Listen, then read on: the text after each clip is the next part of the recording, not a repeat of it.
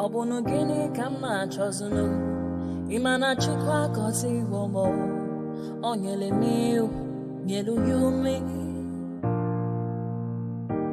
What am I looking for? See my God, he don't bless me, yo. He give you me, give me you. Obun kife la chasha so Obun kife me chasha me. My baby, you know, say you go love me. Hey, yeah. I do go. I could go. When I call your name, Shakara for me. Oh, Roma. I will be your Romeo. You go be my Julie. Roma, I will be your Romeo. You will be my Julia.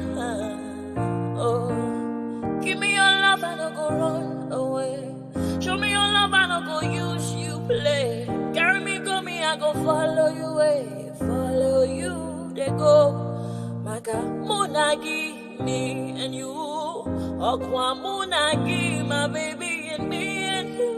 Me and you, Aqua Monagi, my baby. Obuzi kife la chasha so, Obuni kife la chasha me. My baby, you know, say you go love me. I do go. I could go. When I call your name, Shakara for me. Oh, Roma, I will be your Romeo. You go be my Julie. Yeah, Roma, I will be your Romeo. You will be my Julia. Oh, Roma, I will be your Romeo. You will be my Juliet.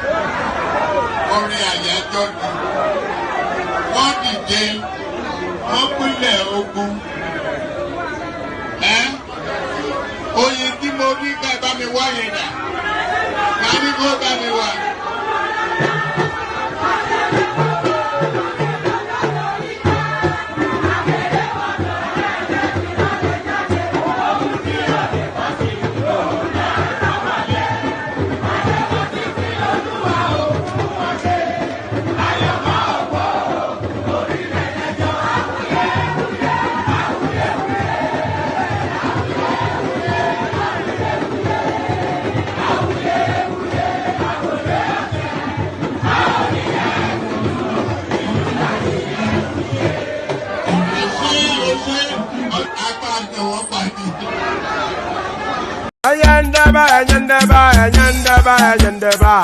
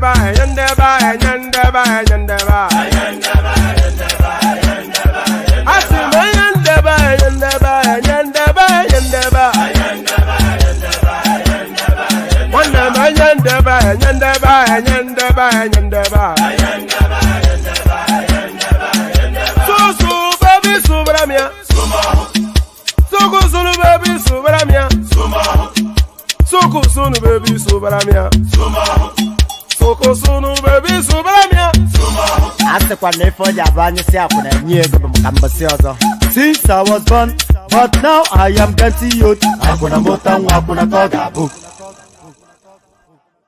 Ejemini ekebo, akobiye we ayo. Ewe tumeje, itulo ni otu eshe.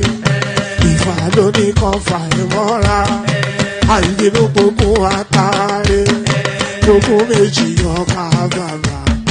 Gbogbo mẹ́ta ọ̀ka wáṣẹ́, orí ló túmọ̀ ẹnu, gbogbo ọ̀nà ní túmọ̀ ẹsẹ̀. Akọni ìmọ̀ tú ìmọ̀ ọjọ́, ìmọ̀ èmi ni wọn kì í dálẹ̀.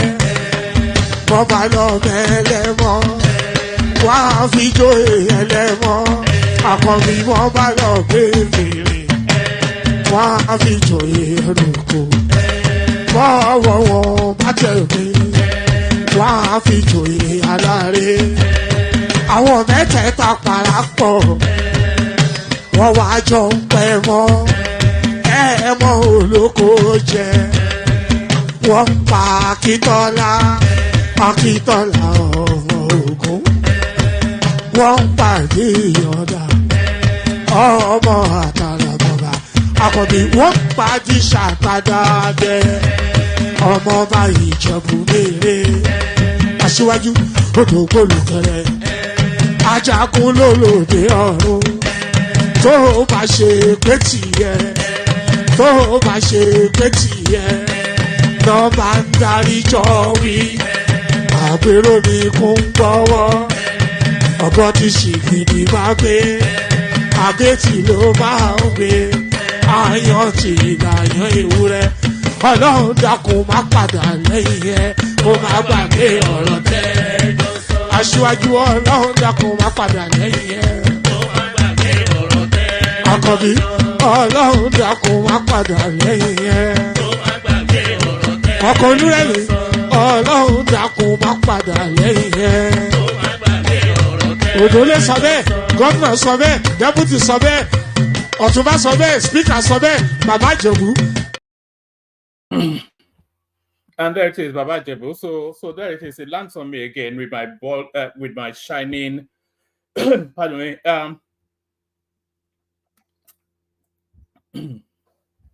It lands on me again with my shining bald head. So there it is, right there. And I don't even glisten it, or it's just the natural sheen of the super brain. So there it is. Good day to you. Good to be in your company. And how are you? Good day to you. Good to be in your company. And how are you? So we carry on, and it still carries on. The protest in Nigeria shows no, well, it is somewhat abating, but it's still very much fervent. So if those two can coexist in the same happenstance, it's still it's abating and fervent both at the same time. So there are several. Oh, by the way, yes. Good day to you. I did say good day to you, didn't I? So yes. All the greetings out of the way. There are several moving parts in the situation going on in Nigeria. Several moving parts. So the protests kicked off with the Showore Obi space organizing the days of peaceful protest, which they described as days of rage. By the way, so there's an oxymoron right in there. There's a contradiction in terms right there, but it kicked off really in what purports to be peaceful protest organized by the Showore and Obedient Space to protest against hunger in the land. So that was the birthing of it. So that was the title. We all know that it's a political underpinnings because the spaces organizing the protest were spaces that lost in the presidential election 2023. So you don't even have to stretch the imagination to conclude that. So that was what was sold. Also, peaceful protest against hunger and hardship in the land. So that was the birthing of it. But it has since transmuted into several chess pieces being moved in psychedelic ways. So as soon as it started, the theme completely abandoned. It was any and everything other than peaceful protest. So it wasn't anything like peaceful protest. So that kicked off. But the theme of that protest when it started was still what was promised. It was wrapped around hunger and things like that. So that was the start of it.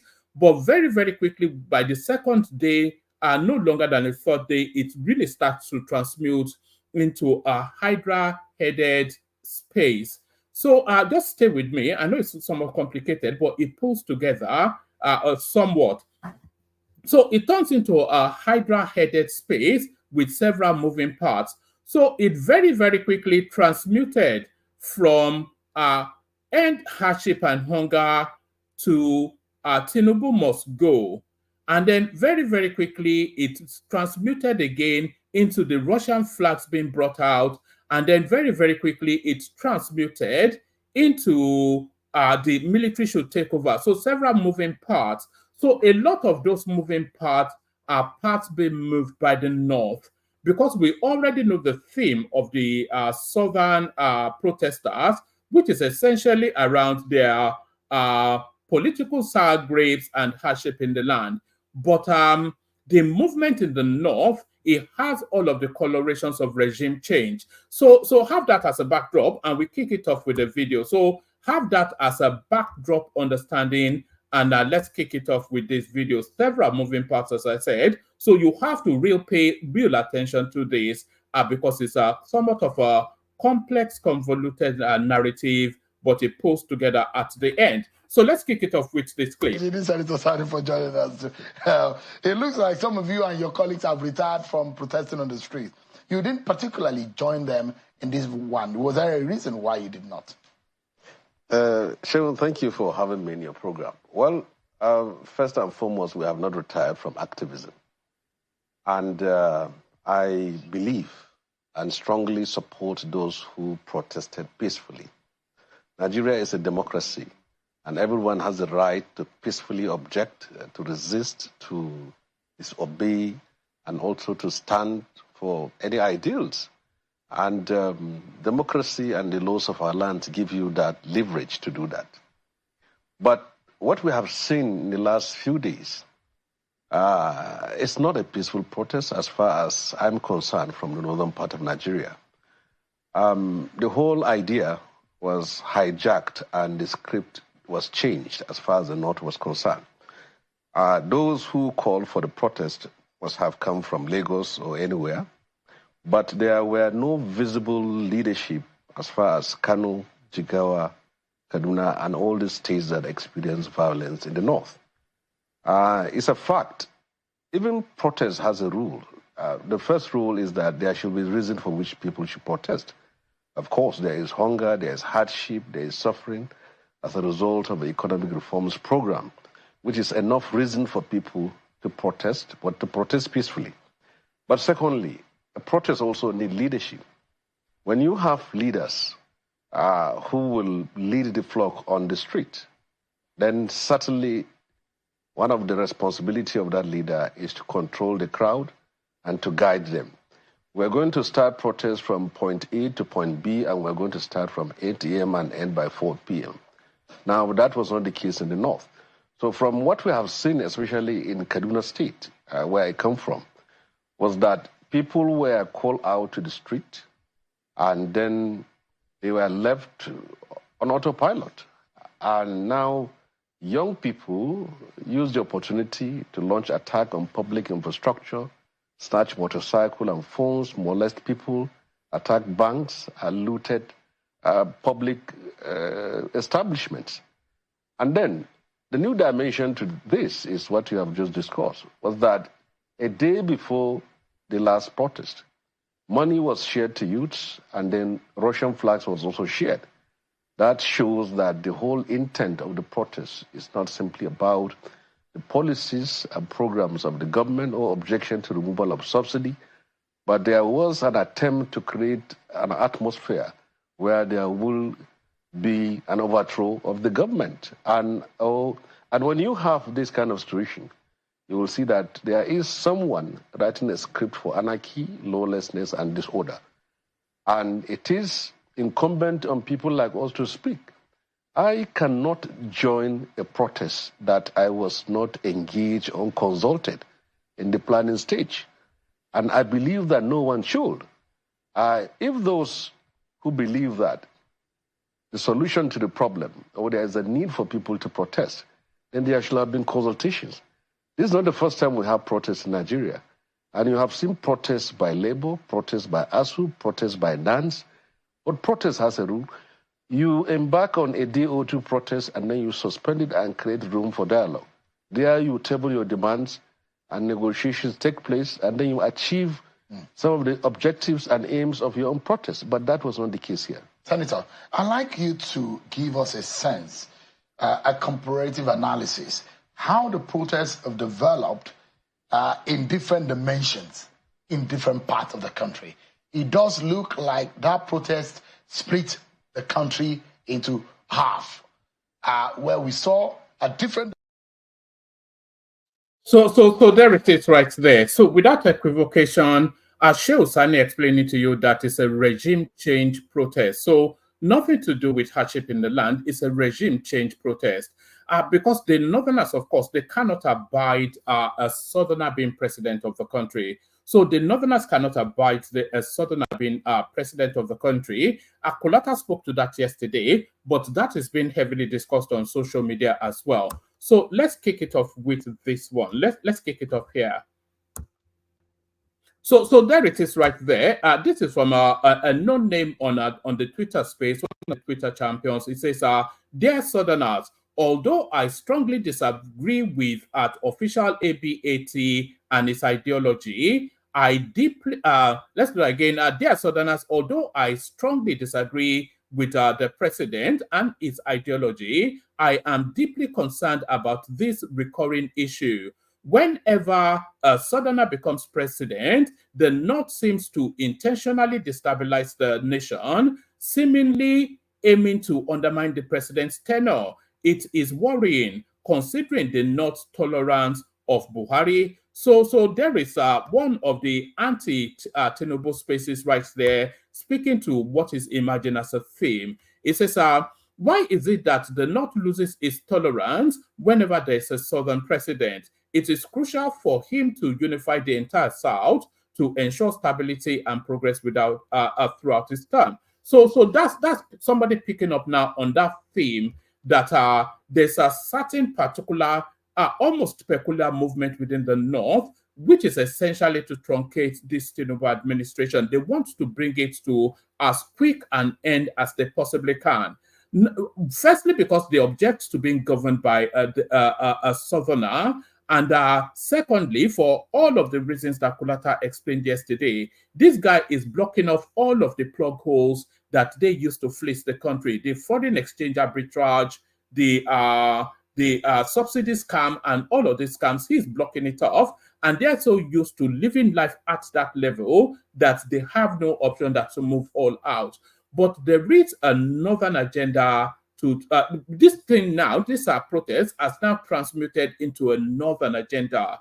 And if you look at the traction of the protest, you will see that there is a northern agenda. So it kicked it off. It kicked off with heavy violence in Kano yesterday. A couple of days ago, and then it transmuted to Kaduna, where it kicked off with heavy violence. And today now we're seeing the same heavy violence within Katsina. So now, there's very much orchestration in what is going on. Very, very orchestrated.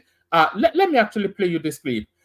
Yes, let me play you this clip. In this clip, you see people being moved around the northern space for protest. So this is very much an orchestrated space. Watch this.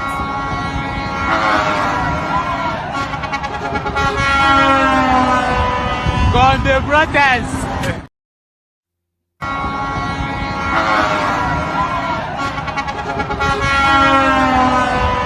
Con the protest.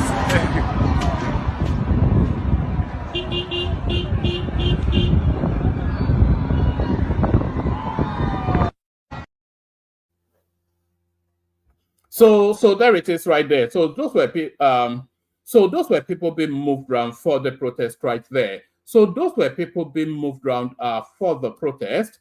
And then let me show you this tweet from Atiku Abubakar as well. I wish to convey a stern caution to the distinguished service chiefs and military commanders of Nigeria's armed forces that those who authorize the use of lethal force against peaceful civilian protesters will be held responsible for committing crimes against humanity, even in the years following their retirement from service. The constitutional right to engage in protest is firmly established within our supreme law and reinforced by the judiciary. It is the solemn duty of the government and security agencies to ensure a safe and protected environment for individuals exercising their rights to peaceful protest. So that is Atiku Abubakar right there, trying to lean somewhat on the state governors. And then if you marry that with what came out yesterday as well, with the North asking Tinubu, this is coming out of Kaduna, by the way, they were asking Tinubu to step down to be replaced by Atiku Abubakar. That is to tell you then that the agenda has transmuted from anything to do with hunger into a regime change. So it is a regime change protest that we're essentially going through now. So a regime change protest. Let's go on from there. Oh, I didn't even ask you to do the super chats. Please make sure you're doing the super chats, a minimum of 5 super chats per session. So let's go on from there and then to the headlines that I have lined up. So federal government blocks account of hashtag end bad governance sponsors, place them on watch list. So yes, paramount on that list, of course, will be somebody like Omoyele Sowore. Yes, I actually have a clip of this lady speaking. So authorities of the Nigerian Immigration Service have placed sponsors of the nationwide hashtag end bad governance protest on its watch list. Comptroller General of NIS, Kemi Nandap, who disclosed this at Defense Headquarters Abuja on Tuesday, said these persons who are in diaspora will be arrested immediately they step their foot on Nigerian soil. So I did say that Showore was going to get arrested, and this time around, it's not going to be any Mickey Mouse sort of a thing. I think they're going to throw the book at him. So there it is right there. I cannot think of anybody outside of Showore that this is geared towards. Yes, I have a clip on that, so I'll play you it in a moment. And still speaking to that Showore space, I did say that the protest has transmuted from end hunger, end hardship to a regime change protest, and Showore very much in that regime change narrative. So this is from his verified Twitter handle: "With love from Bangladesh, Nigerians need to do this right now to #end bad governance revolution now." So what is going on in Bangladesh? You don't need me to tell you what is going on in Bangladesh. The protesters have essentially forced down the sitting government, with the president, prime minister escaping to India, and they are now looting parliament as we speak. So it has transmitted into a regime change protest. A regime change protest. Chief of Naval Staff reveals sponsors of #end bad governance protest in Nigeria, discloses next action. So let's see if names are given here. The Chief of Naval Staff, Vice Admiral Emmanuel Ogala, has disclosed that some subversive elements are the ones behind the #end bad governance protest, which has rocked major cities across Nigeria since the beginning of August. He added that the protesters, I don't think he actually gives names. They never really give names in this thing. Let's go to his quotation.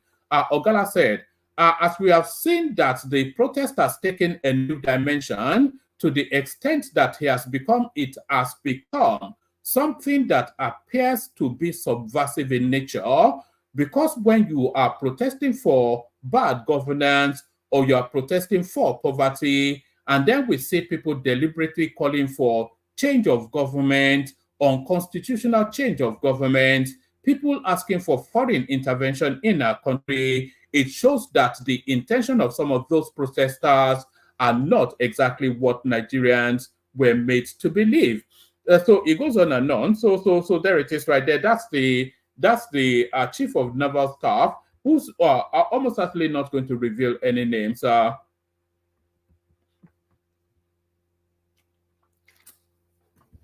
Right.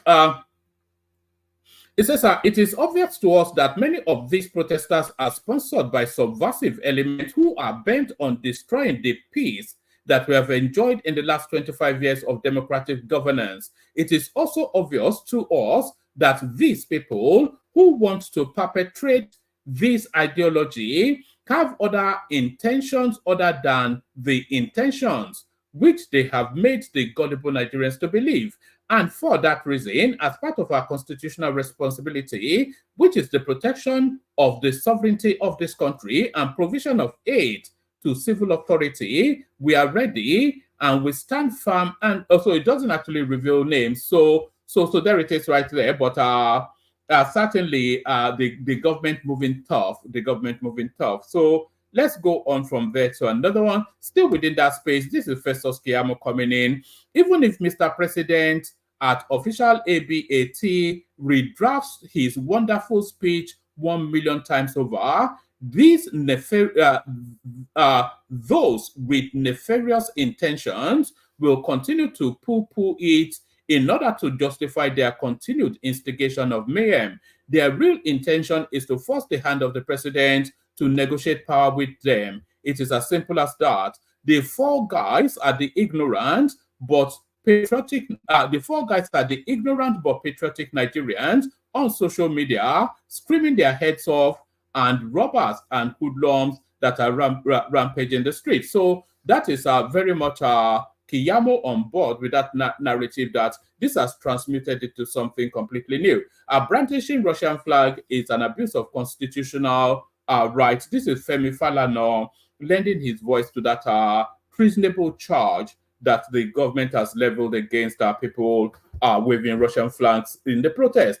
A human rights lawyer, Femi Falana, SAN, has warned protesters to desist from anything that could jeopardize the objective of the protest. Falana stated this whilst fielding questions from newsmen on Monday. He warned Nigerian youths protesting against hunger, hardship, and socio-economic policies affecting the country to be wary of thugs and distance themselves from undemocratic forces who have taken advantage of the peaceful protest to engage in violence and campaign for another military coup in the country. The human rights lawyer said the act of brandishing Russian flag whilst protesting in Nigeria is an abuse of constitutional right. So that lends credence somewhat to the government's charge then that those flags are being waved in the midst of that protest is treason.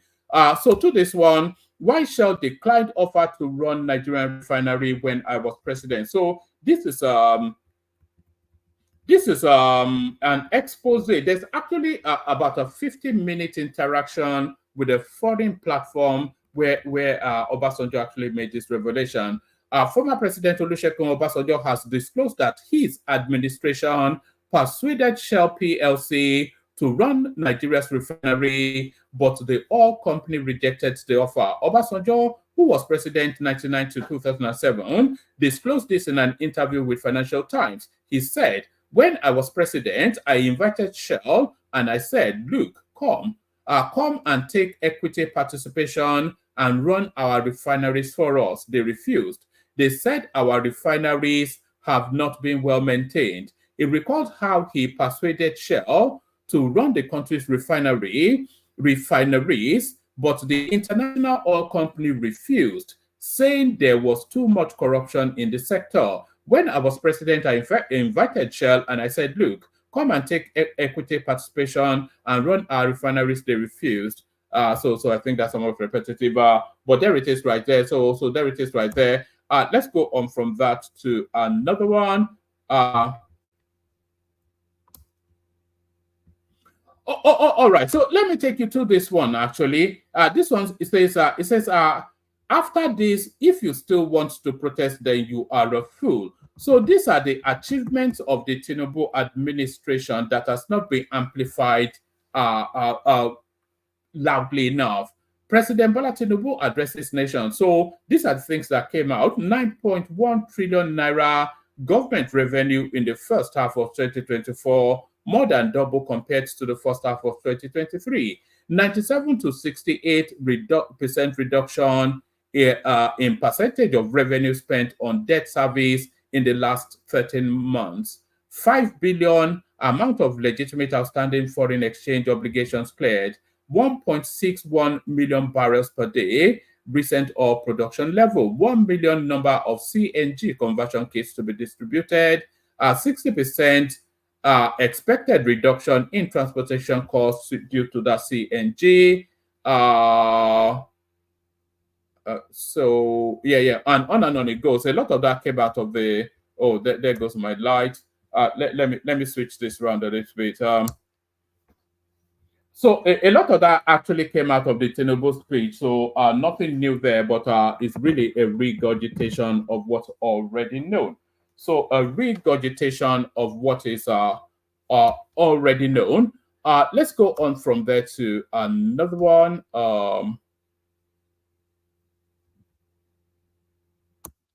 Right. Nigerian government places sponsors on watch list, freezes their accounts. So that already we've covered. Why fuel importers will frustrate Dangote. This is Obasanjo. Let's take a couple of paragraphs. Former President Olusegun Obasanjo has said those benefiting from the lucrative business of fuel importation are going to make efforts to frustrate the Dangote petroleum refinery. Obasanjo stated this in the wake of allegations by the president of the Dangote Group, Aliko Dangote, that some mafias are making efforts to frustrate the 20 billion refinery. This came as it was gathered on Monday that the multi-billion-dollar refinery and other domestic refineries have yet to purchase crude in Naira based on the directive of President Tinubu to the NNPCL. In an interview with Financial Times, the former president described the Dangote refinery as something that should encourage both Nigerians and non-Nigerians. Aleko's investment in a refinery, if it goes well, should encourage both Nigerians and non-Nigerians to invest in Nigeria. If those who are selling or supplying refined products for Nigeria feel that they will lose the lucrative opportunity, they will also make every effort to frustrate him. So we're seeing that already playing out in real time. We're seeing that already play out in real time. So now, I show you that clip of people being lorried all over the north to go and protest. And there's a good reason for that. This set of data now that I'm about to show you speaks to exactly why that is possible. Out of school children percentage, top 12 states, Bauchi. So there's nobody in school in the north, essentially. That just gives you the figure right there. 31.6% in Kano, and that is the lowest. So 64% in Bauchi, Kebbi, 60% Zamfara, Yobe 58, Jigawa. So nobody in school. That's why they have a lot of vagrant youths that are, that they use as cannon fodder. So vagrant youth used as cannon fodder. Dangote plans to sell 12.7% stake in refinery that over liquidity issues. So there it is right there. I think somewhat there was an anticipation that might well be the case. From all of the belly aching that he has been belly aching, there was the suspicion somewhat that he may be having some financial issues. So Dangote financial issues. So those are the readouts. So I'm going to now rattle you through a series of clips, and then we kick the session off. So let's kick off the clips with this one, with El Rufai defining exactly what the experience of living in Lagos is. So we kick it off with this. I mean, let's be realistic. I don't know how people in Lagos survive. Every day, 4 hours in traffic for 5 days. I don't know if Saturday and Sunday are enough for them to rest. That's why I feel that all those that have lived in Lagos for 20 years should just go straight to heaven, because they have already lived in hell. So there it is right there. El Rufai having a bit of a poke in the direction of Lagos. So now this now speaks to professionalism and lack of professionalism in the security forces in Nigeria. This next clip, it speaks to those two spaces all at once. So it speaks to professionalism within the Nigerian security forces, and then it also speaks to a lack of professionalism within the Nigerian security forces, but it speaks to those two spaces all at once. Watch this. You're not addressing that way. People do most things here, you're not addressing that way. Talk to me. If you don't know my rank, let me know so that you see. No, listen to me when I talk to you. You bloody well listen to me. As a professional police officer, you bloody well. Hey, gentlemen, somebody record what I'm saying. So that when I'm going to charge you, I will charge you even to your first headquarters. I say stop shooting. I've appealed to people. They should move back. You people continue shooting, firing like that. I say move your vehicle behind the Air Force vehicle, so that I'll serve as a buffer between you and these people. Your guys are fighting. You have refused since how many minutes I've been here. Now, I'm giving you a direct instruction. Move your vehicle behind the Air Force vehicle. The Air Force is going to serve as a buffer between you and them. Now, go ahead and do that, and let me be able to talk to these people. I say, please go and do what I have said. And warn your people, I don't want a single shot. I don't want a single tear gas.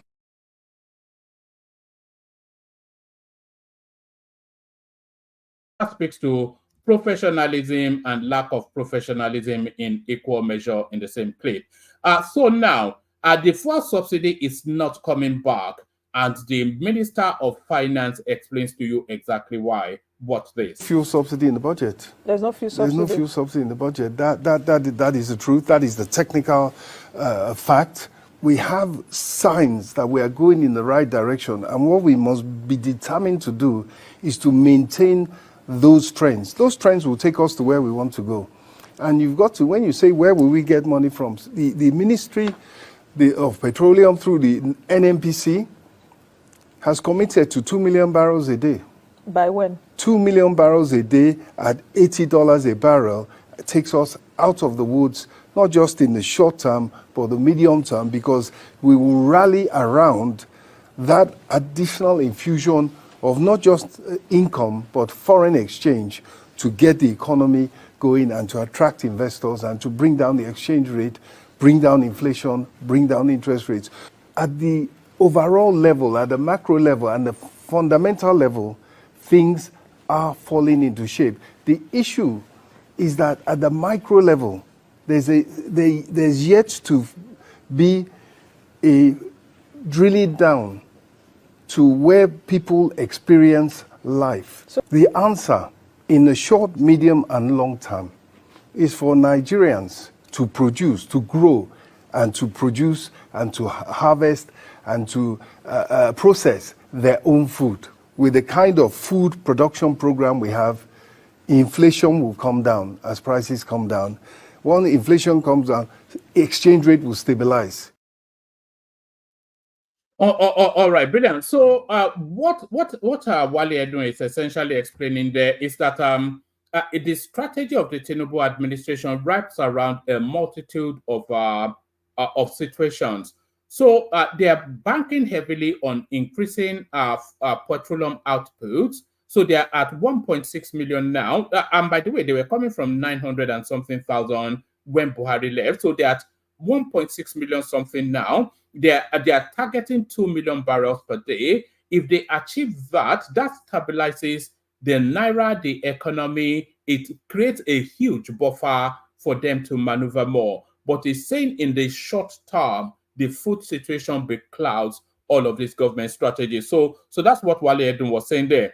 So we're back to the Igbo must go narrative again that is going on in Lagos State. It's a storyline that refuses to go. And thankfully, we have a couple of people in Lagos on the panel, so maybe they will give us the latest update.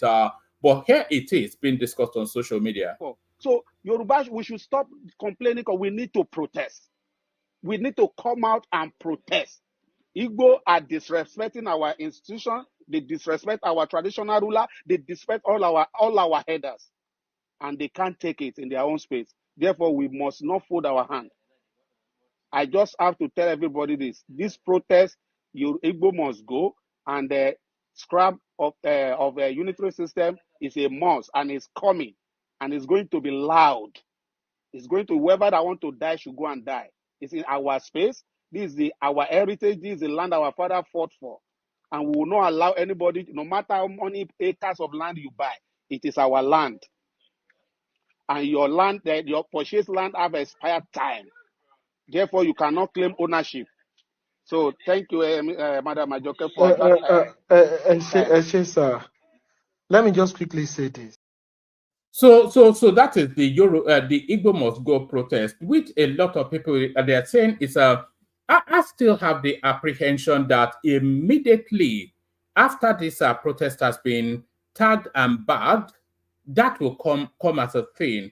There will be a splash within especially the Lagos space and a couple of our Yoruba cities, and then the security forces will quickly quell it down. But then there will be an atrocious relationship off the back of that. I think there's somewhat of an awakening of ethnic jingoism in the Southwest. I fear it, but I sense it as well. There's somewhat of an awakening of some sort of ethnic jingoism within the Southwest. And I think the authorities are picking up on that as well. So, Ayo, Yachukudi also came out and said, "Is my friend." When she was engaged, she said, "No, it's my friend. We are just joking." That's what the woman said ultimately. So, what do you do? If somebody said, "Okay, it's my friend," you are just, having. So, but the bottom line is this. Like I said, let us all cool public commentary, the way we all talk. Let us all cool things down. When every action that you take is weaponized, it becomes a problem. We are indirectly encouraging people to do the wrong things. So that's where I start from. Let's all calm things down, And it starts from the way we do our elections, the way we talk about it and everything. and we compare ourselves with other nations around the world. It just doesn't make sense. We are the only nation that conduct monolithic elections. The ballot paper in Lagos is the same as Kaura Namuda. That's not what happens in the United States. That's not what happens in India. That's not what happens. So in UK, it's parliamentary. They're counting down your constituency and and then we say, oh, it's bad. Everybody abusing the INEC. All right, so that's the Deputy Governor of Lagos State. That's Hamzat answering questions then on that Igbo must go chant that seems to be whimpering in the undercurrents of the southwestern space. So the whispers, the careless whispers, silent whispers of Igbo must go in the southwest. Let me play you this clip as well. A Yoruba man questioning why anybody would even suggest that. He presents a compelling narrative. Watch this. You cannot sell your land to Igbos. You cannot sell your land. You cannot sell your houses to Igbo, and you are now accusing Igbo of taking over Lagos. Did Igbo force you to sell your lands? Did Igbo force you to sell your ancestral family homes? In Lagos Island, most of the houses in Lagos Island have been sold to the Igbos. So whose fault? Is it the Igbo fault or the seller's fault? If there's no seller, there won't be any buyer. If there's no seller, there won't be any buyer. So whose fault? Is it the fault of the buyer or the fault of the seller?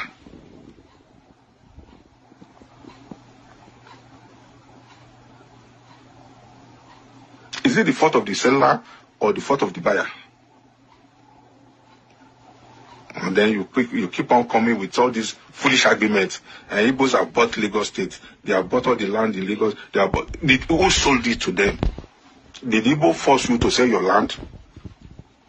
Did Igbo force you to sell your land? And then why this... all right, I only really decided to bring that because of the person making that argument. Clearly, distinctly a Yoruba voice right there, presenting, you can't, you sold your land for, and then it's a 3-minute clip. It goes on to be really critical. It said they sold their lands and went to spend it on Wasiu something or the other, Fuji Reggae, and then now they are coming back to bellyache. After the people they sold their land have developed that land and that neighborhood, they now want it back. It doesn't quite work like that. But I wanted to bring that really because of the person making that argument, distinctly a Yoruba voice. So there it is right there to counterweight. So now, in life, they say be careful what you wish for because you might just get it. So have that as the backdrop to this next clip. Be careful what you wish for. You might just get it. So they've been clamoring for a military takeover in the north. So finally, fed up with hearing the chant, the military duly obliged. So be careful what you wish for. You might just get it.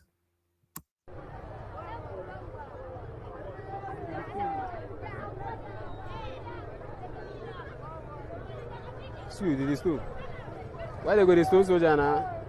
Okay. Thank God for video. Okay. No run for your life. You don't set. Okay.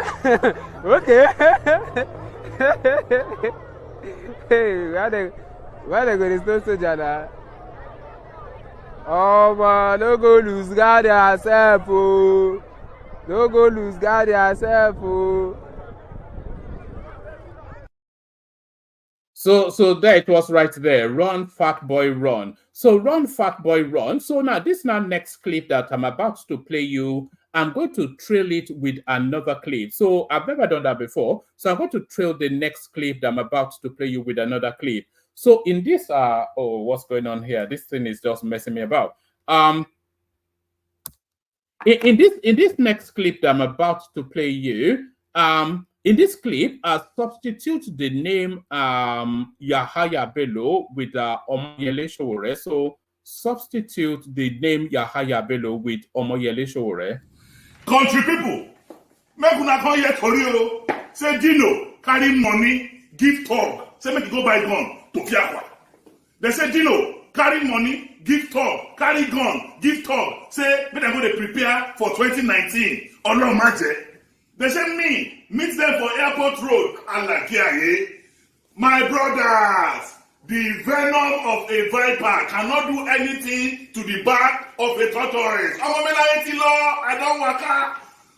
But make I tell you now, Yaya Bello, do you know Yaya Bello ma ṣẹ̀wọ̀n lẹ́yìn ìjọba? I know Yaya Bello ma ṣẹ̀wọ̀n lẹ́yìn ìjọba. Do you know?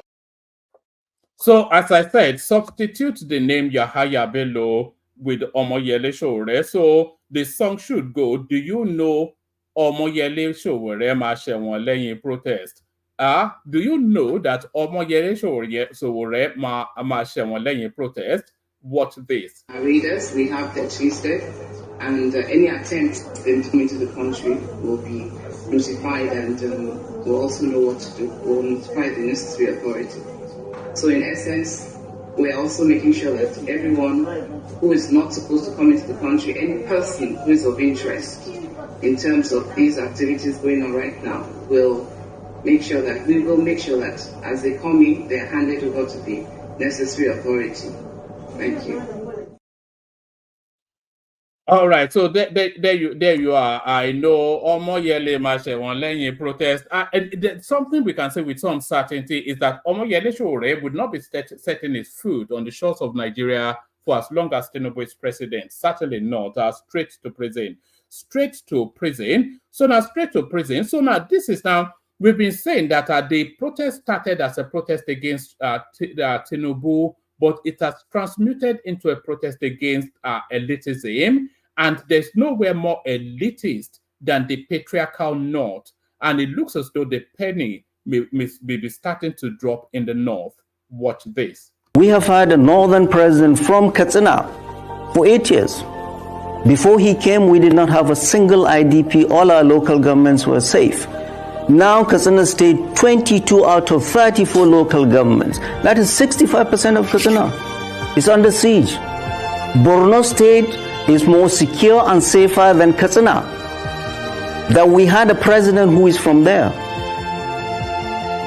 That is a failing of us northerners. We need to look at ourselves. And now here we are. We have a leadership, we have a vice president number 2 who is from the north. We have a Speaker of the House who is number 4, who is from the north. We have an SGF who is from the north. We have the senior most military officer who is from the north. We have all the ministers of defense from the north. We have the Minister of Police from the north. We have the National Security Advisor from the north. President Bola Ahmed Tinubu will look at us and say, you guys have no excuse not to bring peace to your land. So it is up to us to look at ourselves in the mirror, we northerners, especially those in government, and lock the door and say, people, how do we take care of these problems? President Bola Ahmed Tinubu from the southwest cannot come and bring peace to us. It is us that must bring peace to ourselves. And it is not the military that will bring peace. I've said it again and again, banditry can never be won on the battlefield. We are just putting the military to clean up after this mess. They're everywhere. So northern leadership, all of us, must come in, lock the door and sit down and see how we can bring peace to our land. 15 years of Boko Haram, 9 years of banditry. Are we going to continue this forever? I have friends in the United States calling me and say, did you see the primary school where these kids were taken? Blown roof, nothing there.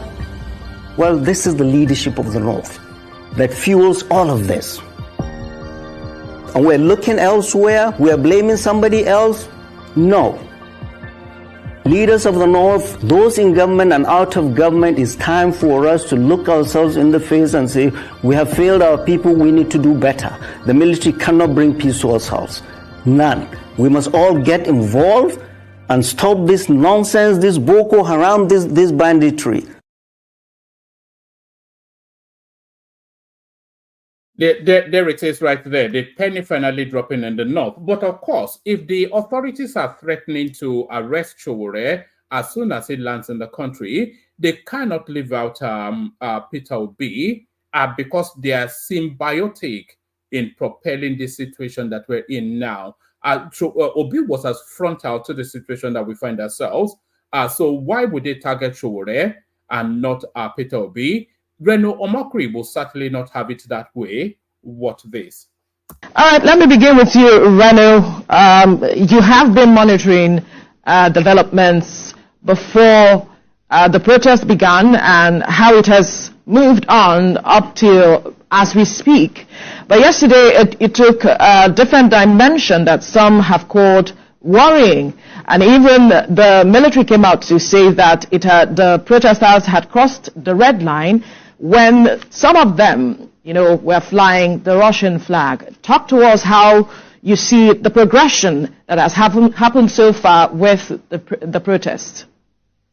Well, this protest has been built on deceit. And when I say deceit, if you look at the protest, the last major promotion for the protest was the July 28th interview given by the presidential candidate of the Labour Party, Peter Obi, in Abia State with Governor Oti by his side, encouraging people to protest, saying that the economy was in ruins and urging Nigerians to join the protest. Well, what happened? We saw that when the protest came, Abia State did not protest, but we had protests in Lagos, we had protests in Kano. Now, here's the thing, Kano and Lagos, they pay, in fact, in Lagos' case, they pay above minimum wage, 70,000 since February. They don't owe salaries. Kano pays minimum wage, and in addition to minimum wage, Kano pays a 20,000 naira wage support since February. And yet, there were protests there. Now, in the Abia State, where Peter Obi gave that interview, there were no protests. And that state, Abia State, owes as much as 13 months' salary and doesn't pay the minimum wage. So you can see that there was some gaslighting here. And we see that also some people were prepared beforehand for something other than protest. Because where did these people get Russian flags? And other than that, we see that the main promoters of this protest, Omoyele Sowore, is not in the country, he's abroad. So he might be under the influence of foreign powers, we do not know. Peter Obi, he was a man that has been saying, okay, this protest is necessary. However, what are his motives? Because when you talk about the country, the things that he said, that the president has brought about the removal of fuel subsidy. Look, on the 1st of January 2023, Peter Obi said that if he were elected, subsidy will go immediately on day one. That's a direct quote. So what has the president done from his point of view to justify this process? All right. So that is Reno Omokri packing the blame squarely with Peter Obi and Omoyele Sowore. So I'm going to rattle through three more clips. One is linked to the protest. One sort of semi-linked. The remaining two somewhat semi-linked. So let's just rattle through them and then we kick the session off. I was so disappointed. See everybody going to work. No problem. You can go to your work. By the time a price of bread that is 1,005 now, we hit 2,500. We will see how far. You can begin going to your work. By the time fuel goes to 1,500, we will know how far. All of now when they go work, now the same market will they go. The same market. The same market. You feel they touch you, it go touch you very soon. So. All right, Izan, come back. I'm going to start with you. I know you're in Lagos, so Izan, come back. We need an on-the-spot assessment. So here is Portable giving us his own inimitable take on the protest. Ole Fadu, ole. Now, go see them and one little boy who protest. If you see work, if you do, no be only good the thief, no be jabag they do. Now, I hand bad government. May they hand bad people too. Say, others protest. Say, but government will soon die. Government will form a drawing. Say, government will worry away. Say, by hand bad people. Hand bad people. Not be only bad government, yo. Orang now, follow my protest. Orang. Ibo ni wọ́n ti rí tó lówó protest tó ń jíwájú. Na poor people, 14 guinea. Oh, so there it is right there. Rich people don't protest. I got into Portable. Apparently, he's been losing a lot of followership off the back of that clip. So there's satellite pockets of residual fights taking place off the back of this protest that is going on. So that sounds vague and ambiguous, but hold it as a thought. There are satellite pockets of residual fights taking place off the back of the narrative of this protest. So hold that, convoluted, satellite pockets of residual fights coming to its fledging under this protest. So hold that as a thought as we watch this next one. Regina Daniels, the country favor you when now you go end up with Neds. I want your answer. He favor you when now you go marry Neds, because now they come outside, they form wife of senator to address the youth. You be first wife, I be second wife, I be third wife. Like which number you be for you to they come, they form say you want to address. You leave that duty for first wife to do, not be you. Except now your followers when be say you want to address, and even the course when the followers ever give, I know say you know expect them. The fact say when they tell you say you make the right decision, not me say we won't make that same decision. You don't understand. People they want to get pride and ego when want marry as first wife, when want to enjoy their husband, get right over their husband. So the fact say you marry, man no talk. No me say you can't carry phone the address, who you the address. Not try am again, no, not try am again. Anything when concern Nigeria, you no talk put again. You no get that right to talk put. You dey hear?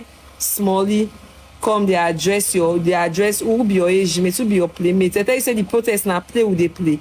You sit down, tie one kind nonsense inside the form say you the address. Oh, you don't mash up because you marry a pa. Not try am o.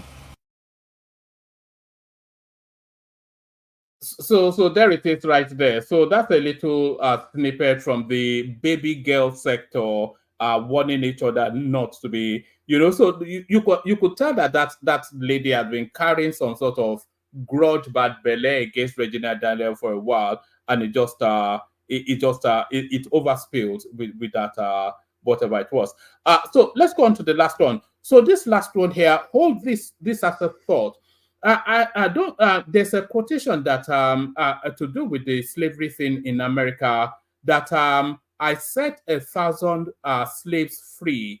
I could have set more of them free, but they did not know they were slaves. So loosely, that's not verbatim, but I set 1,000 slaves free. I could have set more free, but they did not know they were slaves. So Tinubu has set the local government are space free, but in servitude, they insist they must remain. Watch this. I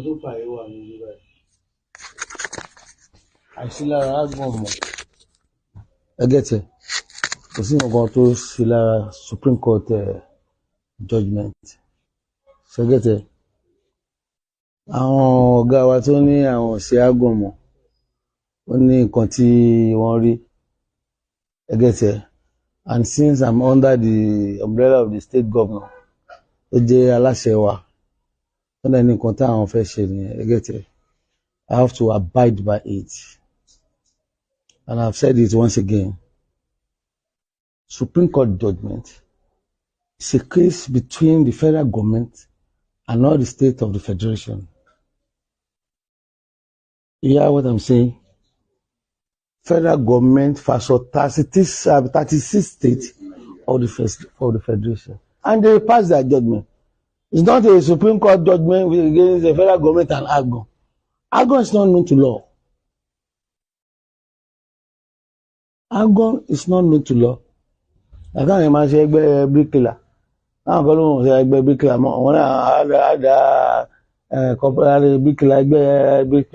I know what I'm saying. I'm a politician. This question you have come to ask me is an hypothetical question. So you understand? I'm serving a governor. Constitutionally, if you say this, then I have to abide by it. But let me assure you that the state of Shaki is not even affected by this case. No, there is no any news about it. Let money come directly, pay to my account. Then you can now be monitoring me, or do I want to go to jail? I have answered your question, please. If I have other thing to talk, let's talk. All right, there it is right there. So there it is right there. Tinubu sets them free, but that particular Oyo State, the Oyo State local government, they still want to be in perpetual servitude to Makinde. So there it is right there. Freedom is not meant for everybody. That's just what that tells us. Freedom is not meant for everybody. Let's play the guys. Bring the panelists on. Kick off the session. First, the guys. Let's see the super chats coming in, by the way. We're not seeing them come in. Water, only water, only water, where they see ma. Water,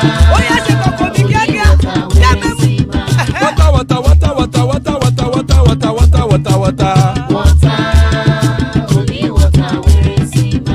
Hapa o naido.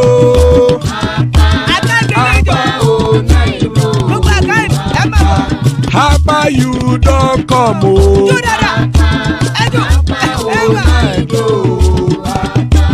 Hapa o naido.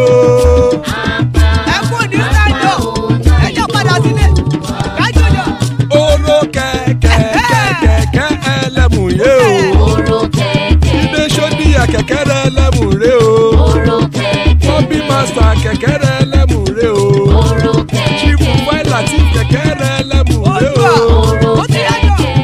Eruku lẹ̀lẹ̀ ẹlẹ́mù dé. Eruku lẹ̀lẹ̀ ẹlẹ́mù dòde. Eruku lẹ̀lẹ̀ ẹgbẹ́ ẹlẹ́mù dòde ojàre o. Eruku lẹ̀lẹ̀ ẹlẹ́mù dòde. Eruku lẹ̀lẹ̀ Ghana ti dé ẹgbẹ́ bọ́dì o. Ọmọ ẹlẹ́yẹ ẹyẹ o ó dilé o. Odúyẹ̀lá ẹyẹ o ó dilé o. Petrosonama ẹyẹ o ó dilé o. Petrosodúnkẹ́ ẹyẹ rẹ̀ ó dilé o.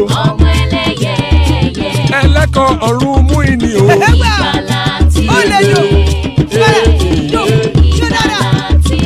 Àkùkọ ọ̀run mẹ́kọ̀.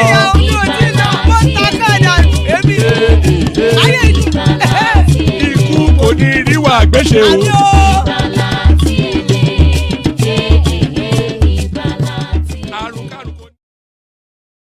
And it is right there. Ikuko Neru Agwesheme, death have nothing to do with us. So amen to that on behalf of myself and you, my friends.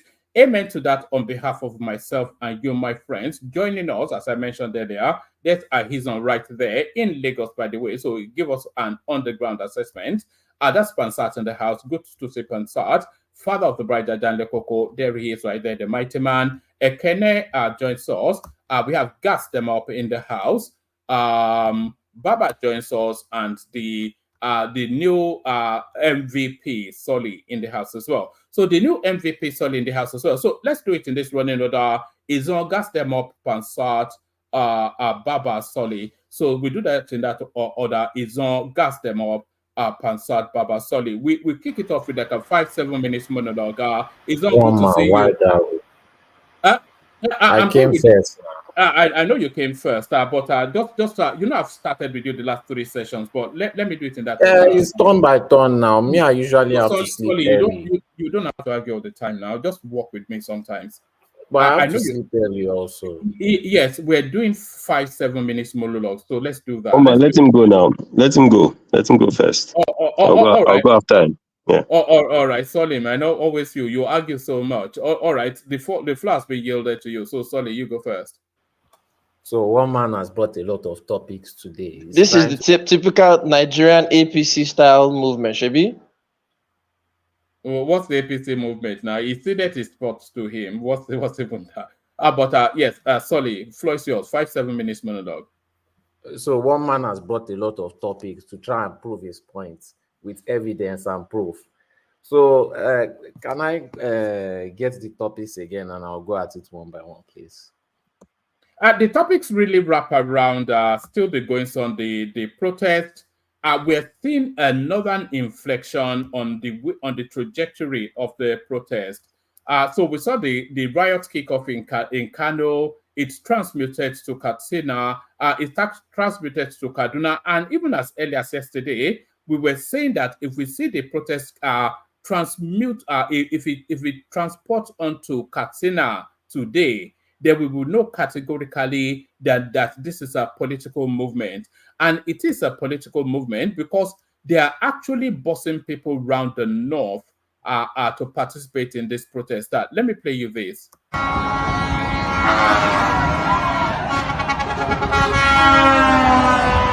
Con the protest.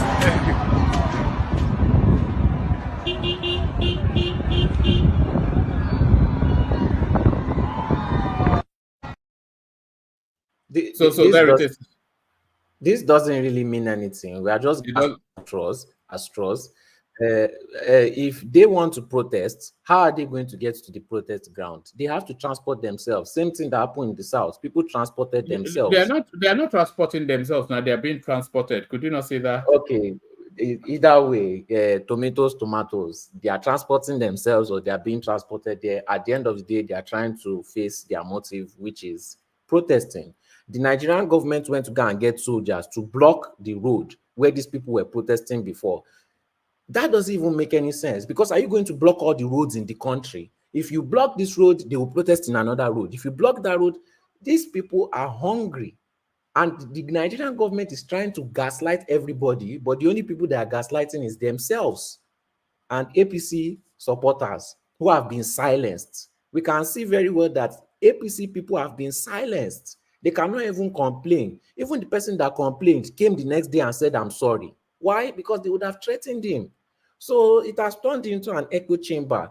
People, you are now trying to grasp at straws to prove your gaslighting, but they are only gaslighting themselves. Because if people are hungry and you are telling them that they are not hungry, that will not make them stop.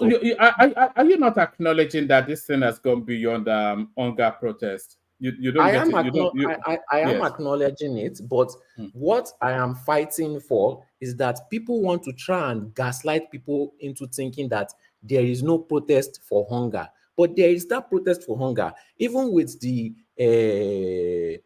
article push, even with the people from abroad, that they said that people from abroad are sponsoring the protest. You know, inside it, there are still people that are hungry. People in other states are still protesting, which you did not post. People in Lagos still protested. Even though they block one road, they will find another route to protest because they are hungry. People in South are protesting. They even went to Wike's house. Are those ones sponsored also? Are you telling me that they are sponsoring everybody in the north, southwest, that people are not hungry? Somebody is paying them every day, more than what Nigerian government can pay them. Somebody is paying them every day because Nigerian government has given up on paying anti-protesters. They cannot continue to pay the money. So this person has more money than Nigerian government to be sponsoring them, and it is not hunger, then that's impossible. If this protest past 10 days and it continues, there will be anarchy. And this guy is going to be forced to put in the military on ground. And that is going to be his biggest mistake if the military starts firing people again. That will just bring on total chaos. They are trying to gaslight people. They are trying to do it as if it's business as usual, but it's not business as usual. One egg, just one egg, is 200 naira. If you say that these people are being paid and whatever, how much is the payment going to? How much is it really going to give them? Let me ask you a question, Asoli. Do you concede that the protest is organized? Some people organize some part of the protest, yes. What do you mean? Every single one of it is organized now. Okay. Yes. I thought you meant sponsored into trying to overthrow. No, not sponsored, but organized. Do you consider that the protest is organized? Right. Yes. Right. So there'll be organizers of it. Do you concede that the people who are organizing this protest may have other agendas different from what they are selling it as? Yes. Right. And do you concede that the people that they are rolling out on the streets, the organizers of this protest, see them as no more than pawns, cannon fodder for in a game bigger than them? Yes. Right. So do you now not see that the game that is really being played is now unfurling, both in the north and in they're going to attack Wike's house, which is to tell you that is a Fubara-sponsored move right there. Omoyele Sowore has come out to tell them that what happened in Bangladesh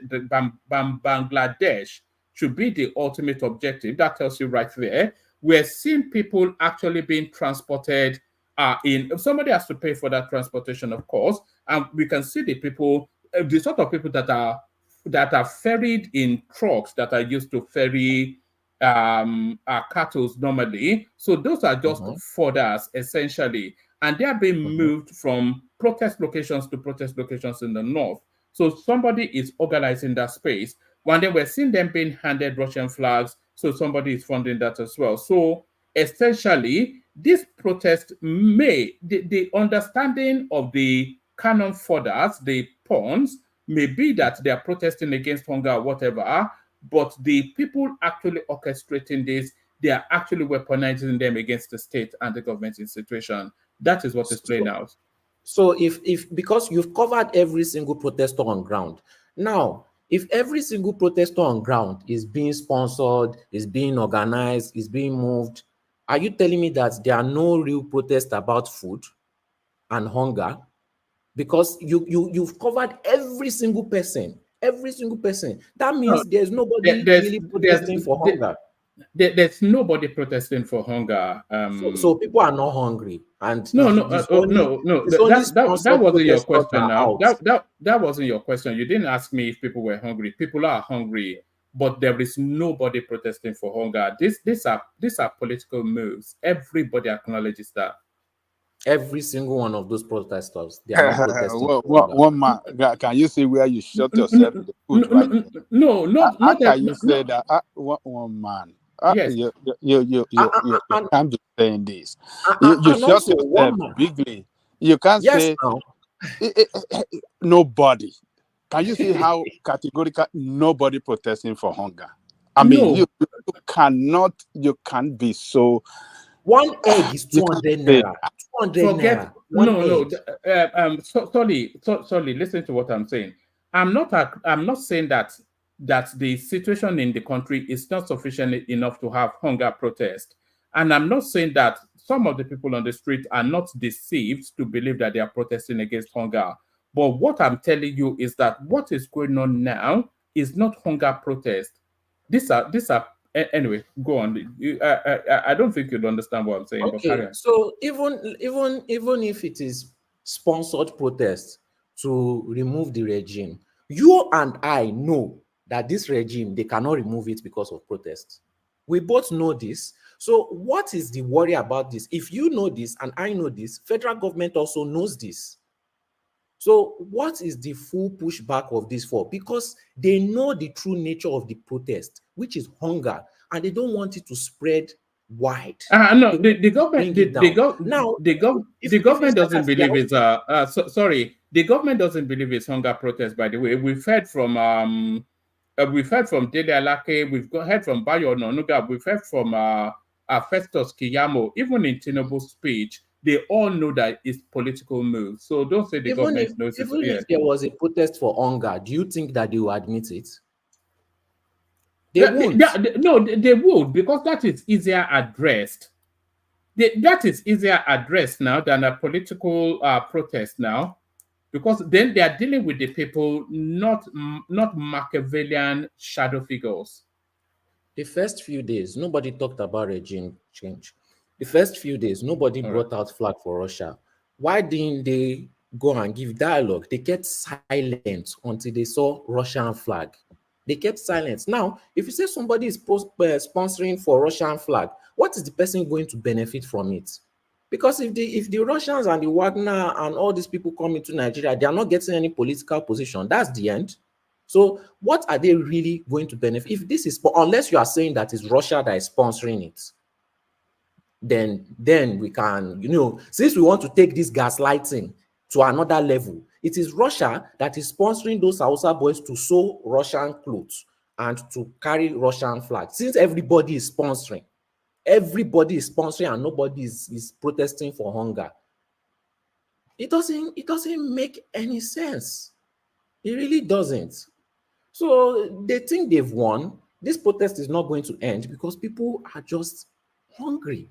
And you are the more you try to gaslight them, I'm telling you I'm hungry. You are telling me I'm not hungry. You are just making me angrier and angrier and angrier.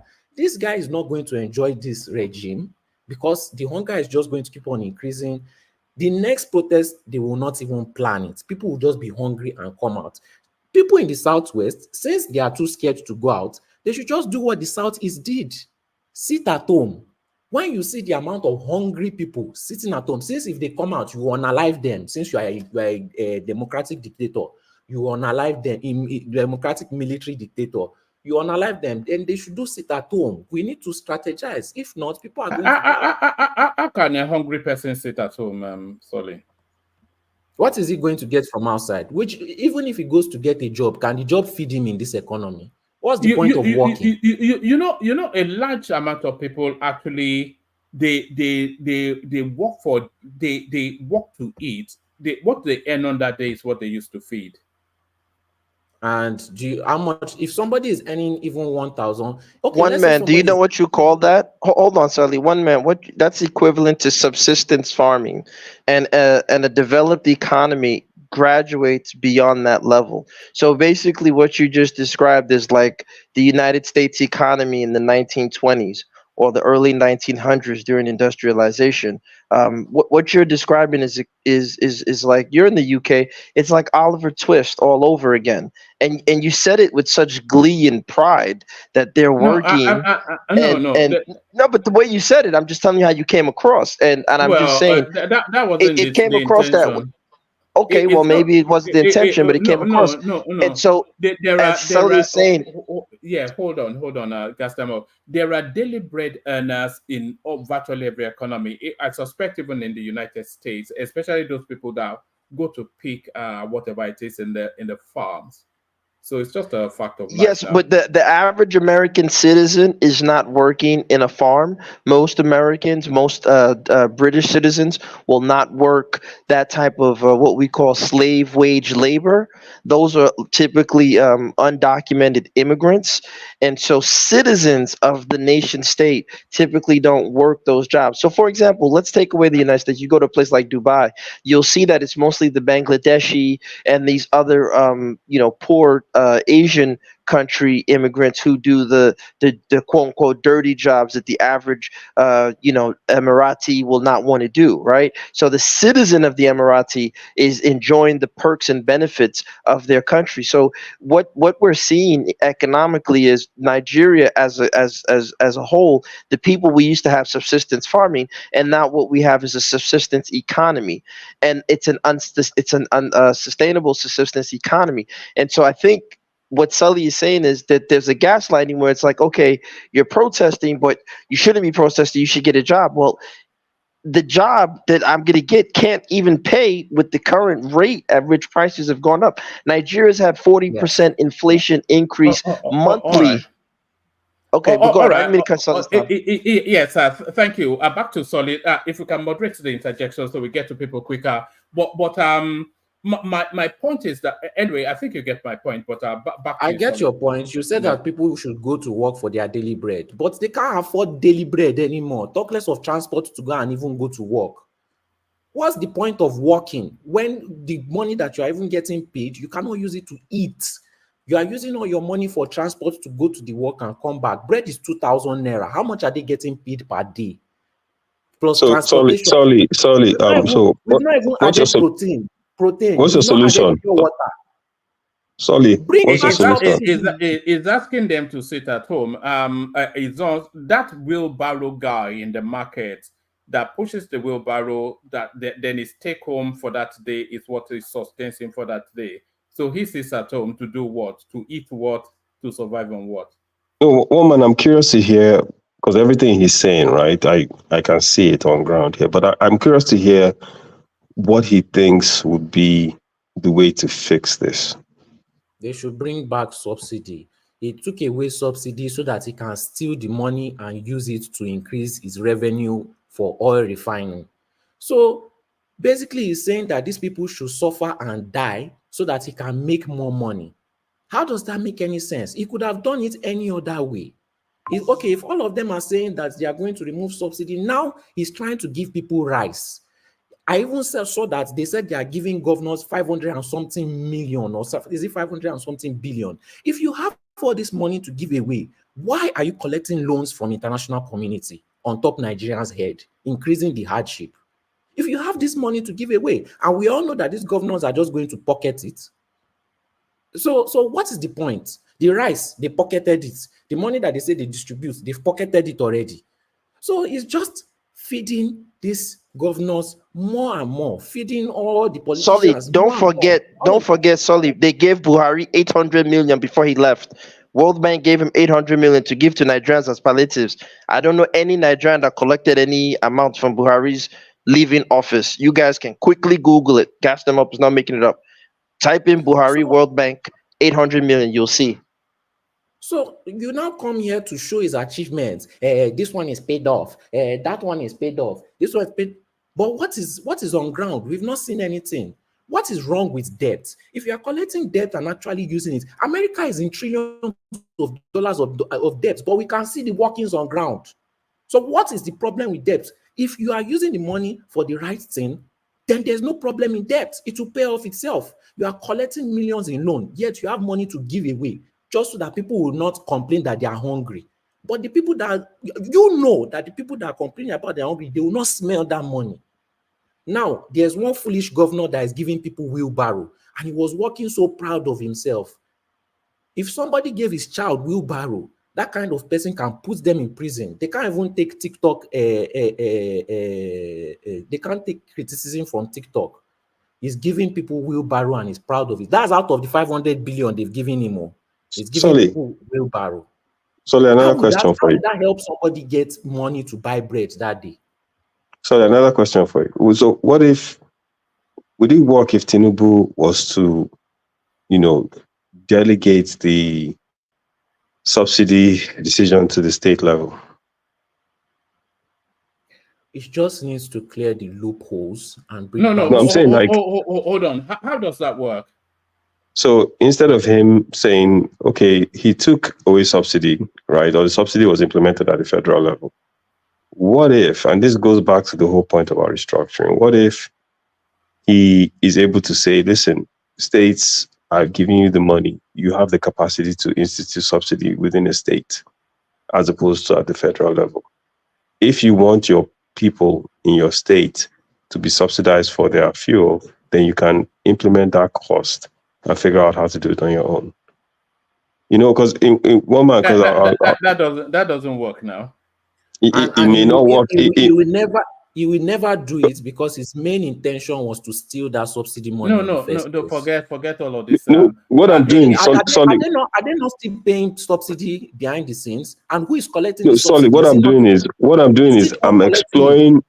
What I'm doing is I'm exploring an uncharted possible solution to this melee. So if he is saying, right, we've been subsidizing at the federal level, petroleum comes in or refined, but we subsidize it so people can buy cheaper gas, right? There's a cost to it at the federal level.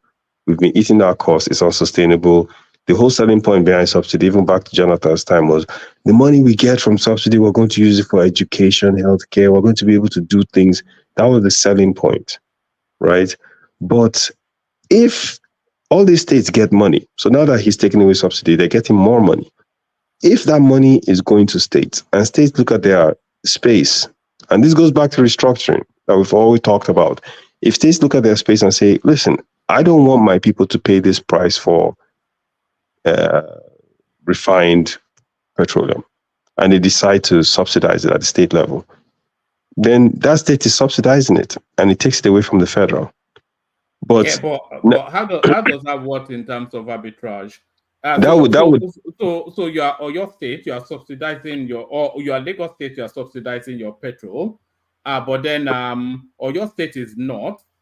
So why would you not just take the cheap fuel from Lagos state, take it to your state and double your money? Then that's a whole nother thing. That's something that they would have to sort out. If someone wants to go to Lagos state, buy petroleum and then take it, but then you would have to put those mechanisms in place to prevent those sort of things from happening. So what I'm saying is, So, because the one, and I'll let Solly get back and I'll talk more about this at my point. The one thing that we tend to do is we go on about the status quo, right? But if we, just assume for one random case, we were in that position, Solly was a governor, or, you were president, how would you handle a situation like that? And then what kind of solution would you put in place? I think there's no argument that Tinubu has messed up. That's not even a debatable argument. I think the solution that you can put in place are the solution that is already being worked on. I don't think so. If the Dangote refinery starts to produce, and the 4 refineries that they have given us assurances will kick off in the next few months, if they start to produce, then that solves it. So two big ifs. Two big ifs, one man. But I'll let Solly finish. But the ifs are in the workings now. It's not. Are they? Those refineries that you are talking about that they said is going to be ready in 4 months, they've been saying that for years. Then, second of all, he would never ever give those subsidies to the state governor, because his initial plan was to take that subsidy money and pay it back to his external companies abroad. Pay it back to himself. It's already giving it to the governors now. Some part of it now. What me whole year now? They are sharing it amongst themselves so that they will not be too angry. But he's the one taking the majority chunk of it. He's an accountant. He knows how to fix these loopholes. I know what accountants can do. You can track every single stage that the subsidy money is going to, so that it will not be stolen. Therefore, instead of probably spending 40% of our revenue on subsidy, he can work it up to 20% or 25%, or even if it's good enough, 15%, which I know he can do because he is an accountant. But instead, he just wanted to steal that money. That is why he took away that subsidy. There was no need to remove it. There is no need to remove it. People don't want your rights. People don't want your money that they will never receive. People just want to reduce the price. They are not telling you to increase minimum wage, because minimum wage only touches the government workers and a few people, not the majority. Are you aware that he did not actually remove the subsidy? Buhari did. But that is what people are requesting for. You can put it back. But it's instituted in the petroleum industry bill as well that Buhari signed before he left office. So he did not even remove it. So people are demanding subsidy back. Whether it is the north, southwest, southeast, everybody has united in saying that one thing. But one man, he's the minister of petroleum. He's the minister. He can definitely change that. That's what Obasanjo did. He made himself a king of petroleum. He minister of petroleum to it's not the minister of hold on. It's not the minister of petroleum. What I'm saying is that the president has the power based on what Obasanjo did within the restructuring. The president definitely has the power to go against what Buhari did in terms of the subsidy. It's just a convenient scapegoat. Oh, well, I didn't do it. Like someone typed in the comment section, oh, Buhari didn't get the money, Tinubu got the money. Well, whoever got it, they're all in the same party. So let's start playing these games. Are they going to do something to address the suffering of the Nigerian people? Or are they going to keep passing the buck, as they say in America? At the end of the day, we follow the money route and the money track. Who is benefiting from this subsidy removal the most? Tinubu, in billions. He's the one benefiting in billions. He's the top benefiter. Out of 200 and something million Nigerians, he's the number one benefiter of subsidy removal. So if he wants to crash his regime because of that, he's going to have to aggressively rig that 2027 election, up to the point that you have to destroy Nigeria to do that. So we have to wait and see, and we get to that point, because people are going to be hungrier and hungrier. Prices are going to increase till that 2027 comes, and we'll see how it plays out. So let's quickly move on to the next topic. Let me move it around a little bit, Solly, and then I wanted to speak on the Igbo must go situation. All right, give us a little snippet on that. That situation, I've already seen it from after this protest. I saw how these politicians used to use tribe. How they used to use tribe to separate people. All they need to do is make the people bring out a sentiment, and then they ride on it and take advantage. What you are trying to blame the sponsors of doing in the protest is what people are doing with this Igbo narrative. Yes, let's if an Igbo man tells me he owns Lagos, is before I used to get angry. Now I cannot get angry. Somebody buying land and building their house is not an investment. We look at the statistics; these guys are not even top 5 to 10% of investors in Lagos. So why does that statement get angry? If you are a lion and somebody tells you you are not a lion, will you now start telling the person, I'm a lion, I'm a lion, I'm a lion? No. Let them say what they want to say, because the government will use it to divide the people so that they cannot come together to protest together as one. If the Igbos want to say, they want to insult, they want to disrespect, let them disrespect. Leave them alone. When they are tired, they will keep quiet. Most of what they try to achieve is based on propaganda and it never works. So why are you worried about what they say or what they do? They are not changing anything in Lagos. They can't do anything in Lagos. So why does that bother you? Because the politicians are pushing it forward to make you have a divide so that you cannot come together and agree on something and work together. Look at the whole North, they've agreed, they've worked together. Obviously, they have their own differences, but when it is time to come together, they come together. All of us in the South know that we have bad government. We know that we are suffering. We know that we are angry. But is somebody saying they own Lagos that is bothering us? I just have to sit down and think about it, that this does not make any sense, because I always look at it from the grand scheme of things. Who is really benefiting from this divide? The people oppressing us. That's just it. So they will wait for you, gullible IPOB, to set your narrative. Then they will look at the Yoruba people and say, you can't let them talk to you like this, so you must fight back. And it is always people benefiting from the government. I've never seen anybody that is not benefiting from the government that is supporting this Igbo must go movement. It's always somebody, maybe the Agbero that is benefiting, or one local government chairman, or somebody that is just benefiting from. I've not seen one person that is not benefiting from APC that used to push this narrative. So they know how to play with our emotions in the South. We always think that they control them in the North. Maybe they use Imam, maybe they use this one, but they also know how to control us in the South. And now look at the people in the North. They are not listening to their Imams anymore. They are not listening to their religious leaders anymore. But we, Mugu, in the South, we carry RCCG. We block roads. Look at protesters that could have been in their tens of thousands going to go and beg pastor, to beg God, to give them what they should be legally given to them. Brainwashed. So, and then somebody tried to come here and say, they do it every year. They do it every year. Is it August 1st to 10th that they do it every year? You are trying to gaslight people, but when I look at it, you are the only person you are fooling is yourself. Because when people's stomach grumble, all this gaslighting you are doing will not enter their ear. It will enter one side of the ear and come out from the other side. Because after you are done with your speech, they will still know that they are still hungry. And yes, people were angry that Buhari was not talking to people before. But in fact, people are angrier when this APC government talks, because they talk too much and they are always saying nonsense. The more they talk, the angrier you get, because they never seem to make sense. They always talk in a way that you will know that this one has stolen money and he doesn't care even if it sounds stupid. He has already collected his money, and they always end their statement with a foolish smile. So it's just very annoying. They are talking too much. They are making people angrier than when Buhari was there. At least Buhari kept quiet. This one, they are coming to come and sound foolish every time. With the more they say, the more foolish they sound. The more they say, the more foolish they sound. They always come and say things that you debunk. Any video you play of them right now is always something foolish that can be debunked. So it's just very frustrating. On top, hungry people. And also, when you look at these military people, these people, they could have done worse to the protesters, but you could see it on their face. These people too are suffering. After a while, they were letting the protesters go on. Do you think these people are not thinking about it also? Bring it home, Solly, so we can go into it on.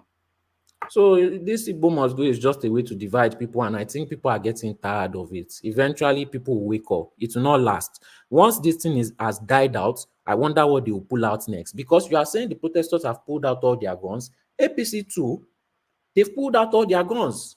This Igbo must go, all this tribal, this thing. By the time people unite with hunger, what's next? What are they going to do next? The final solution, the way I see it, is to bring in army to cause chaos, and that will be the end of everything. They are being pushed to that point because they don't just want to do the right thing. And you look at all these heads of police, heads of this thing, they keep on using words against protesters. But when you look back at the person that you are protecting, the person is doing the same exact thing that you are blaming the protest for. You say people are looting. Are the politicians not looting too? Everything you accuse the protesters of doing, are the politicians not doing it too? So these people are just the gang protectors. They are not police. They are not IGP. You say that you've locked the account of people abroad sponsoring, all right, which is all right, foolish. sorry. Yeah. If you want to bring money to Nigeria, you can bring it in different ways. So what is blocking account going to do? It doesn't make any sense. They just always look foolish every time. All right, brilliant. All right, thank you, Solly. So thank you, Solly. Let's go on from Solly to Izon. I was especially pleased to see Izon jump on. Izon, so you are on the ground. So let's start it from there. So you've been in Nigeria all the way through the kickoff of this. We're in day 6 of it now. What is your assessment of what is going on, how we started, and where we are now, Izon? Yeah, so first of all, let me just say, I'm in Lagos, so my perspective is limited to the Lagos space. But of course, I'm aware of everything going on in northern states. I was on the phone with a good friend of mine who's in Jigawa today and talking through a bunch of things. Also, I did some schooling in that northern space, not central. So, I have a lot of people I know there. So, but starting from the Lagos space, let me first say this. I've seen people come on your platform. I've been listening, one man.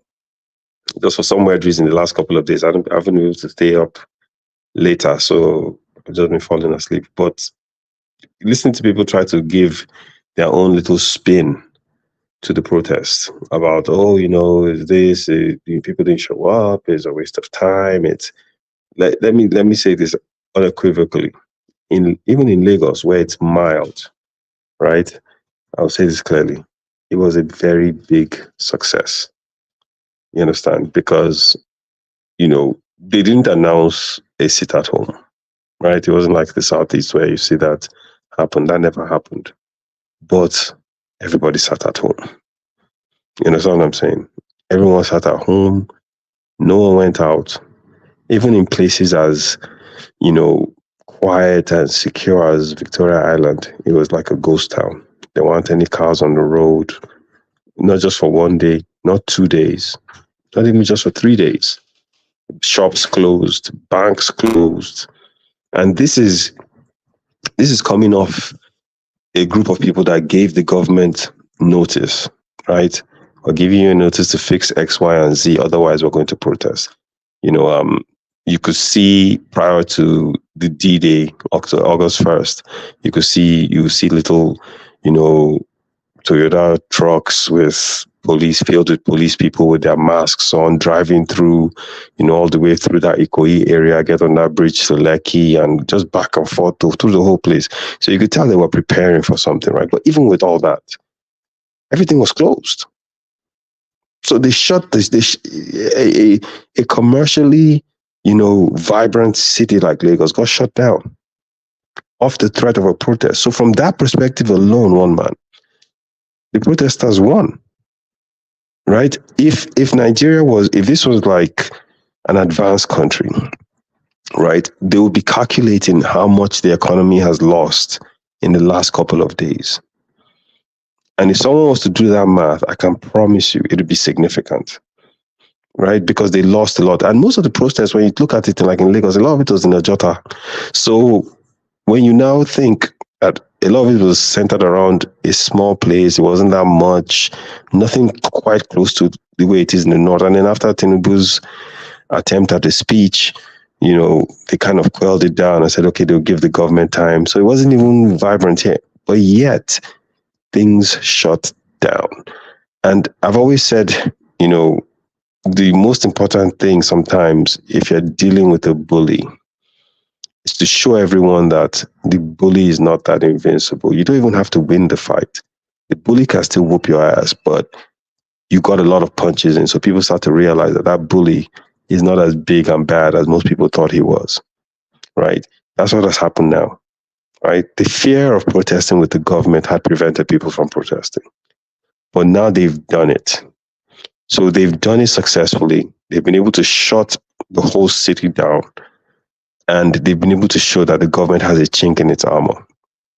So there's no more fear. And then the government is now at the edge of their seats because they're worried that we may need to rethink how we conduct things. There was a real fear here, one man, a real fear of what would happen, So that in itself has given. Does it still have the momentum that it had at the start? Because we're noticing it's starting to peter down a little bit. Yeah, it's starting to peter down.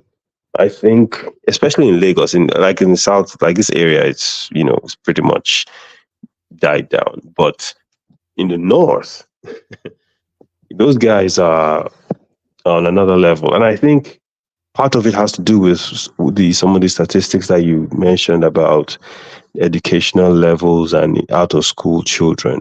That let's not overlook that. I don't know if you can mention those numbers again, but it's a significant amount of people that are either uneducated or undereducated in a lot of the states. And because of that situation, with a thing like this, they're easily influenced. They're not going to go home.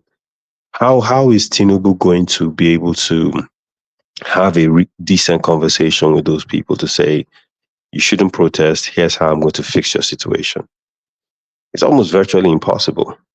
So my hope and my prayer at this point is they tone it down and try to give the government a chance, which is very slim, because if Tinubu, cracks down on them with force, it's not going to be pretty, man. Not locally, not internationally. It's not going to be pretty at all. In fact, I'm scared at what may come out of that. So my hope is that, look, he needs to talk to the Northern Elders Forum, those people in that space that have influence, and help them understand that, look, you can protest. I get it. That's your right. But there's a real part of governing that we have to get through. Even if you want to say taking a subsidy was a mistake, you can make that argument. What are you making of the Russian flags and the Tinubu and the calls for the army to take over that we're seeing in the north? You hear all this, like I don't know why you still play Reno Omokri on your platform, one man. He's making your platform look bad.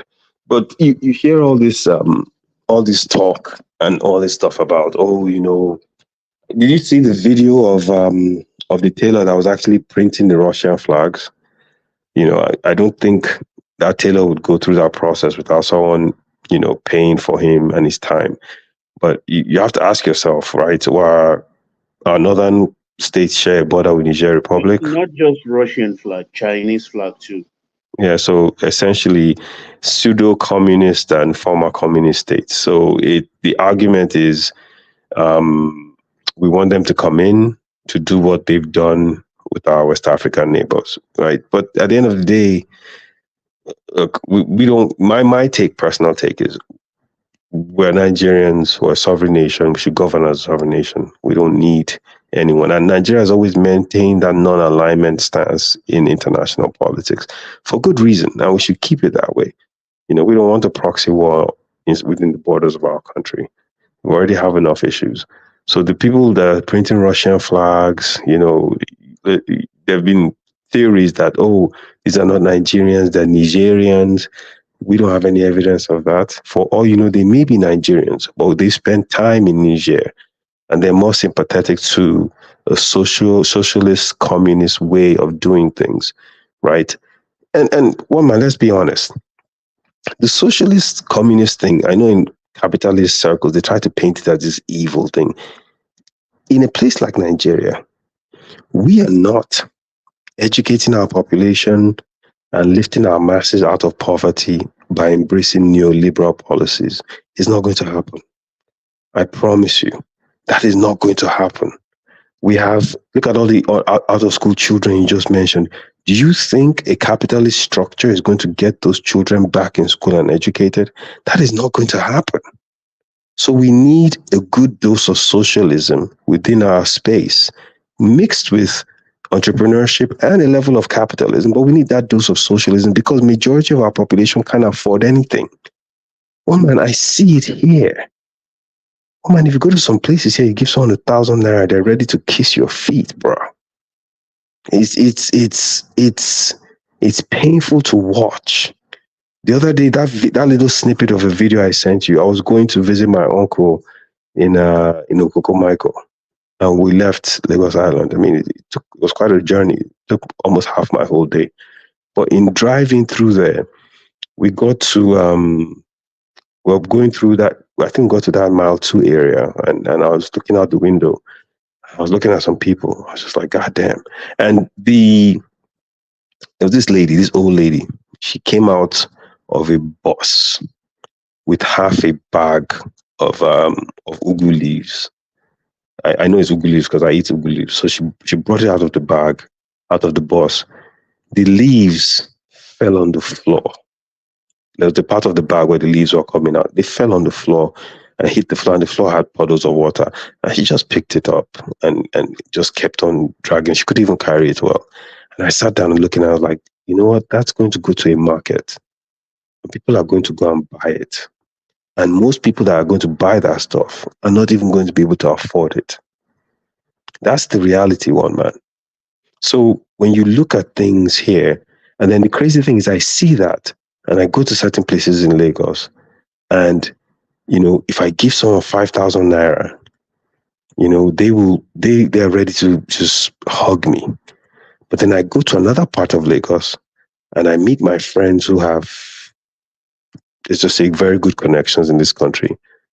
And I see them buying, you know, bottles of Hennessy for over 100,000 in one night.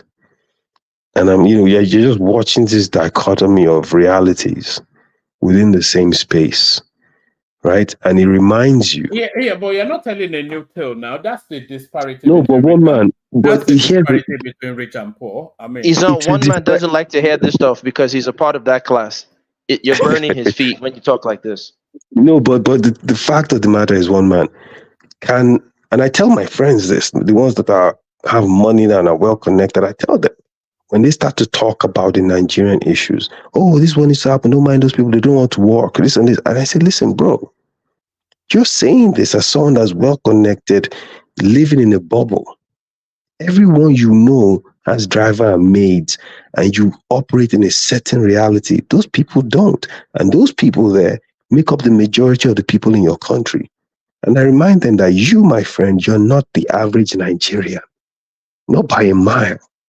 The average Nigerian... Did you hear about that lady who got killed, her daughter who got killed, and the maids or whoever killed her daughter? I just saw the article. I think she was sending or something. Let me even tell you something, my brother. Yeah. This will shock you. That happened in Parkview, right? I live in Parkview right now. And the morning that happened, we were leaving the compound. Anyone that's been to Parkview knows how it's set up. So we were leaving the area, and there was a part of the road that was blocked. And the guy that was with us was like, yeah, it'd be like, say, person don't die for there. And we're like, interesting. So we left, went out, came back home. One of my friends whose dad used to be a top guy at Alagbon just sent me a WhatsApp and said, yo, this happened where you are right now. And I was like, get out of here. He's like, yeah, man. He said, and this isn't the first time that helps in Parkview have attacked and in some cases murdered the people that they work for. So what does that tell you about the money? Like, you saw what you said, you can give someone 1,000 or 5,000 naira and you'll get temporary fealty. But what does that tell you how long that type of loyalty really lasts? And the obliviousness of people who are in power. Listen, the scariest thing in Nigeria for me, there was a time I used to think that, man, if I'm a Yankee and person they find me, man, I'll just run to Niger, I'll go and hide somewhere in the Niger Delta, they won't find me. Story. The scariest thing in this country is how easily loyalty is bought. That's the scariest thing. How easy loyalty is bought. The average person here does not have loyalty to anything but money. And that's why we find it so difficult to change the status quo, because majority of the people you meet are compromised. And if they're not, they're waiting to get compromised. That is the reality. So when you look at this thing, the Tinubus and those guys of the world, they understand this very well, because that's the world they operate in. So when they see a protest, they look at it and they think, there's no way these Nigerians can get up and just protest by themselves. Someone has paid them. Because in their reality, that is how this country functions. You pay and people do exactly what you want regardless. They have no morals, they have no standing. And so that's why you see all him and his cronies running around the whole place right now saying, oh, this is political sponsor, these people are being paid, this and that. Is it possible? Yes. But at the same time, it may not be. Because this is the first time we've reached this level of rock bottom where people can afford the basics, right? So the key thing here is that we are facing a real problem. A real problem. Have you noticed the prices dropping in the market? That I've seen, right? Remember last time I came on, I said to you that there's food everywhere.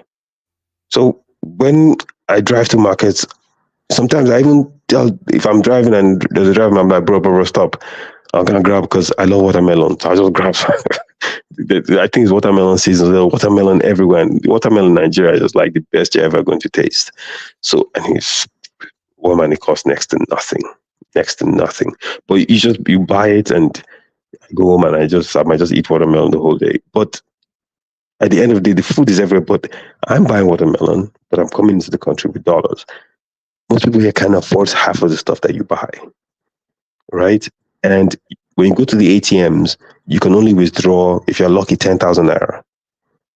So you can't even get cash. Like sometimes I'll go and eat somewhere and I don't have cash. As I always want to tip the people that work there, but I don't have cash to tip them. So I'll be like, give me your bank information, I'll do a transfer. And you have to do a transfer with them, right? But the key thing is you really start to see the reality a lot of people are dealing with. And this goes back to the point I was trying to make, that we're not going to use capitalism to get ourselves out of this mess. I think you should have capitalism for some of the banks and the entrepreneurs and those sort of things. But I think you need to build a system where people that are aspiring have access to capital. I think you need a system where a level of socialism for education, for healthcare, for basic utilities, drinking water, sewage. You have to have those things, because without those basics, you're going to have these people continue to live in destitute. That was the system under the Awolowo space. Yes, and Awolowo was onto something, right? Look at what he did with Awolowo is pretty much almost responsible for a mass education of people in the Southwest. Not just people in the Southwest, people that moved to the Southwest from other parts of Nigeria. But he did it through socialism. He didn't do it because he was trying to make money. And that is where I think we've lost the plot. You know, I've never been a fan of Tinubu's education loans, because you have people, you're the poverty capital of the world. What are you trying to do? Get poor people in debt? Education debt, even if it's interest free, you have to pay that money back. So you have to think about it. And other parts of the world are trying to move away. How do you ensure access to education for people who can't afford it? You have to invest in it. It has to come from the state. There's something I didn't know, that during the time of Babangida. Sorry, are you talking about free education? Yes, free education. But how sustainable is that? It's very sustainable. If we've tried it I'll give you an example. It failed already in Nigeria, free education. Where did it fail? What time did it fail, please? Because last time it works in other countries. No, hold on for its own. Yeah, it failed in Nigeria. And when did it fail? Under the Awolowo system again, they had free education. Wait. Are you saying the man that has been credited with a mass education of people in the Southwest failed in his task? No. By using cocoa money to educate. No, it worked for that period, but it's not a sustainable model, is it? Why? It worked for that period. Listen, when Awolowo did it, he didn't do it to make money, right? And the irony of it is, people that benefited from that system then want to now use the education they've gotten to make money instead of trying to build another ladder for other people to climb up. Factor in the But wait, population. but one man, when you say this, you're in the UK safely away. If you come No, to New no. York, other places, other states, all throughout the United States, other countries, they subsidize education to the point where they're looking at income. So, for example, in New York State, if you're at certain income levels, education all the way up to your bachelor's degree is literally free. In addition, they have things such as TAP, Pell grants, and that's nationwide. So a lot of times, student loan debt, I don't want to get into the politics of it. A lot of times it's because people are choosing to leave their local state and go to another state. That's why they amass so much debt in the United States in terms of university. But the fact of the matter Or got some up. They're trying to go to so-called top-notch schools, and in doing that, highly academic schools, and in doing that, they have to now incur debt to get into those schools. But look, one man, let's not kid ourselves here. This is why I always go back to the whole state thing. I hope, let me put it that way, from some of the Agbado types I've talked to here, they believe Tinubu is slowly trying to restructure the country. We'll see. If that is the case, I hope he does. And he needs to move quickly. Because something like this education piece, if I'm from Delta State, if my state wants to today, one man, they can make sure everyone gets free education into university, through university. If Delta State wants to, if they weren't as corrupt as they are. And they can do that in perpetuity. They can create a structure that they will continue to generate revenue, state revenue, and they will continue to do it. That structure is students' loan. That's what. No, it's not student loan. I'm not talking about getting people in debt. I'm talking about providing free education.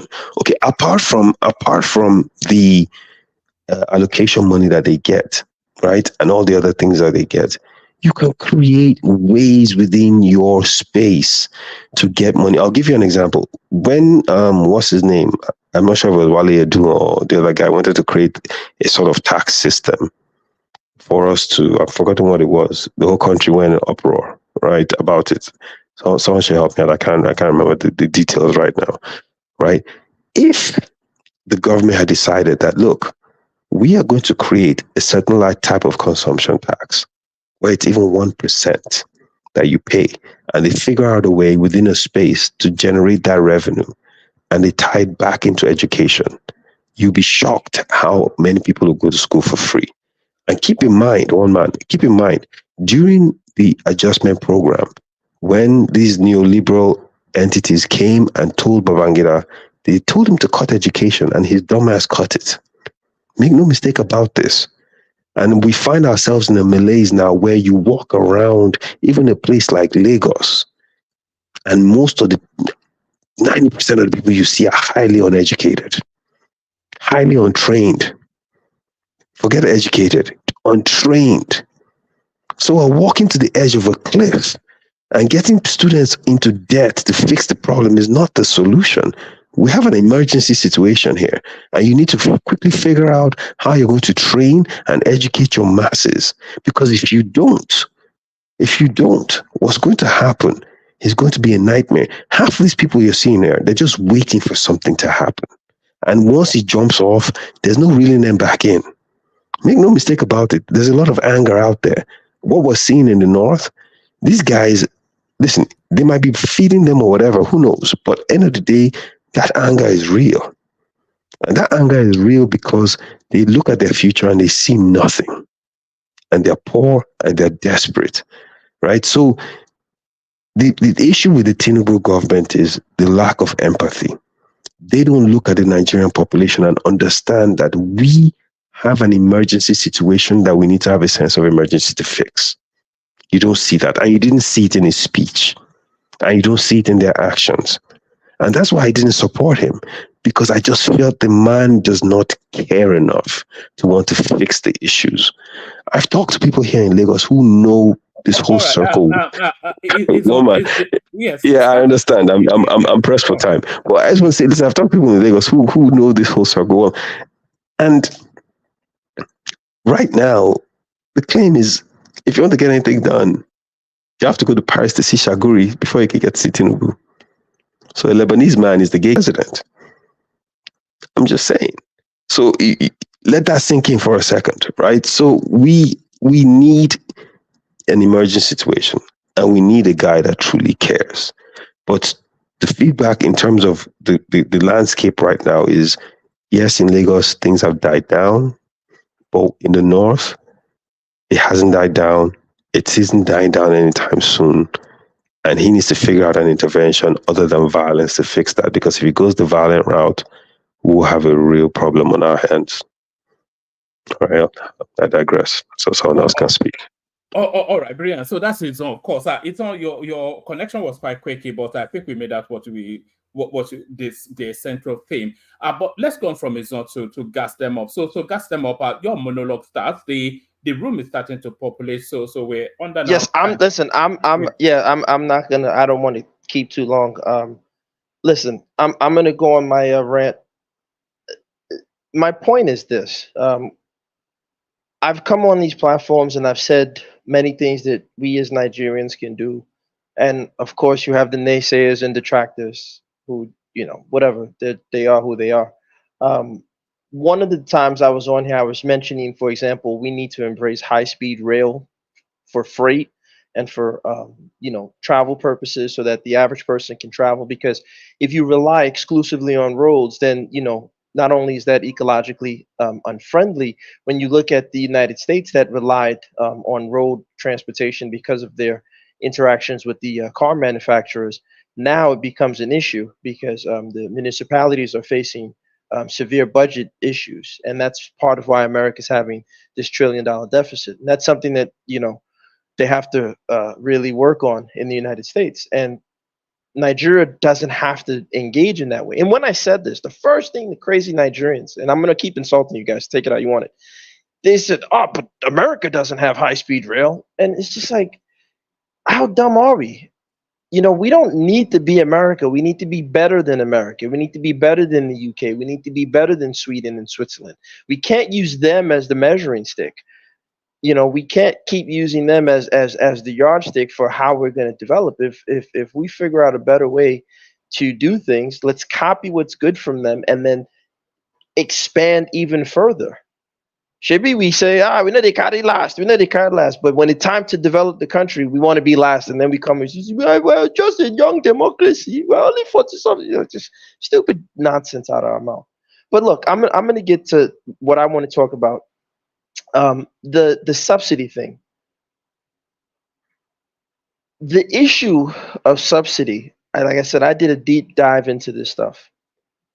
The real problem, if you look at the Nigerian petroleum space, is not the subsidy. Because one, there's never been a real audit of the amounts that they're paying. They just claim that they're paying this to the marketers. And so, okay, let's accept and take them at face value that that's what they were paying. None of them, not one government, and of course purposely so, ever asked themselves, well, why is our subsidy so high, right? The landed fuel cost when petrol gets back to us after it's been refined and they bring it back to us, why is it so expensive? Well, the answer is simple. One, none of our refineries are working on a local level, right? So we had Kaduna, Port Harcourt, the other refineries, none of them were working. They were purposely sabotaged consistently by fellow Nigerians who were working with outside forces, consistently and continuously sabotaging our refineries. And then the other part that nobody talks about is the cost of extraction. So when you look at it, to build an oil well inland, not deep sea, but inland oil well, right? That's on the land. Right now in Nigeria, you're looking at $35 to $40 million. That's just your cost. We're not adding, local government taxes. We're not adding the money you probably have to pay the local politicians, the local mafia boys. You got to give them their cut, right? So when you add that, and then you compare that to, for example, the United States or Canada. Let me use Canada because people, you guys don't like Americans, whatever. So you compare that to Canada, it's about 1.8 to $2 million to build an oil rig inland to extract oil. So right away, if you're an investor, you're not trying to sink $35 million in extraction of oil in Nigeria. And that was the main problem. That's why our petroleum costs were so high, the landed cost of petroleum, because $35 million to get oil out of the ground is ridiculous. We never invested in the technology to be up to date. So no one is asking, wait a minute, if it costs 1.8 or $2 million to extract oil in Canada, why is it $35 million in Nigeria? And these are the things that the government should have been looking at to say, okay, what can we do to effectively lower our cost of extraction? We have to put our military on every freaking refinery. We have to put local, if you got to put the OPC, if you got to put the Bakassi boys, put everybody at every refinery and let them guard it with their life. If you sabotage it, we kill you on the spot. Those refineries have to be working. Now, if they had done that, there would be no need to subsidize, because after we satisfy our OPEC requirements on the international market, we would be able to extract oil at an affordable rate. We'd be able to send it to our refineries, and we'd have an abundance of fuel. But we didn't do that because Nigeria is a country where the men are just the kings of partiality. The men love to sell out. The men just are on some nonsense. And when people tell us what we should be doing, we get angry. We get upset. Our feelings get hurt. We get prideful over nonsense. And these are the problems. So Tinubu has to do a deep dive, and he has much smarter people than me. They got to find a way to get that extraction cost down from $35 million. Anybody who's in the oil and gas sector will tell you, you want to go build an oil rig, we're not even adding your costs of labor that you got to pay your workers. But just to get an oil rig in Nigeria locally on the land, you're talking about $35 million. That's a problem. That has to be addressed. Our refineries got to work. Like I say again, get everybody, get all the freaking, I don't want to say all the allies, all the tout boys, whoever Sorry to break your flow, but what has that got I know. With the protest in Katsina? Listen, I don't want to touch this protest because at the end of the day, Malcolm X once said, the chickens are coming home to roost. You can't have a government, and it's not just Tinubu's administration. Unfortunately, he has the bad luck of it culminating during his administration. But you can't have a series of successive governments in which the people are neglected, and there's benign neglect and abject neglect to not really care about the people, and then put them through these shock and awe economic policies in which, after you've done this to them, you expect them to just fold their hands and go along with things. It's just never going to play out that way. So unfortunately, as the Bible says, right, the writing was on the wall. He should have seen this. He should have known this. You don't do that. That wasn't smart. The guy's a brilliant guy. If I was him, I wouldn't have done that. I would have said, nope, can't do it. Not in that way. We're going to have to find another way to tackle this subsidy issue. Because here's the problem of Nigeria. Now the governors have been given more funds, right? Allegedly, they've been given more money to do more things in their state. And Izon raised a great point that, hey, listen, maybe the state governors can decide to subsidize the petroleum products for their individuals in their states. And one man, said certain issues like, hey, I can go to another state, buy it cheap and sell it at the more expensive. Well, then you would have to put safeguards to make sure that you have to show proof that you live in the state, right? There can't be any corruption. And then you can't buy more than this amount. It has to be, you have to go through 5 different steps if you're buying massive amounts of petroleum and blah, blah, blah, to ensure that people don't do that. But the problem is this: when you have a federal government that knows historically that the governors are just sacks of dog doo-doo, and they don't really care about implementing any meaningful policies in their state, don't give the governors the money. Like this is the pass the buck mentality of Nigerian men. We're just terrible people. Thank you, bro. Thanks for saying that. I know that my people. It's like you tell me, Gas. Listen, you're in charge of Nigeria. I'm not giving none of you governors 1 naira. You're all thieves. Until proven otherwise, you're all criminals. With the allocations you've been getting, show me your project. Show me your portfolio. Don't show me some hospital to nowhere. Don't show me some flyover bridge. Show me the meaningful things that you have done to impact your state. Then I might consider giving you some money. Until then, I'm going to do everything on a federal level to say, hey, listen, my country people, get your NIN number, register here. I'm going to use the local apparatuses, go to your local governments, and that's where you get your palliatives, go to your local government office. What law gives Tinubu that power to circumvent the governors to do all I'm not saying what law. Obviously, this is what I'm saying. Wait, hold on, sir. Hold on, gentlemen. I know that the Nigerian Constitution, which wasn't written by us, because keep in mind, when Abacha died, the Constitution that should have been implemented with the rotating presidency, Abdul Salam, whatever his name is, conveniently they went back on that constitution that everybody agreed with the referendum. That would have been the better constitution that was locally derived. We went against that because we were just not forward thinkers in Nigeria. We should have done that constitution. So obviously it's a great question. What law? There is no law, but Nigeria is a lawless country. He's the mafia, he's the Jagaban. Dude, do your politics. I'm tired of us acting like weak men, because if it's time for us to do cultism, if it's time for us to do alaye nonsense and kill people, that guy not hot guy, not off mano. When it's time to do that, everybody knows how to do it. But when it's time to sit down there and implement something to fix the freaking country, Nigeria, come on, I'm tired of these nonsense excuses, bro. We gotta grow up. Let's grab our balls and be men.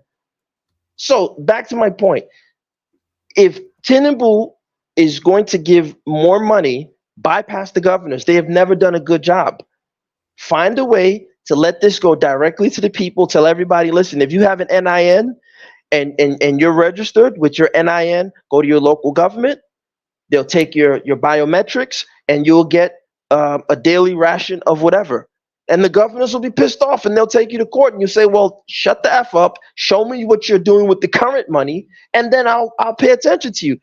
Because guess what? When he wants to ignore the governors, he knows how to do that. You can't now say, well, what law? Because if the governors, they'll get angry. You think he cares what the governors say right now? No, he don't, because he's the boss. So let's act like bosses. Like, let's not pick and choose when we want to be bosses. And that's my fight with Nigerian men. Can we ask Gazim a question? Can I ask Gazim a question, sir? Yes, yes. I was about to round him up. But, so the extraction cost, as you said, was ridiculously high. You said we should be able to come up with our own tech, right, to compete with the likes of Exxon and Mobil, and to reduce the cost. So can you tell us how we will do that and the timeline that, in your own estimation, we can achieve that? Well, unfortunately, Nigeria right now currently is a broken country. Nigeria doesn't have the finances. No. We know that. You are the president now. I'm putting you in his shoes now. Like you said, he's Jagaban. Okay, so if you are the Jagaban right now, what would you do? And give me a timeline to catch up with the likes of Exxon. How long would it take to? I wouldn't focus on that. I'm going to answer you. I'm going to answer you. If I'm Jagaban, if I'm in charge, if I'm Tinubu, I would focus more on common sense, practical applications. I thought you grew up in Lagos. Which one is Tinubu? Is Tinubu now? Which one is Tinubu? One man. Listen, you can't hide in London and try to police. Hold on. Listen, hold on. See, wait a minute. See, you're cutting my time. I didn't do this to anybody else. Thank you.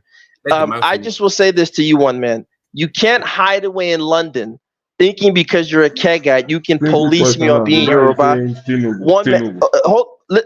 once again, please don't cut me off. I appreciate that. At the end of the day, I'm the only one on this panel that gets on the bus in Nigeria and goes to Boundary, Achakpo. I get to Achakpo Street. I go to Boundary Market. I'm the only one on this panel that goes to Okoko on the bus. I can take a car, but I like to get on the bus. Hold on, let me finish. Let me finish because these guys like to do this nonsense. I like to get on the bus. Wait, let me finish, please. I'm going to get to my answer. I like to get on the bus and pass Yanoba and pass Yanosachi. I like to go to Badagry. I like to go through Oshodi. I like to go past Sele. I like to go past Mile 2. I like to go to all the places, Igondo, Igboleri. So one man, guarantee you can't walk the streets of Lagos like me. Trust me, bro. Trust me. You're hiding in your estates. I know you guys. You hide in your estates in Ikoyi and VI and wherever. You guys can't walk the streets of Lagos with gas them up. I guarantee you. But let me get to my answer. My answer is this.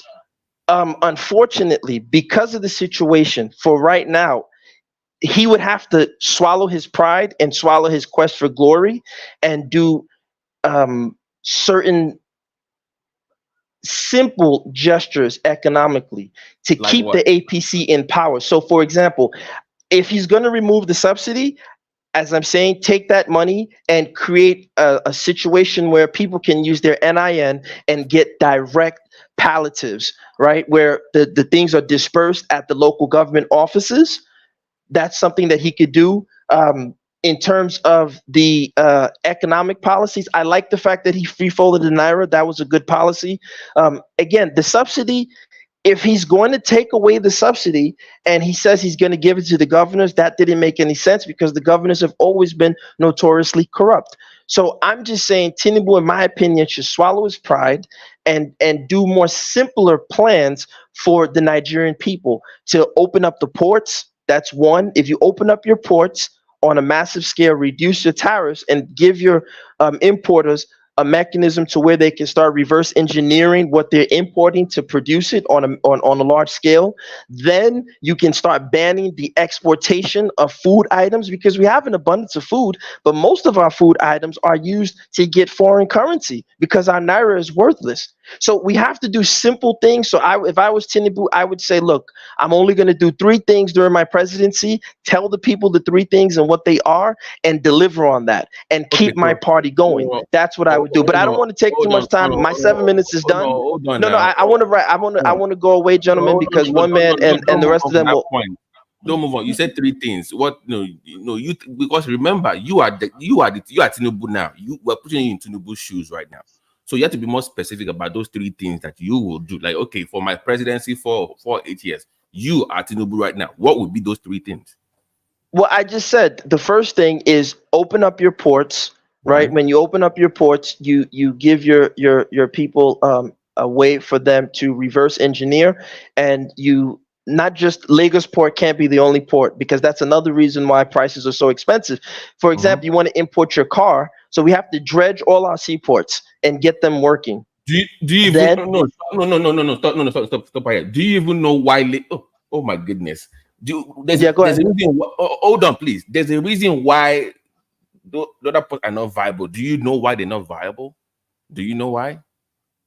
I'm gonna say I don't know, so please tell me quickly. So exactly. Just move on from that. I do know, but I want you to tell me why it's not viable. We've done this on because we've done this on this show for 1 million times, and I don't know why people keep doing this. So dredging seaport, 97 kilometers from the seaport is your closest to the southeast. It's not viable. Even if I have a shipping line, I will not ship there. So why do you keep doing this? One point of correction, but one point of correction, please. Hold on. There are actually 3 or so seaports that are open, but they are not viable as one man, hold on, please. Let me correct something, please. They're discussing the southeast port thing, and on your show we've done this whole analysis of why you can't dredge for over 100. No, that's not it. Let me just make one thing clear. One man said on a port. Just so you know, yesterday I was with some people, experts, who are heavy logistical people in Nigeria, right? They've been for like 20 years. They've been in this country. One is fully functional, import and export, right? Not as much as 12,000 TEOs every day. That's container. Why do people keep talking about okay. So just point of correction. I just wanted to correct that. Now, the key, one of the key issues is yes, there should be more in South primarily because you have a lot of places for deep sea ports, but they aren't. There was a time they were trying to develop the brass deep sea, but it never came to fruition. But I just wanted to point that out to people. You have guys. You have Ibom, right? In Akwa Ibom. That's the one. That's the biggest one. If you notice, everybody's going towards the deep sea, deeper or sea ports. So you have bigger ships, right? That's why they're building Lekki. That's why they're building the other one in close to the border, close to Seme, to Benin Republic. So in the next 10 to 15 years, even the one in Papa might not even be used anymore because they can't take that size of ships anymore. So I'm asking you, even if you build it over there, is it going to be viable? Now, if you're a shipping line or shipping company, don't reckon with that, BT. The Badagry is Lagos assets. No, and the Lekki Deep Sea that one is being built. That one is being built to MPA. No. I'm saying that one is being built to cut off the supply from Benin Republic because they dominate that market. That way, you don't have firewall business anymore in that route because people will ship to Benin Republic and then drive it into Songo and all those areas. I grew up there, so I know.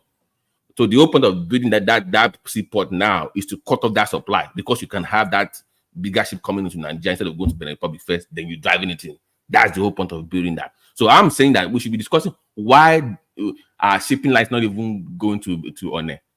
Why? Because it does not benefit them economically. So don't say we don't like people down there. That's the reason we don't have. I didn't say that.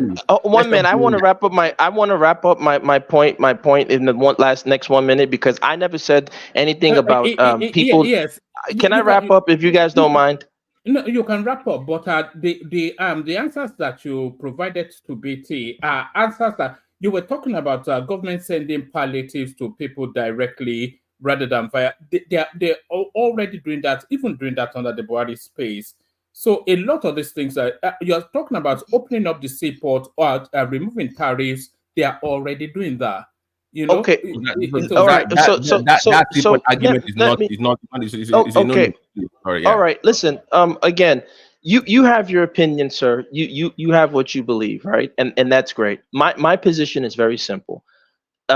If I look at countries that conquered the sea, and they took an attitude where they didn't care, and they ensured that they approached the sea from a perspective of making sure that all their ports were working.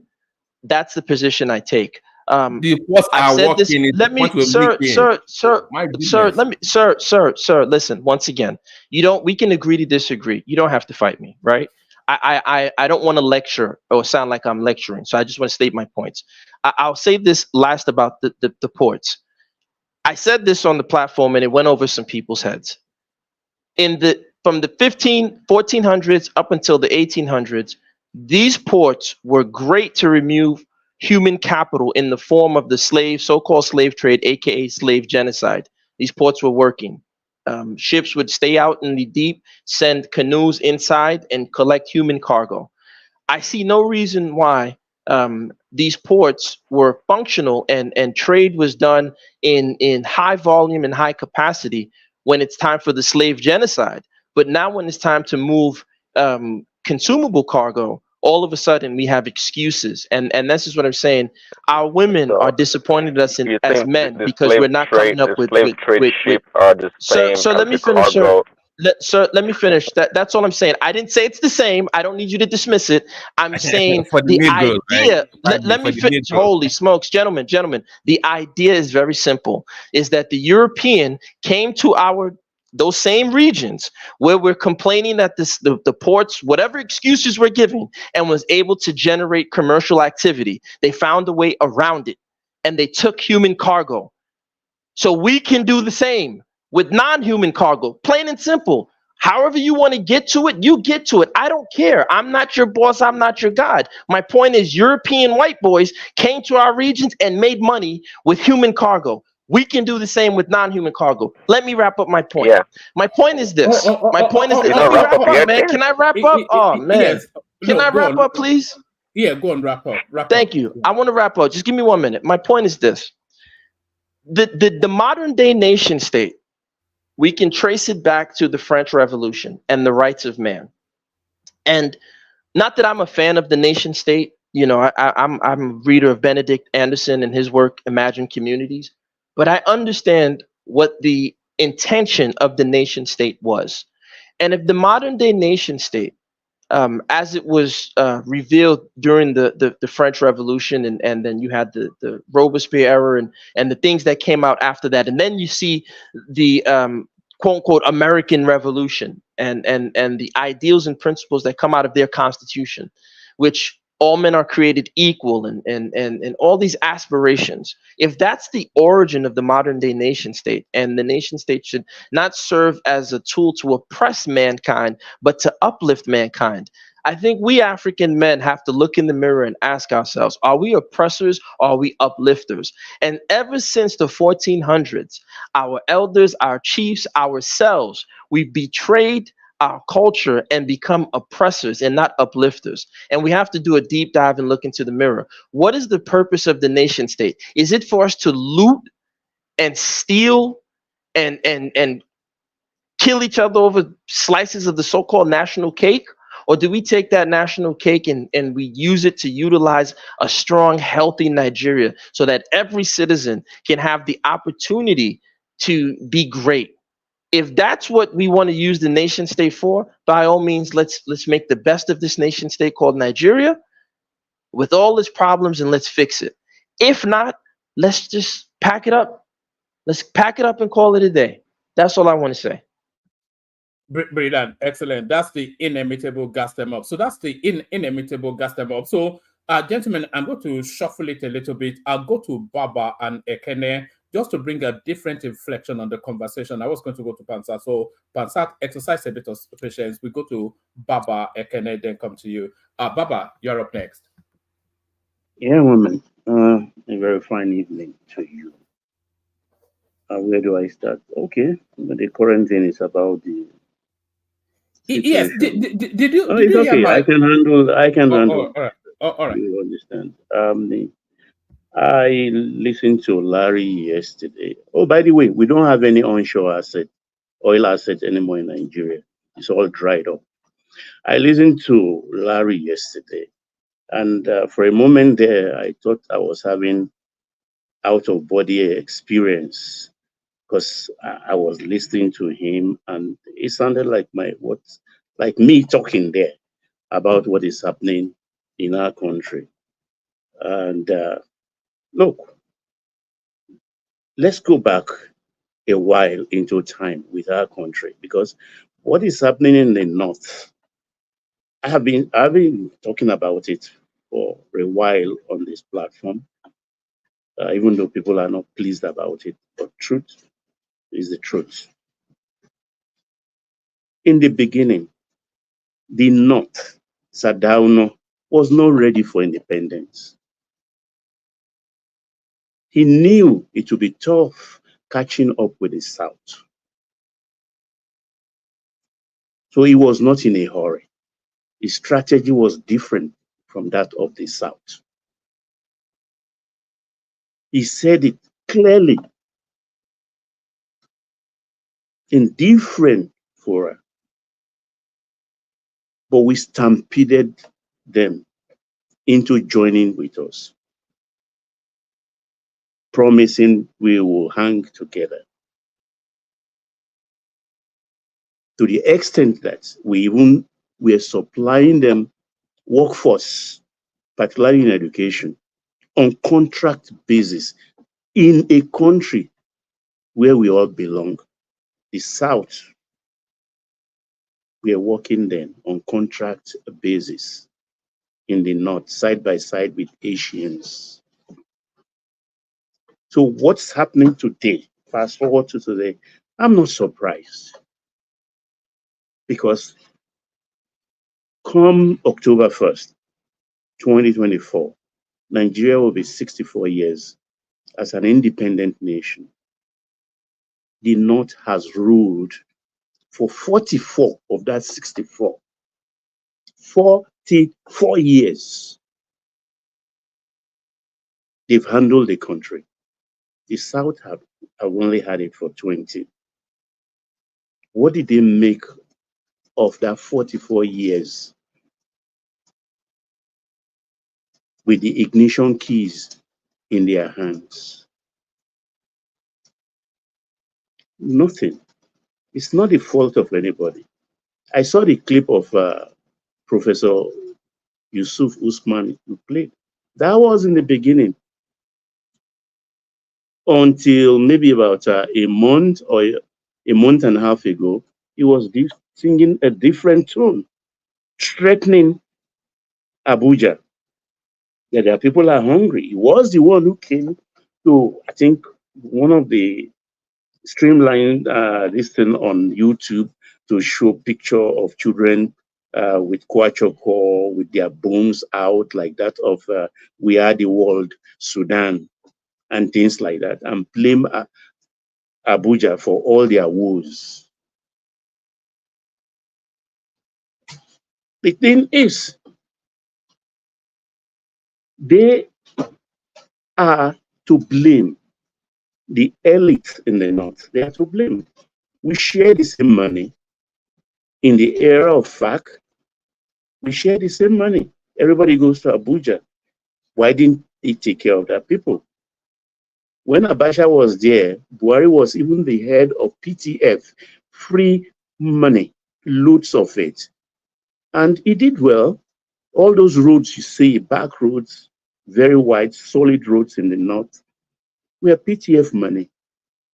Apart from maybe Niger Delta that enjoyed some of the PTF infrastructure, nothing from other side of the country. Everything, 70% went to the North.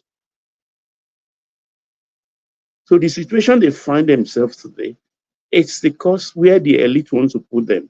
Look, we thought it was the altruism of the Northerners, the elite, in those days when we were young. We envied them. We said, look, these people are generous. We see them feeding their people in the night. They all gather in one place and be eating in their dozens. And we said, this is good. But growing up as an adult, I realized that they were exploiting those people.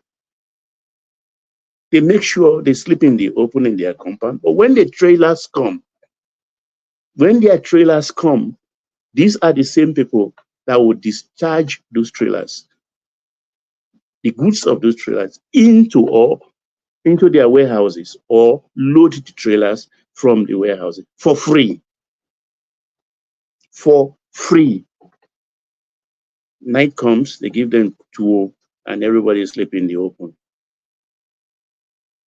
As an adult, I come to realize they were not altruistic. They were just exploiting their people. Now, the hen has come home to roost. They call for protests. Like I said yesterday, or was it 2 days ago? Protests, riots, they don't know the difference. They thought they were doing Abuja. And look at what they got. And they feel threatened right now. So they call for it. They brought the ant-infested wood to their home. So they are being visited now by lizards, buzz of lizards. So they have to take care how they exterminate the lizard and take care of their people, because the statistics are bad, very bad. And everything, if you try to tell them anything, they turn it into religious affair. The population too is exploding exponentially in the North.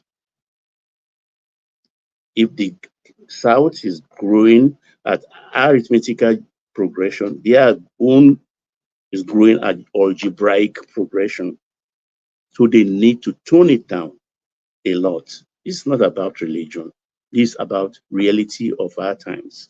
Now, fuel subsidy, which people have called the bane of what is happening today. I don't get it. The fuel subsidy thing has been explained on this platform over and over and over and over again. It's the worst thing that happened to Nigeria. The worst thing ever that happened to Nigeria. And a lot of people still don't want to understand that this subsidy thing is during that area, people just present shipping papers without anything.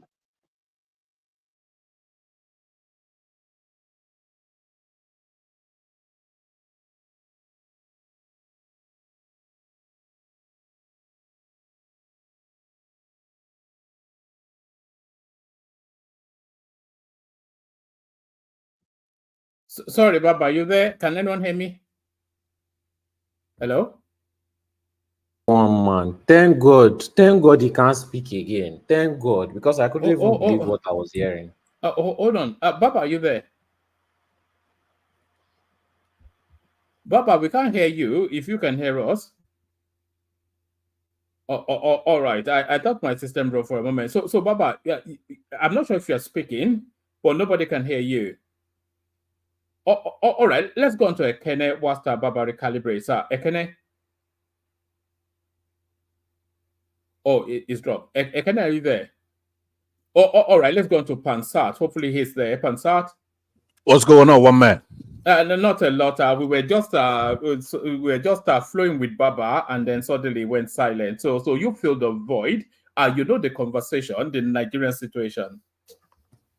Yeah, the Nigerian situation. It's Nigeria is hopeless, one man. Sorry to tell you. Very despairing place. Desperate. Wretched. Disconsolate. Despondent place.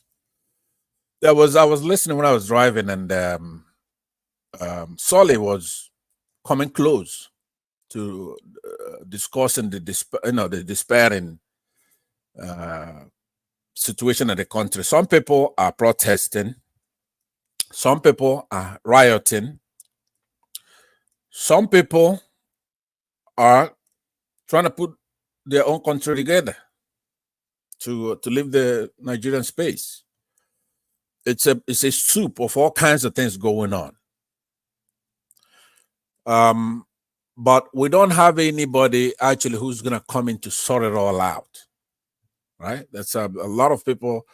As a matter of fact, let me show you. Let me put something. Maybe you could show the image of some of the protesters, so you know the situation that we have in the country. I have it on the private chat for you. So when one person says, "Oh, you have some people who are trying to overthrow the government," yes, you do have people like that in this protest. There are people who are rioting already, burning governors' mansions, burning, just your normal riot. And there are people who've seen there's no light at the end of the tunnel. All these years, they thought, for example, that you can't believe there's a lot of Nigerians who feel that the Nigerian military is just there to harass Biafrans or Southeasterners, and if they do something, they won't do anything to them. So they're shocked when the soldiers shoot at them. They can't believe it.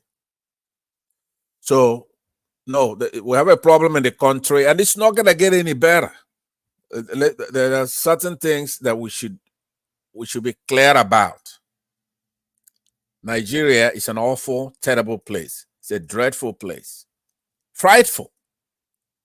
Pathetic. Now, some people are used to its incompetence. There's nothing wrong with that. A lot of places are incompetent. Having incompetent leaders, that's not unique to us. Entire Africa, I guess some African countries are coming up, try to shake off that nonsense, try to be more competent, more effective, But Nigeria is a pathetic place. Downcast, pathetic place. Now, one of the problems we have is not dealing with true or false. To the average Nigerian, that's nothing. Like, I go around on platforms, and that's what I keep trying to preach. You know, we have to do things by true or false. Period. I don't care who's feeling it hurts. It's almost like you're being philosophical. Now, when you talk about restructure, even one man today, somebody mentioned restructure, and you say that's what Tinubu is doing with that, I guess, student loan. Imagine that. If government gives students loan, that's restructure. Now, because all of us have in our head what's restructure, but that one right there really takes a cake. Restructure, it's like a reconstruction, some kind of revision to remodel the country, to reformat it, reformation, reconversion, reworking it, overhaul it, redesign it, transition it into something better. It's not supposed to be something a propagandist will come to talk nonsense on a platform, to distort. So that's why I'm saying that it's not going to work. The country is not based on true or false. And you know, and I know that. I mean, it's a simple thing. If you go into your car, maybe you yank out the engine and you just throw things in there, that's not based on what makes scientific stuff, right? It's not going to work. If you build a computer and you put some 8s and 9s in the language, let's say you're just using your Boolean language, right? It's either 0 or 1. That's true or false. When you write it, the language, you don't have 2 there, you don't have 3, you don't have 4, you don't have 5, you don't have 6, 7, 8, 9, and all that stuff. It's 0 and 1. So at some point, you're going to have to deal with the truth. You know, in our place, they said, let me first say this parable, this proverb in our language, the respect for our language. Asina oko bara fada, ginaju mo bakwara fonia. One man, what did I say? Since you know everything, what did I just say now in that proverb? You said a bird in hand is worth 9 in the bush. Well, it's very close, but not quite. What I'm saying is that they said that the father caught fire and was burnt. And you're asking, did it also get to his beards? That's what you were doing with somebody here earlier when you're talking about the protest, and you're asking them, but look, is it organized? What a protest going on? What your concern is, who are the organizers, so you could go and arrest them. That's it, right? The people who do that kind of stuff are people, first of all, they don't use, for example, cryptocurrency like Bitcoin. When totalitarian governments wants to know who owns Bitcoin so they could get them and do this and do that. But it's decentralized. It's a generational thing. China kicked it out. Russia would do this, these autocracies, and they would do all that. But Bitcoin is decentralized, and the democracies are going to keep rocking and rolling with it.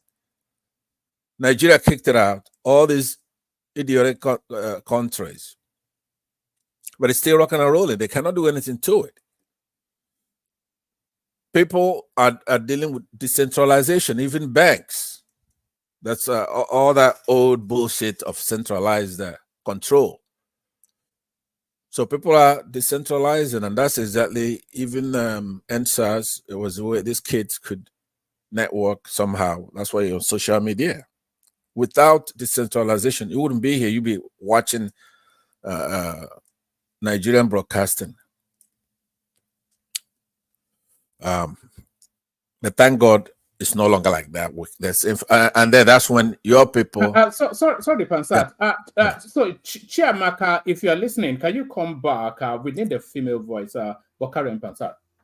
Yeah. So, in a nutshell, unfortunately, I have to tell you the truth. That's what I'm saying. When you look at the adjectives that you describe Nigeria with, it's desperate. dejected place. Defeatist. All of us, it's like me now, the way I'm talking about our country. Incorrigible. It's an impossible place. You know, and a lot of people in diaspora really blame them. It's like what we do here. We have just sold out ourselves to people that come here and they look at us. People in those days, I used to marvel. People go back home, pack up their bags, medical doctor, lawyer, and they go home. They want to help what they learned, try to help their villages. And they go there and sell their prestige, have all these thugs, people with thugs. Either kill them or chase them back here. We're doing the same thing on social media. I was at Dr. Damages, there's a girl there called Ngozika from my tribe. She won't let me here.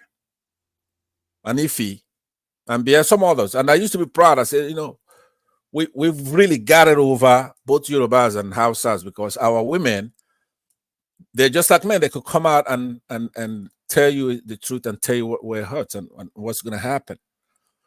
But then I was beginning to regret it. When I was there the last time, I'm going, you know what, this Hausa Fulanese, they may be right. They may be right. Because I brought the speech, Tinubu's speech leaked, and I said, I'm in the back. And I said to the moderator, I want you to play this speech so I can criticize it. And she's hosting. She says, no, we're not going to play that here. You know that Dr. Damages will not do it. And she's right. Dr. Damages will not do it. The Damages, it's like our own rational mind here. Is it a promoter, Rudolph? No, I'm not saying anything positive, so don't worry about it. I'm unhappy with everybody. Now, the only reason why I'm not knocking you is because it's your show and you got the button to regulate who's gonna talk here. And but no, when that fire burnt that father, you should not be here asking if it also got his beard. All right, so it's so demoralizing. As I was riding in my Maybach, they're coming back, and you're talking about a protest, and you want to know, is it organized? So we're painted with the same brush when we come on this show. If you understand, so I like. Is that not a legitimate question? No, it's not. Well, it's not, and you shouldn't sanction it. With Nigeria is a democracy, we have a constitution that allows people to organize, freedom to associate. But you also know that Nigeria tries to kill leaders of protest, leaders, our activists. I don't even care which side of the aisle you're on. Is that something that you should be sanctioning, promoting? That somebody say, I guess you're trying to make Tinubu some kind of a strong man. No. How are you getting there from how are you getting there from me wanting to establish if the protest was organized or not? Well, that's the only reason why somebody will be concerned about Soleh hustled that issue with you for a very long time. He kept telling you that people are protesting because of the starvation. Now, I posted something for you. Would you mind sharing it from Twitter so you won't be flagged about it on the private section? That shows some of the protesters. Oh, that's what I see on the screen now. There it is. So there's something else I said. I thought you were going to question me on it. You trying to make Tinubu some kind of strong man. But first of all, let's look at strong men. No. Well, I'm not trying to make Tinubu a strong man, but you know, the question I'm asking is the protest organized or not? And if the protest is organized, which we all know that it is, then the organizers have an agenda. So the hunger hardship is just the theme, but the people underpinning it, they have a different agenda. I think that one is pretty obvious. It's neither here nor there, but to indulge you, right? I believe that Solly was more eloquent than I'm going to be on it. The point is that there are disparate protesters. Some are rioting.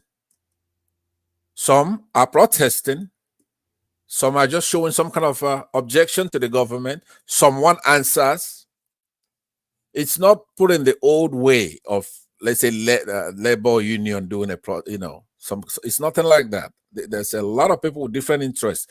The Northerners are not even talking to the Southwesterners. They got their own thing. Some Southwesterners have their own thing.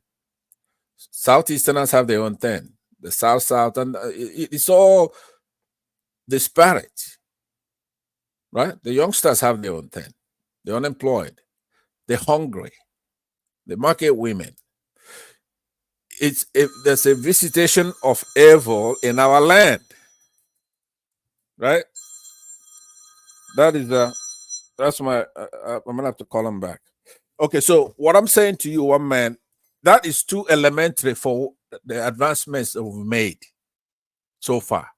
What advancements? What advancements have we made? Boy, you want a step by step, or you want a cumulative thing? It's an escalating protest of which they gave notice to the government that they're going to protest in about 30 days, and they actually did. Kicked it off. And it's been increasing, gradual, but increasing. You have all kinds of voices coming in, right? And it's developing. They listened to the president speak. He's no reformer. He's no innovator. It's not progressive, right? Non-neoteric. He disappointed everybody. I have not seen anybody who goes, that speech I heard from Tinubu, that was reassuring. Now, there has been some, including West African countries, where they said, go ahead and dialogue. That's controlled by Nigeria. Nigeria's got the oil. It's got all these people, Ghana, all these people, giving them oil, controlling them. When somebody as evil as Tinubu got into that place, he messed it up, just like he messes up everywhere he goes. A lot of countries pulled out. But those who remain, they know we got a buffoon for a president. So they bribe them, and they come and say, go ahead and listen to and dialogue with the president. Right? That's the only positive thing I've seen out there. But people such as Wole Soyinka, Soyinka said before the election, hey, but I normally give people a year in office and all that. So I'm going to criticize him after a year. So after a year, he still held back a little bit. But now, Wole Soyinka that's the Kongi. He came and criticized him. Did you know about that? We discussed it here. But, we're very, well, I don't know everyone else. I think maybe a couple of people, we're struggling somewhat to stay in tandem with what it is you are saying. Seems somewhat, I'm not saying it's skittish, but, it's not cohering. It's not cohering. It's not supposed to cohere. It's coherence, the only currency that you trade, right? Skittish as being excitable, nervous. No, all over the place. That's what's supposed to be. You bring in questions. I remember last week I said there's a tendency for people to fly other countries' flag, other people come in here, and you just dismiss it the way you're doing now. A lot of people know me, one man. A lot of people on this platform, they know me. One of the things they hate about me is that I tell the truth. Not that I'm skittish, right? And they know you.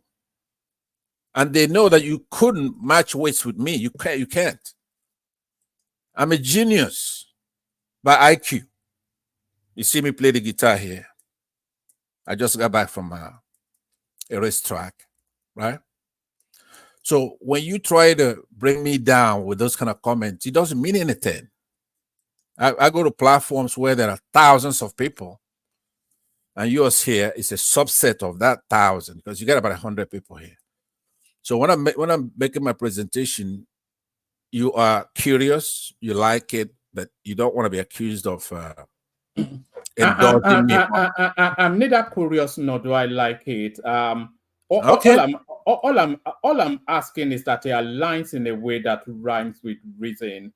Not even that is agreeable, but that just coheres to some sort of logic. Okay, it's skittish. it's skittish, like to you, which is to me though. If the truth is even no, to the hearing, we're talking about. I don't even know what you. Anyway, carry on. No. You say that a lot, and to me, you're just trying to be, demeaning in your way. If what we're not searching for here, we're not looking for just your basic, what do you call it? Myopic reasoning. We could go around the corner, clean out the cobwebs over here, get it around over there to get the place sparkling clean. Skittishness is not a negative in this case, right? As far as we get to the truth. But anyway, responding to that, even make it more skittish, wouldn't it? So that's my take on this, on the state of the country right now. It's very hopeless, right? We don't have any progressive development whatsoever. It's impossible to happen anyway. Nigeria main revenue is from oil. The last administration sold a bunch of those in advance, so borrowed money with a lot of it in advance. If you come and you look at, I heard you guys talking about seaports a minute ago. By the way, that's why I go all over, because Solly and those who spoke before me have already covered some of this stuff. So you just have to tighten up the loose ends. If you take a look at the seaports, somebody mentioned the Ibom seaport, which is a very good one. It's probably one of the first in the country. It's a deep seaport. It's not as deep as the one in Lagos, as you know. But there are others that are owned by the Chinese, the ones by Lekki over there, right? Some of them are owned by the Chinese and Singapore, and Nigeria owns maybe about 15% of it. So a lot of the things that they're developing, you have to check. China Harbor Engineering Company owns a lot of them, and Tolerant Group. So you know, Lekki Seaport or Lekki this, Lekki Free Trade Zone. We don't own any of those things.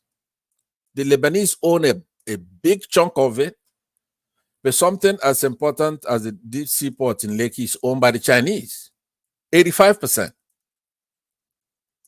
So you want to go back and take a look at some of those things. I say 75% owned by the Chinese, China Harbor Engineering, and then Singapore's Tolerant Group. So the balance is shared between Lagos State government and the Nigerian Ports Authority. You have proof to that effect? Yes, I do. Yes, I do. Ajab, leave him, I beg me. I do. I'll give you the link on. Yeah, send it to. Yeah, I'll first send it so it's in a readable format. Yeah, do that.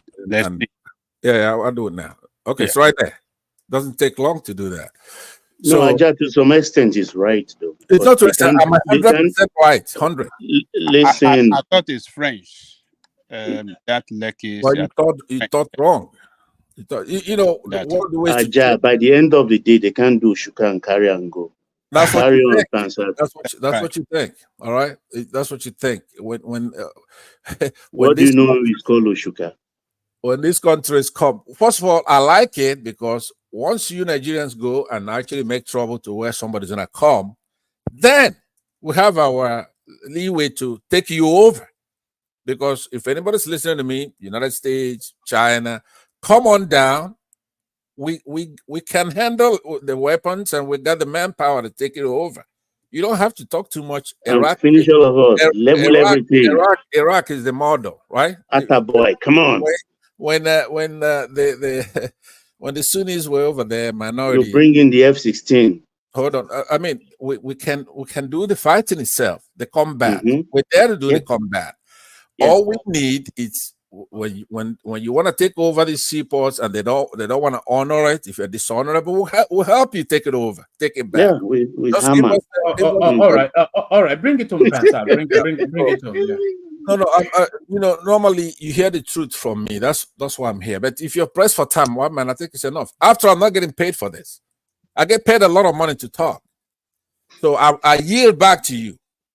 I'm done. Okay, well, man, can I finish my time? All right. Thank you, Pansat. So thank you, Pansat. That There was was a storm actually, and my light blinked.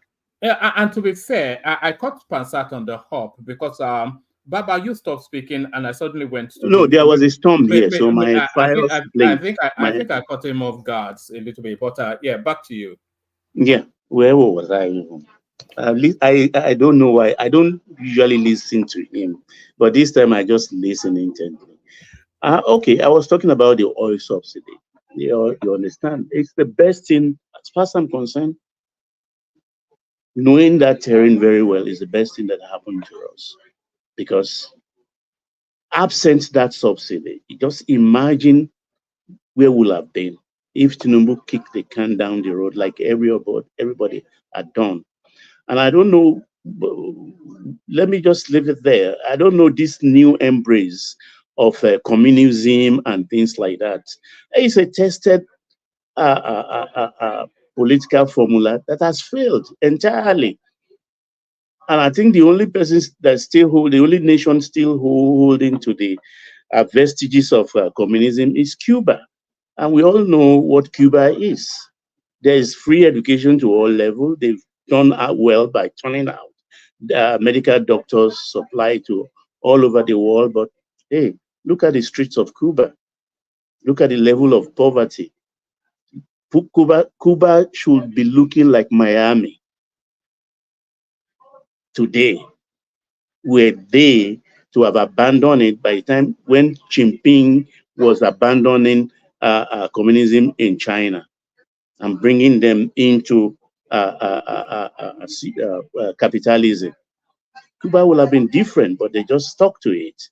So this thing about free school up to secondary school level is still free in Nigeria, all over the place, at least in the Southwest. Even in the North, school is free. In the North, it's only the tertiary ones that are not free. And we should remember that when you reach that level of tertiary, you have to plan. You don't have a job places yearly of 600 and turn out 1,000 students. There will be 400 surplus. And in 2 years, that 400 will be 800. So everything has to go side by side. The number of students you turn out and schools and job availability, because that's one of the reasons why we are where we are today. And when we talk about free primary, free secondary school, and you find out that by the time they come out, we don't have enough tertiary institution to take them, because we build more secondary school, more primary school, but less universities. So by the time they come out, somebody will now start doing jump like 7 times, 7 years without getting admission or not able to enter, because you have about 10,000 coming out for university space of about only 4,000. So these things need planning, and we are not planning very well. So it's not just about affordability or anything. It's about the future. Jobs available for those coming out of school. It's like a factory line. You don't turn out goods when your warehouse is full. Where are you going to put them? Thank you, darling. What are you going to do with that? So we have to be very, very, very structural when we're talking about discussing these things. But we're not just doing it to cash cruise, but we are educating ourselves and also our listeners. And we don't even know who or else somewhere is listening to it. It's international. So when we're talking about, when I was young, I romanced Ayetoro in, I think Ayetoro is in Ondo State. We talk about the largest, you just go to Ayetoro, everything is free there, nobody owns anything, and things like that. We all love communism. If I tell you stories, we talk when we're in primary school about, in Russia, all you have to do is just you drive a car to this point, you go to buy grocery, you leave the key there. Somebody else that has bought grocery will open the car, fire the car, and drive it off. Nobody owns anything. That's the kind of falsity we live then as young people 10 years, 8 years, and we say those stories with relish and things like that. Communism is gone, is outdated, buried. Welfareism is the way. That's what the West has been practicing.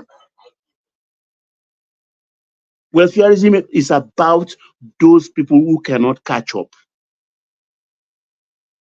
the indigent, those who are infirmed. That's how they run all these other countries. So there's nothing wrong with us restructuring our economy to be a welfare state so we can take care of our people.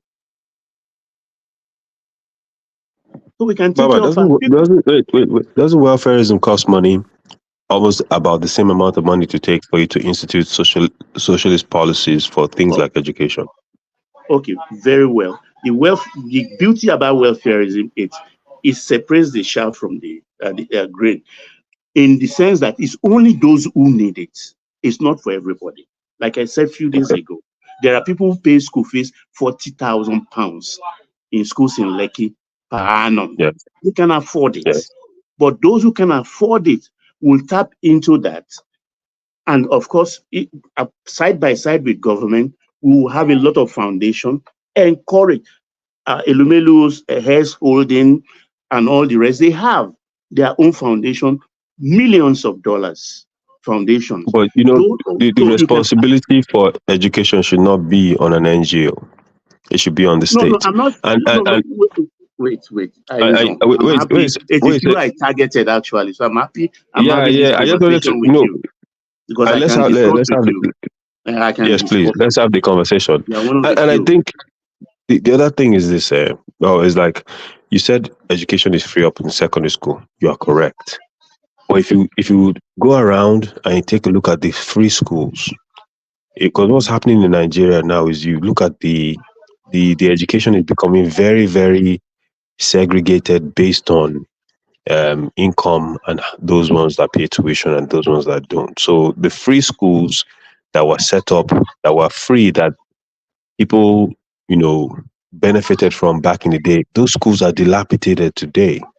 And the ones that are worth money to send any child to, you have to have resources to be able to do that. And that is the fundamental issue that I was trying to highlight. You understand? So because of that, the masses are being left behind educationally. Ainzo, let me look. When the military came during Jack Condé's time, I even grudge Jack Condé, because all the elite schools we consider elite in Lagos State, for instance, Methodist Boys High School, Ansarudin College, Nawarudin College, Grace and Gregory, St. Fimbas, and all the rest, everything, cats and rat, everything, put all of us together, mass admission. And those schools, those are the dilapidated buildings you are finding today with structures. Though the new government in this Fourth Republic is trying, building new structures, you understand, but that singular policy really destroyed schools in Lagos, because I know the standard of the school I attended. I love my school tie. We recognize ourselves by school ties, and we are very proud of it in sports and everything. You understand? And we are. Yes, sir. Who is that? I also wanted to challenge one of the things that you said. You said, in your opinion, removal of fuel subsidy was the best. Now, can I ask, the option of keeping fuel subsidy and plugging all the loopholes while reducing the price and watching the price that we pay, and still being able to take out of that fuel subsidy and distribute it to the people while still keeping the subsidy, was it not a better option than removing the subsidy, giving it a share of it to yourself, totally removing it from the citizens to give them nothing, and to share it with your government cronies also? Which one would actually have been better, in your opinion? Okay. I think you will have to bring angels down to rule Nigeria, or to populate the space known as Nigeria today. you think it's like other governments didn't try to fight the theft, because that's no corruption. That's outright brigandage in that thing. This is a period where they bring, like, let me say, 12,000, just to make the arithmetic very understandable. Let's say 10,000 liters of fuel vessel. The forged bill of lading, the documents for the cargo will be reading 20,000. They will sign. Who is the most Listen. No, let me finish. Let me do the person No, in I want you Nigeria? to can you just calm down? Let him finish, I beg. I want to hear it. Let him finish, please. Exactly. The bill of lading will be reading 20. They will go sign it. The invoice for 20,000 will be collected. Why is it only 10,000? Now wait a moment. They will pump out of that 10,000. They will pump maybe 6,000 into the tank farm. The vessel will turn around with the balance 4 and anchor off the Gulf of Guinea to sell to another boat. So we paid for 20,000 metric tons and only 6,000 we had. So that extra 14,000 metric tons has gone into private pocket. These are the monies they are making every day. That is one aspect. Let me calm down. Let me finish. Then we were using just 33,000 as of this moment, million liters every day. A tanker takes at least 33,000 liters. Now, they will tell you that they are smuggling oil out of our territory to Niger, to Ghana, to all the rest. You understand? Because as of that time, they were billing for 65 million liters a day. So if we are now to do surplus of that at a 3, we are talking about 10,000 trailers leaving our borders every day. Is that possible? No. Baba, Hassan has joined us, and as you know, the North is the epicenter of the protest right now. So I don't know if you have any questions for him. Yeah, okay. Let me just finish it. Yeah, but Baba, I agree with you on the secondary school piece you were saying, by the way, which is a good point. So yeah, thank you, Ainzo. I enjoy discussing with you, engaging you most of the time. So happy So you holiday. don't enjoy engaging me? You make an online, they enjoy them.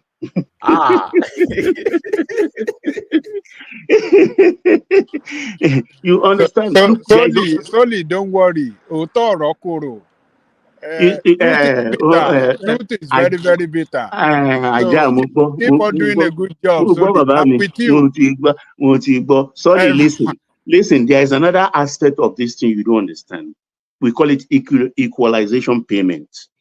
It's only in Nigeria. I'm sure the amount of I buy a gallon here is different from what Aja buys it there, different from what Kulata buys it in Texas.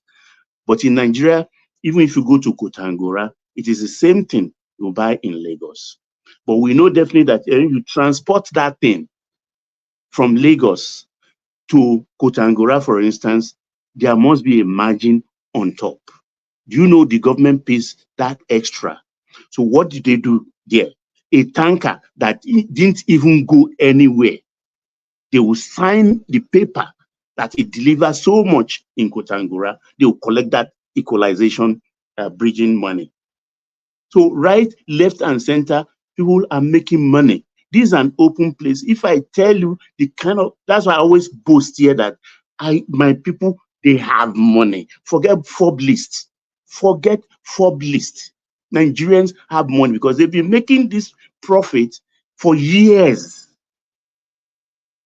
For years. Fortune without enterprise. Nothing. If you, But Baba, the real issue, the question that Soli is asking, you have not really answered that question. Okay, It- Yes, I refresh me say in again. your opinion, out of those Yeah, two options. yeah. I can't hear you. Soli is asking that, Yeah, are you telling us that the corruption around that subsidy, we cannot fight it that's and what I. and and and still give that subsidy to the people? Fight the corruption, block all the Yeah, loophole, and yeah. let subsidy let there Look, be I said except angels come down to populate Nigeria. no. Do you see? Okay. That, That is Wait, why I I want will to tell you go. why I use that word. Listen, Okay, listen. can I just ask that you one last question? right. If that was No, let me Tinubu's explain point, that aspect. Why I say let's say it was only not. angels can arrange that, because we know ourselves as Nigerians. And if Baba the military, this thing has been happening since the military, not today thing.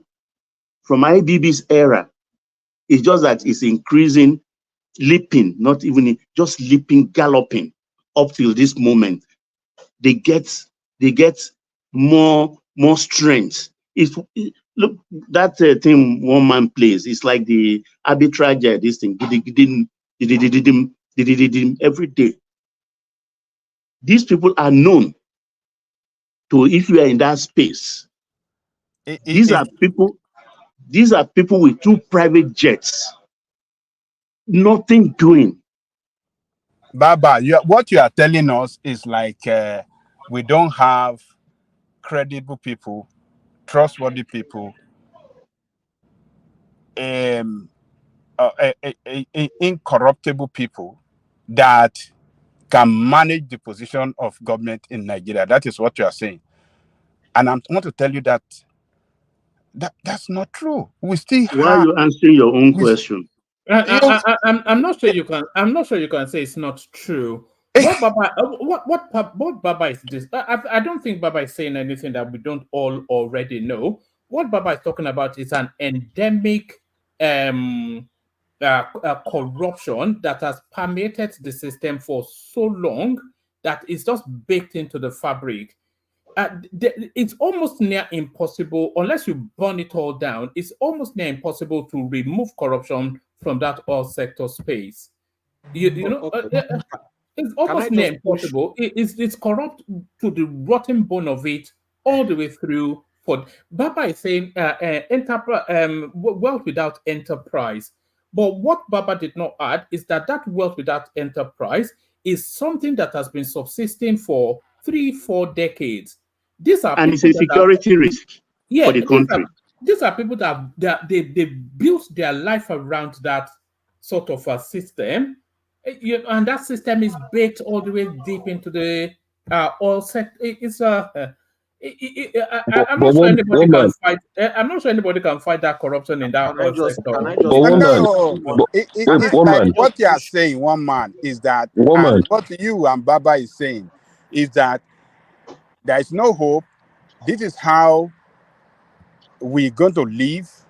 This is the system that we're going to operate. System that There are starting two. corruption. This is There the are two system ways. we're going to No, operate forever. there are two ways of fighting it. The way Tinubu is fighting it now, or the way that Atiku proposed to fight it.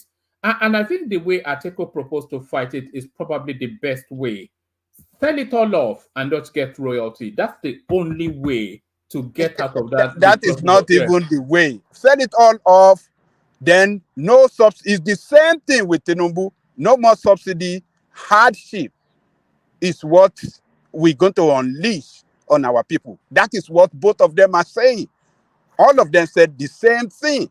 So, but what we are saying is because you have the same group of people managing the state, whether you call it PDP or APC or Labour, is the same group of people, corrupt people. But if we can have change of guard that can take them out completely, then you're going to have the right people, and we have the right people managing the position of power, then things will start to work right for Nigerian people. It look like we cannot get out of this because we have the same group of people with the same mindset, with the same aspiration, to same aspiration to in the way they want to govern the state. That is why we have the system running like this. So, I'm glad. You know that the oil sector it requires a peculiar sort of expertise. It's not an off-the-shelf something. It's not even an education something. It's a peculiar sort of specialty. One man. Do you want to agree with me that we are not using our best in that country? No, I wouldn't agree with you. That we are not using our best? No, the best people in that country. I would not agree with that. No, okay. I would say that we're using our best people, but our best people. Hold on, we are using our best people, but our best people are not serving us. They are serving vested interest. I don't think anybody knows the oil sector better than Riwal Lukman that was there before, or this military now. He knows that sector like the back of. I'm not sure that there are that many people within the Nigerian space that can straddle that oil space better than military, but he's not straddling it for the people, he's straddling it for vested interest. That's just where the problem is. But I'm not sure that there's too many better do you know, one man, that's why the refineries are not going to work.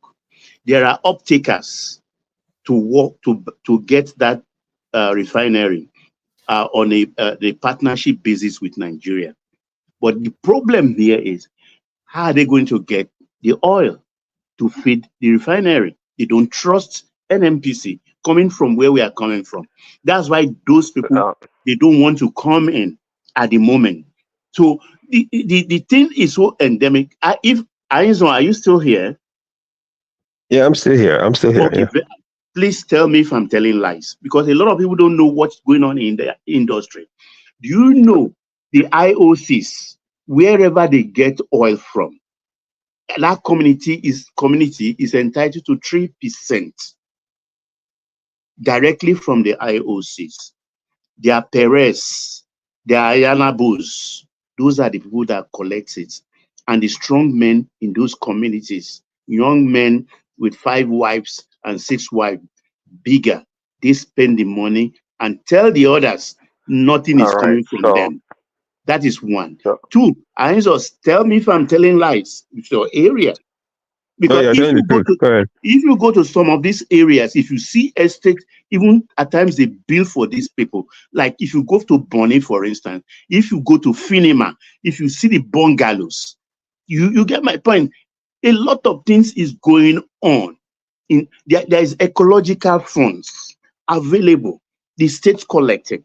There is also the derivative 13% funds. Only 10 states collected. You get a lot of things, but it's not getting. That's why I say we gongo. Now we be the real problem. That's why I use the word. Yes. Maybe if angel comes down. Baba, we are the problems. The individuals that are in that space are corrupting the space, including what the examples you just gave of those in the communities that should be fixing it. They've corrupted them too. But to the point that Janle Koko was making is that this thing is about political will to fix it. If you keep putting criminals to handle these pieces and these places, they will continue to corrupt it. One man just said it. Mele Kyari has all the experience, but he's corrupted and he's serving private interests. Okay, if that's the case, Mele Kyari is not the right person to put in NNPC. There are other people that you can put there. Let me ask you, if you have a vintage car and you want to sack your driver, wait, let me just make this point to Arizona, just a second. You want to sack that driver. It's in the morning when he comes to work. You want to tell him, look, this evening, when we reach office, they will sign your sack letter. I bet you, the moment you park at the car park, he knows what to touch in that car engine. And by the time you come down in the evening, that car will not work. Yes, but that's why you have to be savvy. Yes, I agree. You have to be savvy in how you handle it. But it takes, Baba, trust me on this, my brother. It takes, if you had someone with the right political will and they look at that thing and they say, damn the consequences, I will fix this, it will be done. I promise you, it is not as difficult. Look, wait. It is not as difficult as we have made this monster out to be. It is just that people lack the political will to fix it. These politicians. Look, let me give you an example. One man, listen, I'm not saying we should go back to the military, but you cannot tell me that if Abacha was in office today and he gave them an order to fix that refinery in 6 months, it will still not be fixed. I can promise you everything I own, they will find a way to make sure it works. The reason why it's not done is because there's a lot of impunity in Nigeria. A lot of impunity. People steal money, nothing happens. There's no oversight, no enforcement of law, there's no order. So what's happening in NNPC is a larger piece of what is happening all over the place. People steal money, nothing happens. So NNPC has become a cesspool because nothing is done and no one is trying to fix it. That's the problem. Okay. So you can shut down subsidy. You can shut down subsidy all you want. These people will pack their bags and just move to another part of the industry and start stealing there too. Until you actually come. Hold on, Baba, hold on. Prince has been trying to come in. Prince. Thanks, Roman. It's the NNPC is not unique. You can probably point to any other sector in Nigeria, and they all suffer from the same malaise. And what you're saying, Aizan, it is difficult. Everything in Nigeria is difficult. And quickly about Tinubu, in hindsight, what Tinubu is able to, what he has been able to do in this short time period is actually commendable in a lot of ways, because it shows someone that's not really there for his own pocket. Because a lot of things that he's doing right now, he didn't have to do them. But he can, of course, always do much more or do better, especially in the area of agriculture. But when you talk about political will, if you're familiar with Trump, that'd be a good example of somebody that wants to come into the place and do the right things by the people. The Nigerian space is extremely difficult, and people think it's a child's play. Though we should put the right people in there. Who are the right people? The right people are the people that fight, that do politics, that get their hands dirty. Those are the right people. There's no angel right somewhere in Europe or somewhere in the village that's going to come and fix things. It doesn't work that way. So one gets them of just talking. We need the high-speed rain. We need this report and all this stuff. People tend to talk about a problem in void. They don't understand, like things work in isolation. Everything works in tandem. They do. It just is a strategist, someone that's smart enough to be able to put things together. It's a complex configuration. Okay, so Prince, you agree that it can be fixed, right? Right? But it's not as easy as many some people would make it sound. If it was easy, everybody would be doing it. I'm saying you agree that there is, but you agree that there is a solution. It can be fixed. There's always a solution. So that is my point. That is my point. It's on what Prince is, and correct me, Prince, if I misunderstand you. But what Prince is saying to you is that fixing it requires stealth and guile, not somebody giving orders and somebody not even putting there. It's stealth and guile. You have to go into the underbelly in disguise and then try to untangle it from there. It's not about having the right person or giving the right orders. It's stealth and guile. It's quite clear that it's not about having the smartest people in the room. It's about having the right person or people that have the will to want to do right by the people. We talk about we have all the smart people. Yeah, we have all the smart people. Miller, Chiari, and all these people you mentioned. Yeah, they're super smart, but their interest is for the handful of people. Okay, so Prince, here's what we're both saying. I'm saying that you need to go in there and you need to make it clear and establish order and fix it, right? You're saying, according to one man, you need strength and guile and you need to work under the shadows to fix it. But either way, we're both saying it can be fixed. Our strategies are different, but either way you pick, it takes political will to do either way. So whether it's strength and guile or whether it's going ho-ha and fixing it, that person has to have the will to want to do it. And in the that's so essentially we agree on the point that it takes political will. We disagree on how it will be done. But the key part is it can be fixed. We just haven't had the person that is willing to do it. That's the point. That's the key point there. And that's why it still exists. Yeah, Hands-on. sure. I I wish can agree the with government you. can tempt you. Go ahead, Baba. Wallahi. Every man See, has his this own Nigerian price. space is it's really complex, man. No, but Prince, that people. there's nothing that is complex. Okay, well, Like how come it's not? hold on, Let me lie. How come it's not fixed? It is very hold complex on. and complicated. Yeah, Okay, let's not pretend. Okay, hold on. Aja, Yes, let me give you an it's not. example. During, Okay. I heard this story, actually, this thing. A commissioner, the civil servants, they gave him an envelope, he refused. They come back again, someday they gave him, he refused. The third time, their Baba come and put that envelope, fatter one on the table, open in cap, and tell us, tó o bá gba ilé, máa ṣépè fún ẹ ni. Ó fẹ́ kébi pa wá pa ni. He was forced to take it.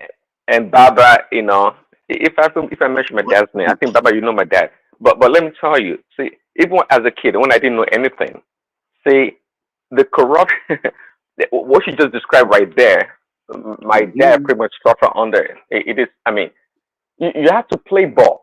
So it's like a cartel. You have to play ball with the big boys, and you have to They will just you have to finish do your it children for accordingly. you. I mean, you can't if you don't want part of it. Okay, you can exit with your mouth shut and just go your way. But if you think you're gonna come around and try to disturb them or undermine them, they'll take you out. And that's what I'm saying. People just talk. They don't know the insight of how deep Nigeria is. And it just didn't start in this past 10, 20 years. It's always been like that for a very long time. All these excuses. Look, let me tell you. One thing I know that is if it is Tinubu that owns that oil, and if it is Tinubu that is giving the subsidy, he will quickly find solution to that problem. Thank you, Solly. Thank you, Solly. Is too much. Thank you, Solly. This Solly guy, this guy is just too much, man. When they kidnapped Okonjo-Iweala's parents, where were you people? Do you know how much federal government paid? Hold on, Baba. Look, Solly, he just make a very good point. And let me support it like this. What did he say? You see, political will, when you have people that are not ready to effect that political will to, manage the affair of the state or transform their society, particularly people that are engaging in conflict of interest, then you're not going to have the problem solved. Like what we have today, Tinubu and Hando have the best of the richest oil well in Nigeria today. So how would you get the problem solved? How can you solve the problem in that sector when his own company? Okay, his Buhari family that company. doesn't have Hold any on oil now. well. Hold What on. has Let he us done, land. Buhari? Let us land. And that is conflict He of interest. awarded this thing to himself when during this 1 year he just got to office, and Prince Daddy is saying, "Oh, he's not there. He's not there to steal money. He's not there to do." Look, Aja, let Buhari let that us doesn't tell have ourselves the truth. one single oil well, being Huh? a oil minister, being PTF chairman, head of state twice. What happened? Who? Baba, Buhari. who told you Buhari doesn't have oil well? He doesn't. Ah. Woman, he doesn't. No. Monique Are Oni you aware of the Ndimi family? Indimi is the in-law. Yeah, They well, can so only that, look. Is it not This, one of the big? It does not have the big one of the biggest oil wells in of Nigeria. course, yes, yeah, I know. Okay. But And what is his relationship with Buhari? what can Buhari lowo ni o? They just give him pocket money. No. What is Ndemi's relationship with Buhari? Aisha is the bag woman. Okay. Aisha is the bag woman. You see what we are talking about now. Vested These interest. people, this conflict of interest that these people are engaging in to manage the affairs of the state, that is why they cannot solve problem. Is it difficult to even build roads that they cannot build? Is it difficult to invest on education? Is it difficult to invest on healthcare? Look, don't let us be giving excuses for these corrupt practices that these people in power corruption that they are using to rob us, loot our Okay, our commonwealth and all these you things. made your point before. As Azan, he's in Nigeria. We can do this later in the night when Azan has left. Maybe we just give him the chance to tell us Well, we exactly his just want own to view. tell you this idea that is difficult to solve is not and that we should just live it like we It's should good live it like that. now. When I No, build it's one not house for difficult to you, solve. We you have refuse to take people the key. that don't want You to refuse to solve take the key. I we gave it have to your people wife and the car.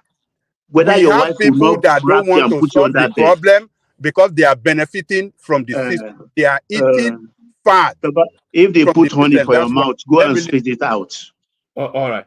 All right. Thank you. So thank you, Baba, for highlighting that Hassan is with us. So, gentlemen, I know everybody has been here for a while, but with your permission, I want to go to Hassan because its system drops often, and really it's at the epicenter of what is going on in Nigeria at the moment. Exactly. The protest now turned riot is most impactful where he is, and he, of course, a senior figure in that space. So a real opportunity to gauge the temperature. I'm not sure if Hassan is ready for us. Hassan. Hello, Aman. Hello, everyone. Ogagba. Do you know what Ogagba means? I don't know. You have to explain that to me. This is it. We should be teaching what. you know Oga now. Hassan. I know Oga, but but I Yeah, don't know. the super. That one a super Oga now.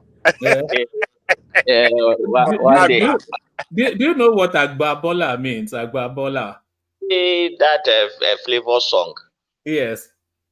I don't know. It's just like if you know the connotations of that, that's what Ogagba is. But certainly good to have you here. I mean, there's really no topic to talk about really other than the goings on. I mean, you know, it started off as a protest against hunger and hardship, which before it started, we were having conversations with us then.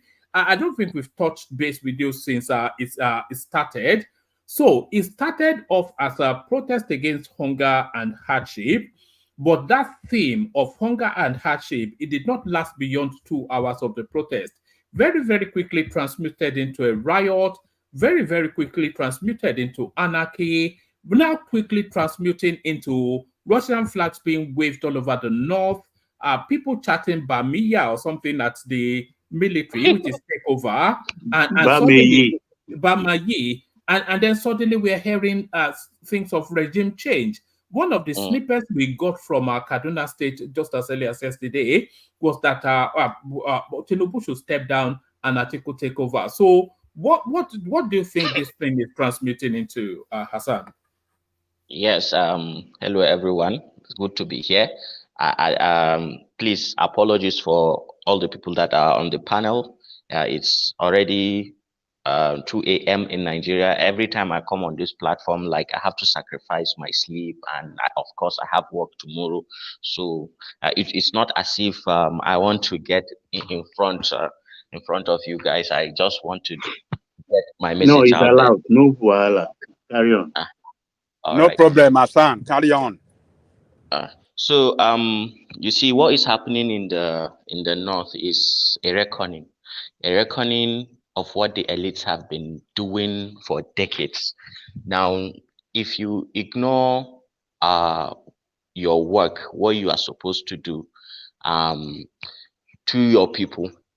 It may take some time before the people understand what is actually happening and before they, they revolt. However, it's actually becoming the case apparently now that these, kids that you claim that you have free school, a school that is not even fit for an animal to go there and learn anything. There is nothing there. There are no teachers there, and there is no teaching materials, learning materials. Nothing is there.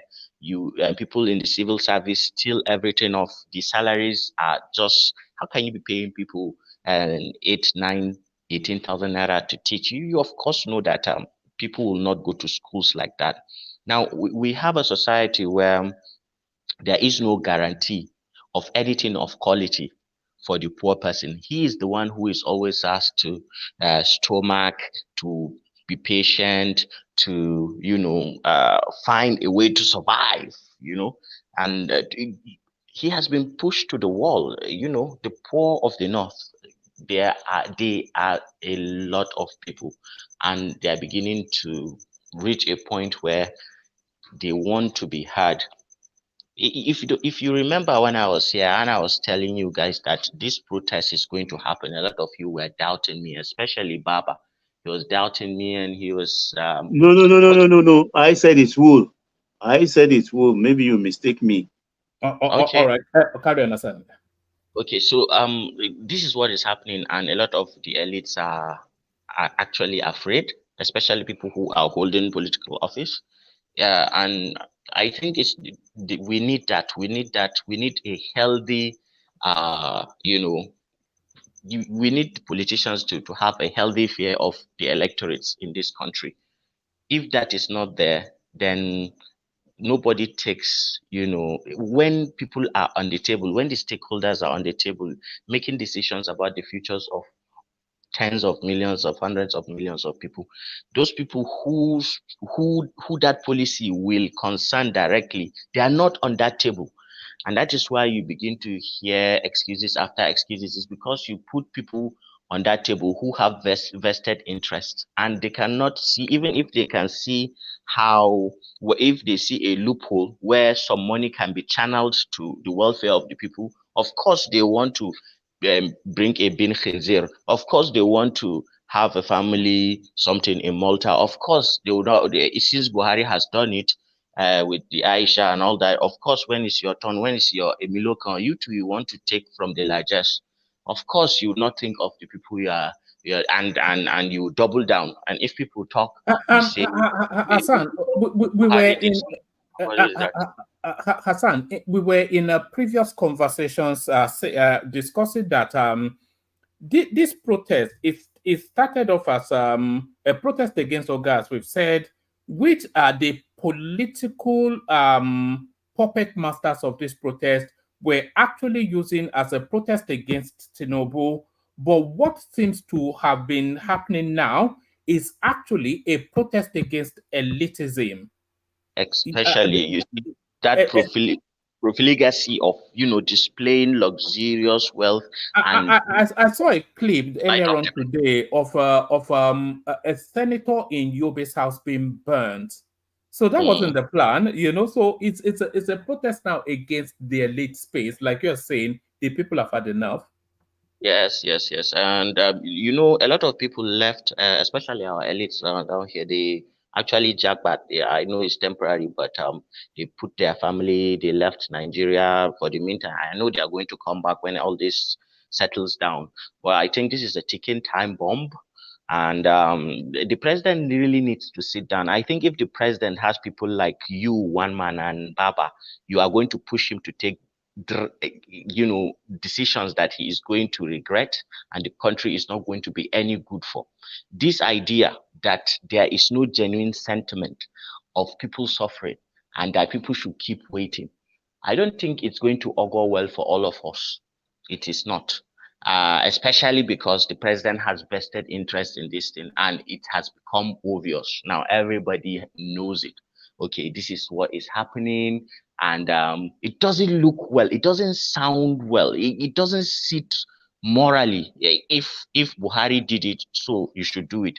Okay, see, if that is the way it has been done for decades, then the president gets a pass. I know in Nigeria we like to identify with our ethnic people, but on this, I Hey, don't think. Azan, can I just put in some so you can factor it into your explanation? You are putting the problem now at the doorstep of Abuja. Your governors in the north, don't they collect FAC They do. every month? They do. Collect fact, but what Baba you need to understand too is that Make me uh understand. okay, go and check how much they are collecting. Is the claim from people like you and the president is that the governors are collecting more money, but that is wrong. That is factually wrong. Yeah, well, if you want to look at more money as naira, which has been completely devalued and has no value since this president came in, which is as a result of his own direct policy, then it may seem to the poor people that the governors, but the governors also are Okay, crying what that about when the Naira had value? Because finish, please. the problem didn't start today. Finish, Baba. That's the problem. So, pre Valueless Tinubu, Naira, pre-valueless Naira. Yeah. yeah, pre-valueless Go naira there. on the balance when you look at it, it is small. So, there are states who get a couple of hundreds of millions of dollars in a year, and then there are states who get say 40-50 million dollars in a year. Now, those states are getting far less in dollars now, but it seems more in naira. So they have contracts, they have commitments that they themselves are not being able. So it's like the president is pulling a con game for he's putting blame on, unlike you, to putting blame on the subnationals, while the real problem is his own policy and keeping this posture, this stand that somehow he is helping people while he is actually benefiting from these So it's policies. no more terrorism and banditry. Quick Come question on. about Sam. That is not out of what people are asking for the protest. You know, there are a lot of demands. People are protesting against banditry. They are protesting against. It's not like a one size fits all everything. Yeah, and Hassan, believe Hassan, you're Let me making let me chime in first. there is anger. There is anger for the subnationals and governors, but that does Aside, see, attention should. an institution is not destroyed overnight, and I know you know that. So to Baba's question, see, unless you're telling me that the governors and the leaders in the north are aloof, they don't have a clue what is going on in their own backyard, then I guess I would accept your argument. What is going on right now didn't start with Tinubu, and it didn't start with a naira-less currency. That's not where it started. The problem has been brewing for quite a long time. So the question is, the leaders in the north, what have they been doing, you know, in order to ameliorate this problem for this years that's been going on? It didn't happen overnight. This young kids in the north, you know, their problem didn't start overnight. The northern governors say, I know there's always been a lot of wealth in the north, especially I remember Kaduna very well.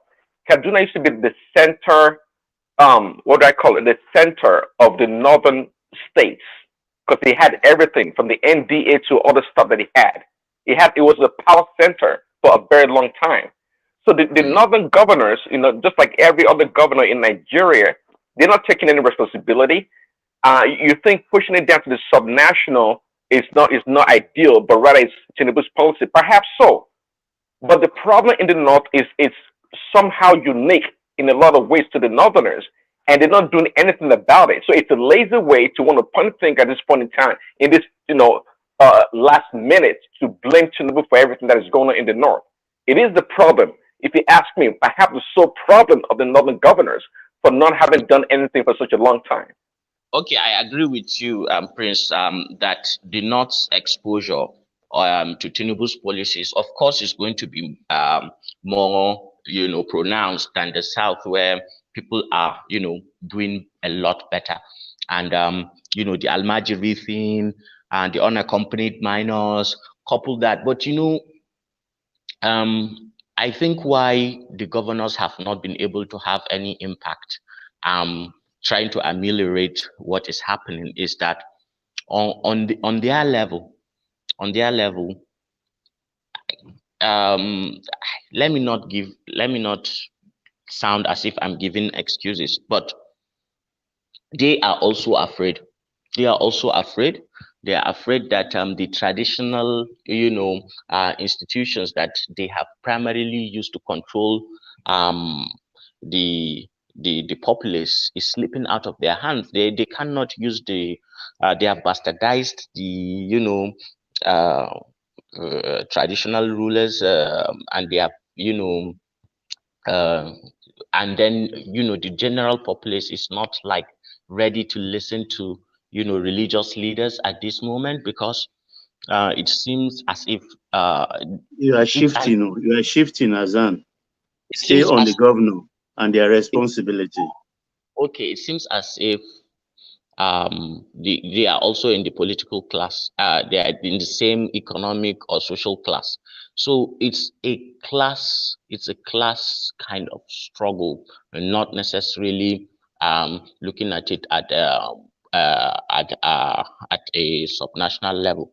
I A lot of these governors, the claim is that they have not been sharing all those 20 trailers of rice that the president has given them, or they have not designated enough money so that people will. I don't think, maybe it's because I have something to do with how the state governments operate in the way I work, and I know that uh, this, whatever the governors do, will not be enough for people to enough of the people to feel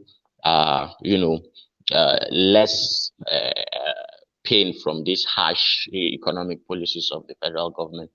Well, maybe they are not doing that enough, but I know right now, if you are supposed to give these things percentages, I think the bulk stops on the president's table, and because Alaji Azan. Azan, Alaji Azan. hold on. Let Kulata come in. I think Kulata Hassan, I have two questions for you. I like the fancy tale about the people revolting hunger in the land, but I'm just wondering how that hunger quickly morphed into Russian flags flying around the place, and Chinese flags, and people saying they want Russia. Because okay, someone, hold on, And military someone, takeover. a military takeover. So people that are hungry should focus on the primary need, hunger, right? Maslow's hierarchy of needs. So that's question number one. I don't know if you want me to just say the two questions. I don't want you to yeah, lose focus. So just if you say can them. address that. Say them. The second question is, in your earlier submission, you stylishly alluded to Dan Bello's video, where you're saying, kind of like implying that Tinubu is a beneficiary of the subsidy. And someone earlier in the session too is making that wild claim, because Dan Bello kind of like read someone tweet word for word and made a video out of it, and it's viral. And they're connecting O and O, they're connecting O and O to some dam to the Malta alleged mixing plant that is owned by one, I forget the name, Dan something something, and then somehow they said O and O owns it, and they're tying it to Egypt, and the timeline just doesn't add up. But you are just alluding that okay, Tinubu is a beneficiary of the subsidy removal, like he's directly claiming. So I kind of catch those kind of tricky narratives, and I would like you to explain yourself. Okay. You see, let me start with the Dembello thing.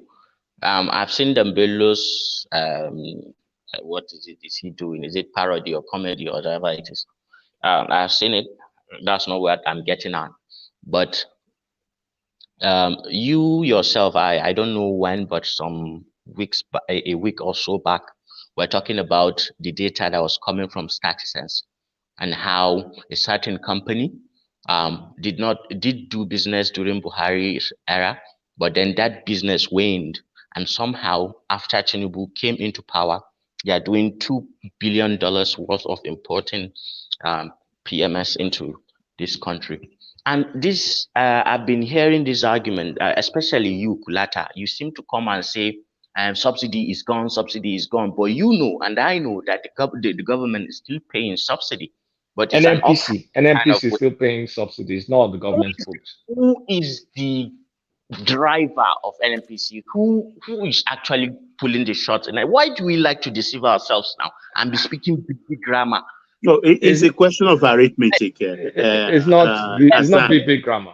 Let me get It's not grammar. It's But arithmetic. you're Do you shifting want the away from arithmetic plainly?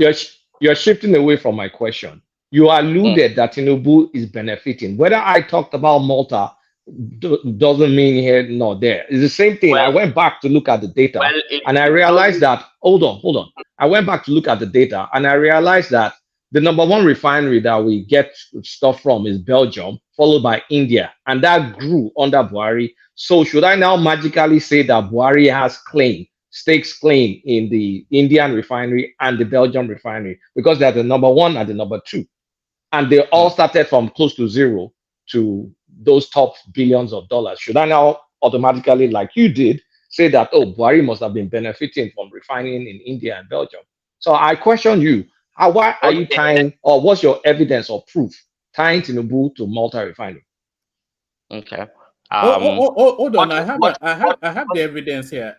Me yasa man fetur ke tsada a Najeriya? Controlled by. Sorry, do you want the evidence? By the relatives of Buhari, of Tinubu. Please, one man, go ahead. Let's see it. Oh, all right. Me yasa man fetur ke tsada a Najeriya? Bari in fayyace muku. Tulumbu da iyalan shi ne suka mallaki kamfanin mai na Owando. Sannan ba su daɗe da saye kamfanin mai na Ajib a Najeriya ba, wanda shi kuma mamallakin rijiyoyi mai ne guda 17 kuma yana haƙo garwan mai miliyan 11 a kowace shekara. Saboda haka yanzu rijiyoyin man nan mallakar iyalan Tulumbu ne. Bayan an haƙo ɗanyen mai sai tacewa domin cire fetur, dizal da sauransu. Maimako a tace ma a Najeriya, a'a, sai aka zaɓi ƙasar Malta, wanda ko rabin Lagos bai kai a girma ba. Ga tambaya, me yasa ƙasa kamar Najeriya ba ta iya tace mai ba, amma ƙasar da ko rabin Lagos ba ta kai girma ba, za ta iya tace min da mutanen Najeriya su dogara a kai. A shekara 2011, babban kamfanin mai na Malta, Enemed, ya rattaba hannu akan takardun ba da aron masana'antunta na sarrafa mai da ajiyewa zuwa ga kamfanin Ras Hanzir. Su waye suka mallaki kamfanin Ras Hanzir? Iyalan Tulumbu a ƙarƙashin jagorancin Wale Tulumbu da taimakon Adewale Tulumbu Junior. Wale tare da iyalan Tulumbu su ne kuma suke shugabancin kamfanin Owando wanda na baku labari tun farko. Yau wato bari mu sauƙa bayanan. Iyalan Tulumbu sun mallaki kamfanin Owando wanda ya sayi rijiyoyin mai na Ajib. Yanzu kuma ya karba aron kamfanin sarrafa mai a Malta da sunan Ras Hanzir. To idan ba ku rude ba, yanzu haka Ras Hanzir mallakar iyalan Tinubu ya kafa matatar mai a Malta, sannan kuma ya saye kamfanin sarrafa mai da ajiye man da ya karba aro a shekara 2021. Saboda haka yanzu suna da rijiyoyin mai, kamfanin tace mai, kamfanin sarrafa mai da wuraren aje tacaccen mai. Saura shigo da mai ne kawai ya rage Najeriya. Saboda haka Tinubu na zama shugaban kasa, abin da ya fara yi shine cire tallafin man fetur saboda arzikin shi ya karu. Kuma duk da haka akwai tallafin da yake biya a ɓoye daga asusun ƙasa zuwa nashi aljihun, kamun ya ida cire tallafin baki ɗaya ya zama daga aljihunku ne yake zuwa nashi aljihun.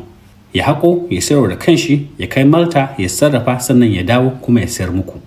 Kuma ya ɗebi kuɗi daga asusun ƙasa ya biya kanshi tallafin man fetur. Ga kuma alaƙa wannan zaluncin da farashin dala. Najeriya tana samun dala ne idan ta sayar da ɗanyen mai ga ƙasashen waje. To in ta sayar da man sannan ta ɗibo wannan dalolin ta dawo da su gida, kun ga za a samu wadatar dala, farashin dala zai kasa. Amma me yasa ba a samu wadatar dala a Najeriya? Saboda idan an sai da ɗanyen man ana amfani da dalolin ne a siyo tataccen mai da ƙasar waje, yanzu mafi akasari daga ƙasar Malta. Da wajen sama da dala biliyan 2 a shekara ta 2023 kacal. Wannan zai sa Najeriya ba ta da isassun dalolin da za ta kawo gida ta sayar, lamarin da zai ƙara farashin dala. To sai dai waye a halin yanzu yake da isassun daloli da zai iya dawowa gida ya sayar a farashi mai yawa? Tulumbu da iyalansa. Kai kuma Dangote da karambani sai ka gina matatan man da ya fi kowanne girma a duk faɗin duniya, ko ka san me haka zai jawo farashin mai a cikin Najeriya da farashin dala? Ku rubuta mu a comment section. Yeah, so that seems to be where you guys are getting this. One man, you are holding brief for Tinubu government. You are just like a judge who is trying to lead a witness into making false. What I was thinking, it was real evidence. You just put this guy here. No, Hassan, what's the proof? is what I'm asking, because you alluded to, you said The truth he's that benefiting from it. it's not a good look. Is it a good look to have a company import your petroleum products that your relatives are running that country? That's exactly what I'm asking you. Where did you get proof that his relatives are running this? No such proof exists. Because in 2021, hold on, in 2021, when the Ras Answer Oil Terminal Limited or whatever was supposed to, that's when they leased that terminal. And who was the president in 2021? Did he know he was going to be president by from 2021? And where have you seen in the book that some Razer whatever has Ocean and Oil as part of their owners? Can you show me proof? Well, I cannot offhand because I'm using a mobile phone right now. But Okay, I whenever you get your laptop, I'll wait for the proof. Yeah, I promise to come back. But I find it somehow people who claim to, understand the workings of policy and with the history that we have in this country, to somehow think that Tinubu is beyond, But that's a conjecture. That's you have to show if you allege, you must Kulata, wait. This Tinubu. I hear you now saying. No, Baba, let that conversation take place. So I want to help Kulata speak better. I mean, Shoma asked a question I really want to put to him. Actually, I've forgotten the question she asked. You put it on screen before. He said, why do Northerners always protest? Baba, hold on, Baba. I don't want the conversation to deviate. Let him go at it, and then you come after. Azam, my request is very simple. Show me two things. Show me Ocean and Oil run things in Malta, number one. Number two, show me Ocean and Oil that Tinubu is linked to Ocean and Oil. But the most important part that I want you to show me is that terminal, the Ras Hanser oil terminal, is owned by Ocean and Oil, because they bought that thing in 2021. You have to show me proof. Otherwise, it's just rumor mill. You think it's just rumor and propaganda? Because there's no proof. Okay, fine. Then Buhari is. Then tell us where Buhari money. Tinubu's money come from. What company does Tinubu I'm not his family member. You can talk to his accountant. Okay, so somebody brought something. You have to show something. Can we talk he about alleged something, and I called him out on his allegation. He who alleges must prove. No, that's Tinubu doesn't have any company in Nigeria. He doesn't have any factory. He's one of the richest Nigerians. Please, I want to have a focused conversation. Talking about the Russian flag is the Russian thing. Go to the Russian flag one too. How did Ibn Power were hungry quickly morphed to military must take over, Russia must take over, China come and save us? How did that quickly escalate? Like that is something that I didn't like. It repulsed me, but it did happen. I think there are people, of course, who are trying to exploit this, but I can also see it happening organically. The problem is in states where police were heavy-handed and where people died. This is where the flag started coming out. The first day of the protest, people died in Kano, in Kaduna, but not in Maiduguri. It happened too, but I don't think anybody raised any Russian flag yet. Now, the reason is because of what happened in Niger, and after the military takeover in Niger, people were celebrating with the Russian flag. And I've had people say that the flag looks like the Nigerian defense flag or something like that. But that is not actually the case. They are doing it, it's just like a double-edged sword to put pressure on a government, on an insensitive speech by the president, to think that Nigerians are not suffering enough, and somehow all this that is happening as just say the gimmicks of his political rivals. Yeah, Yeah, Hassan, I let me don't ask agree you. with the president on that because he doesn't seem to understand the severity of what is happening. Hassan, sorry, Baba. Just hold on 1 second. You said you don't agree with the president on that, but a lot of people believe that this protest now has is completely abandoned the hunger strikes and is now entirely a political movement now. Senator Shehu Sani came out on the in the media to tell us that they are trying to unseat Tinubu via the back door. A lot of people believe that, and a lot of Southerners. I'm just waiting for a I'm waiting for a tweet to load up. But before that tweet loads up, actually, let me play you a clip. It's only about 20 seconds. When people are saying that what is going on in the north is nothing to do with the hunger, it's the political powerhouses in that space trying to truncate the Tinubu administration. So I'll show you now a clip of people being moved from location to location in the north to go and demonstrate and riot. Let me play you this. Then you see what people are saying. Yes, here it is.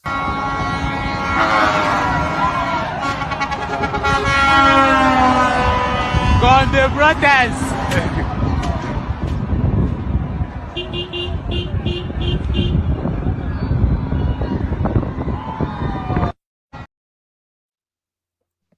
So that's not anything organic or spontaneous. That is just those are political moves. So Okay, one man, yeah. I won't put it past politicians to do these things. I won't put it past them. Like I understand how dirty the game can be, it can go.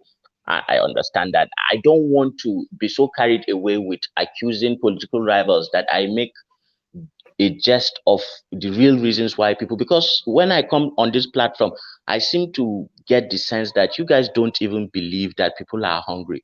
I hate to imagine how your hearts are in there to think that just because something does not No, concern I've you, never had anybody on this platform say people are not. especially you, Papa, you insinuate that all the time.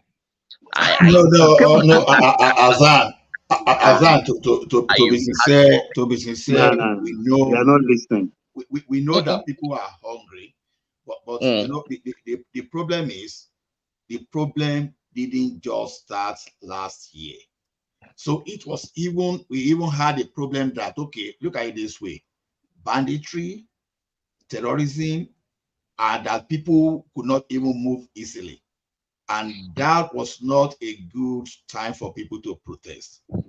Now, when the situation, the security situation appears to be improving, oh yeah, we agree hunger, but something led to that hunger. And the situation that led to the current and please, economic who is crisis. speaking? Who is speaking? My name is Ola. Okay, Ola. Thank you for bringing my attention to this. I think another thing too that people are not giving the president, his flowers for is the security situation. It's not. We are not yet there. It's not yet Uhuru, but yes, he has maintained, and yeah, the armed forces are doing their bits. Yes, that is something that I will give the president that. Like I don't joke with that, and yeah, the president is doing well with the security of the country. Okay, one man, given that. Azan, wait, Ola. Look, the industry I know very well is the oil industry. And a lot of things happening in the north. A lot of people don't know. But I'll just drop one now. Do you know you people have oil? I think in the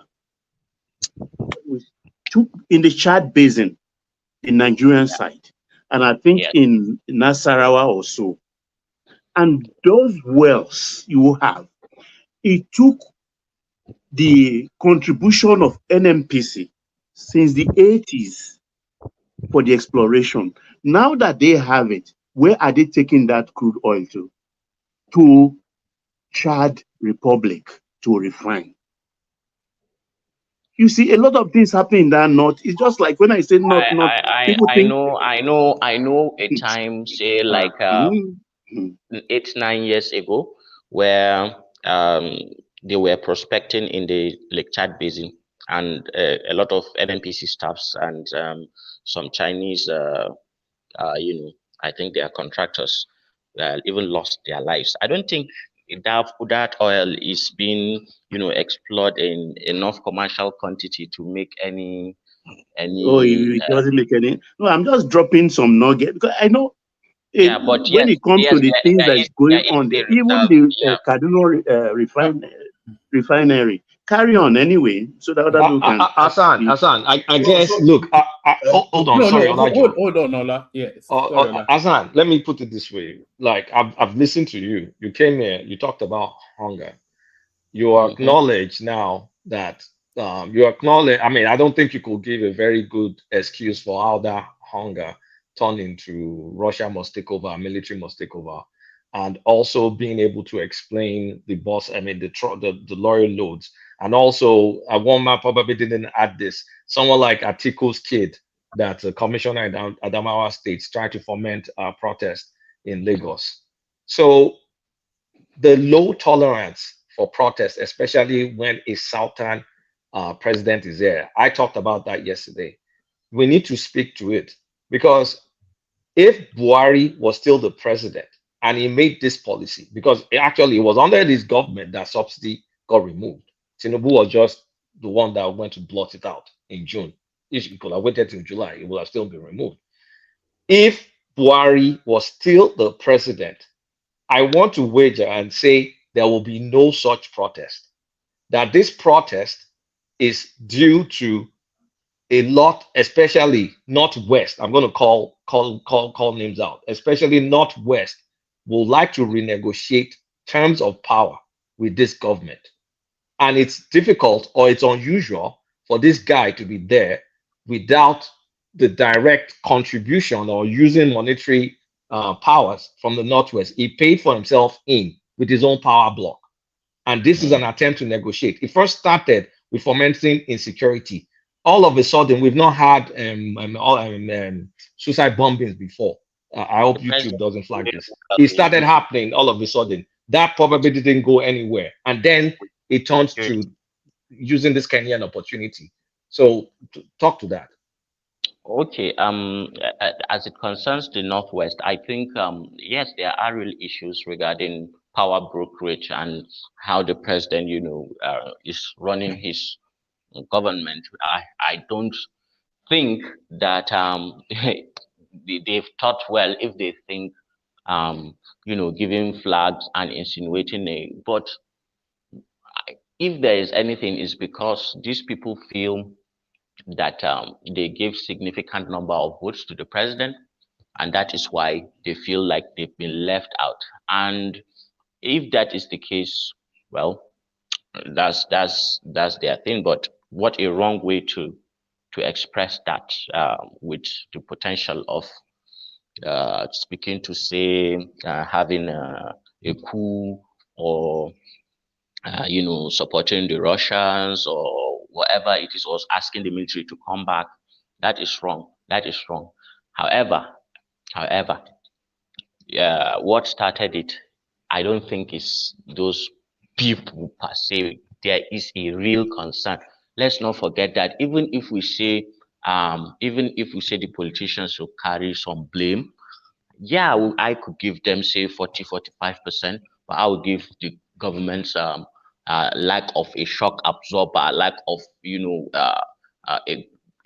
a way for the common man to actually get get something that he could live on, because of their policies, not thinking ahead to give him any respite, any thing. I think that should take like 60 or the minimum 55%. But you agree that if it was Buhari, there would not have been this protest. No. The protest, even if there will be, will not be as pronounced. I am sure of that. Let me read you this tweet, Hassan. This is from one of those big names on Twitter called PO. It says that dear Southerners, although I strongly disagree with President Bola Tinubu and his ideology, I am deeply concerned about this recurring issue. Whenever a Southerner becomes president, the North seems to intentionally destabilize the country, seemingly aiming to undermine the president's tenure.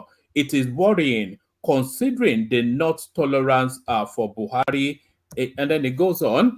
It says, why is it that the North loses its tolerance whenever there is a Southern president? It is crucial for him to unify the entire South to ensure stability and progress throughout his tenure. So that is a sentiment held by a lot of people. We saw it under Goodluck Jonathan. They attempted, remember under Obasanjo, they came in with the they came in with the Sharia attempts, and then they used Boko Haram to truncate Omar, can I piggyback on that? Hold on. Yeah. So then they used Boko Haram to truncate Goodluck Jonathan, and now they are using Russian flags to intimidate Tinubu. Well, I cannot actually speak on Obasanjo's Sharia thing. I was too young to make any sense out of that. But the Jonathan one, I was there. And man, yes, you see, there's this tendency with us in Nigeria to always want to say, okay, the Boko Haram thing. Some people are even saying that it's Buhari that is actually sponsoring Boko Haram at that time, so that you get Jonathan out of the way. Why don't we want to accept that things can go bad and that people can organically have a security issue? If some politician now uses that as a means to gain advantage in the political arena, isn't that what is supposed to happen? I can't imagine Buhari, going into Sambisa forest, handing guns to people or giving them bombs and saying, okay, go and bomb Nyanya, go and bomb this place, go and bomb Kano, so that people will say Jonathan is not doing well, so that I'll come into power. Do you guys really think that that is what is happening, and that Boko Haram is not something that no, we don't think that, but by proxy, indirect proxy, yes, it can happen. Yes, it can happen, but Also, Boko Haram nominated him as their spokesperson during Jonathan. I'm not sure if you remember. No, that is a lie. No, that is a lie. That is a lie. That is a propaganda. At a time when the government was seeking for negotiation with them, so they said they were going to nominate somebody that will go on behalf. Do you know Obasanjo actually came to Reno and he actually talked with these guys? A lot of people don't know during Jonathan's regime. But Buhari felt that he could not, intercede on behalf of Boko Haram at any point. And in fact, the person who made that suggestion was actually somebody who was from PDP, and they were trying to smear Buhari so that if he comes out and say, okay, out of his goodwill, then they will use that thing to bury him politically and say he represents Boko Haram. So as a sharp guy, a sharp military man, he refused to follow. I've been hearing this Buhari sharp, right? Sharp military guy. Sorry. Okay. Don't sharp. And by the way, Hassan, if Buhari is not sharp, Obasanjo is not sharp, because they have similar trajectory. Hassan, two things. I don't think anybody that says Buhari is not sharp, it doesn't get it. Buhari was the all minister under Obasanjo. He was the president of the country, military and civilian, and he straddled that country. Military administrator of a state. It was a military. So anybody that Buhari is not sharp. All right, well, fair enough. That's your subjective view. But I wanted to say let me just say this. Hassan, don't feel put upon, by the way. It's only because you are our northern voice. That's why you're getting all the questions. So nobody's holding you to account for anything. But Prince, yes. Yeah, maybe a pointed question to Hassan. Hassan, do you think the North is dragging Nigeria backward in terms of its progress? Yes, I do, and not because of the reasons a lot of you think. Actually, Give us your own reason Tell why us you think better. so. Tell us better on Yeah, that. exactly. Tell us better on that. well, you see, um, a lot of people when they talk about the North, they point to, uh, a population of uh, people that are not quality people, whose ability of production is very low. Because yeah, we have a lot of people, but these are people that are not producing anything of consequence. What they have to offer is only their labor. I don't Now, think so, Azan. Oh, hold on Cannot for him. textile mills. Baba, just hold on for him. Let him flow. Yeah. But Hassan. so you see, these are a lot of people that are here in the North, and there is a lot of hopelessness and joblessness amongst the people, and the elites, particularly of the North, are not, as they are not like beholden to their communities. They make, they make speeches. They like to sound like they care, but they don't really. They don't, because there is nothing that people are benefiting from them being northern. You see, when you go to southern Nigeria, you see community schools, community hospitals, you see things like that. You can't see those things in the north. You can't see it. The northerner would rather find a sect, an Islamic sect, join one, and then turn back and look at another northerner who is doing a different Islamic sect and curse him, curse everything that has got to do with him, tell him that he is going to hellfire. So the energy is being put into what is unnecessary for living in a 21st century, in living in a 21st century environment. If we were still in the 1940s, we would say that the North is, well positioned. But as it is now, the North is not there yet. The North is not there yet. However, uh, when we talk in the context of Nigeria, I think the North has enough, in the pool of Northerners. Of course, we have enough people who are smart enough um, to push this country forward, but it's a matter of leadership. We don't have a representation. The people who represent us do not represent the core communal spirit that the North used to have. They have now turned into capitalists. They want to be Westerners, and that is where our problem is. I think Whose there fault is. is that? Well, I believe it is the fault of our elites and people who have had sway over, you know, setting the policies that run this. Can I, sorry, can I respectfully disagree and say it's not a matter of the elite, it's a matter of culture. First things first, when you Well, birth kids and you send the a little kids, bit of this and that, but no, I don't think just let one. me just say it. I'm not trying to, I'm not saying I'm not saying religion or anything. I'm talking about the culture of you have kids, you send those kids out. You don't bring the kids. So if you're talking about community starts from home. So if you're not in control of where your kids go to, if they wander away or you send them to the cleric somewhere that's only going to teach them or not teach them because you're not even following through, then it's not by accident that all that will propagate to the top. And the people that are smart enough will take advantage of that situation and become a leader. But you know what, Kulata? Before, people used to care. Like when you send a child, he goes into a community where nobody knows him, and he is said to be a student, learning, the religion. Then he becomes the son of everybody in that community. He's well taken care of. But in the last 30, 40 years, that sense of admitting people's children, that sense of community is Now, gone. it Then helped some people like IBB, Gaduna School, and all the rest. yes, They became they Major went General. Yeah, they they went don't. They don't their know their graduate. parents.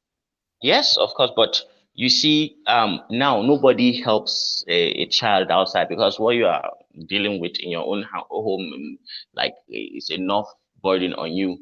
And yeah, there is a little bit of culture, and there is a little bit of, the policies that the region has, suffered under. I believe if there was uh, plenty enough to have every child go to school in the last 30 years. No, we shouldn't have been talking about this by now. But that's a parenting thing, though.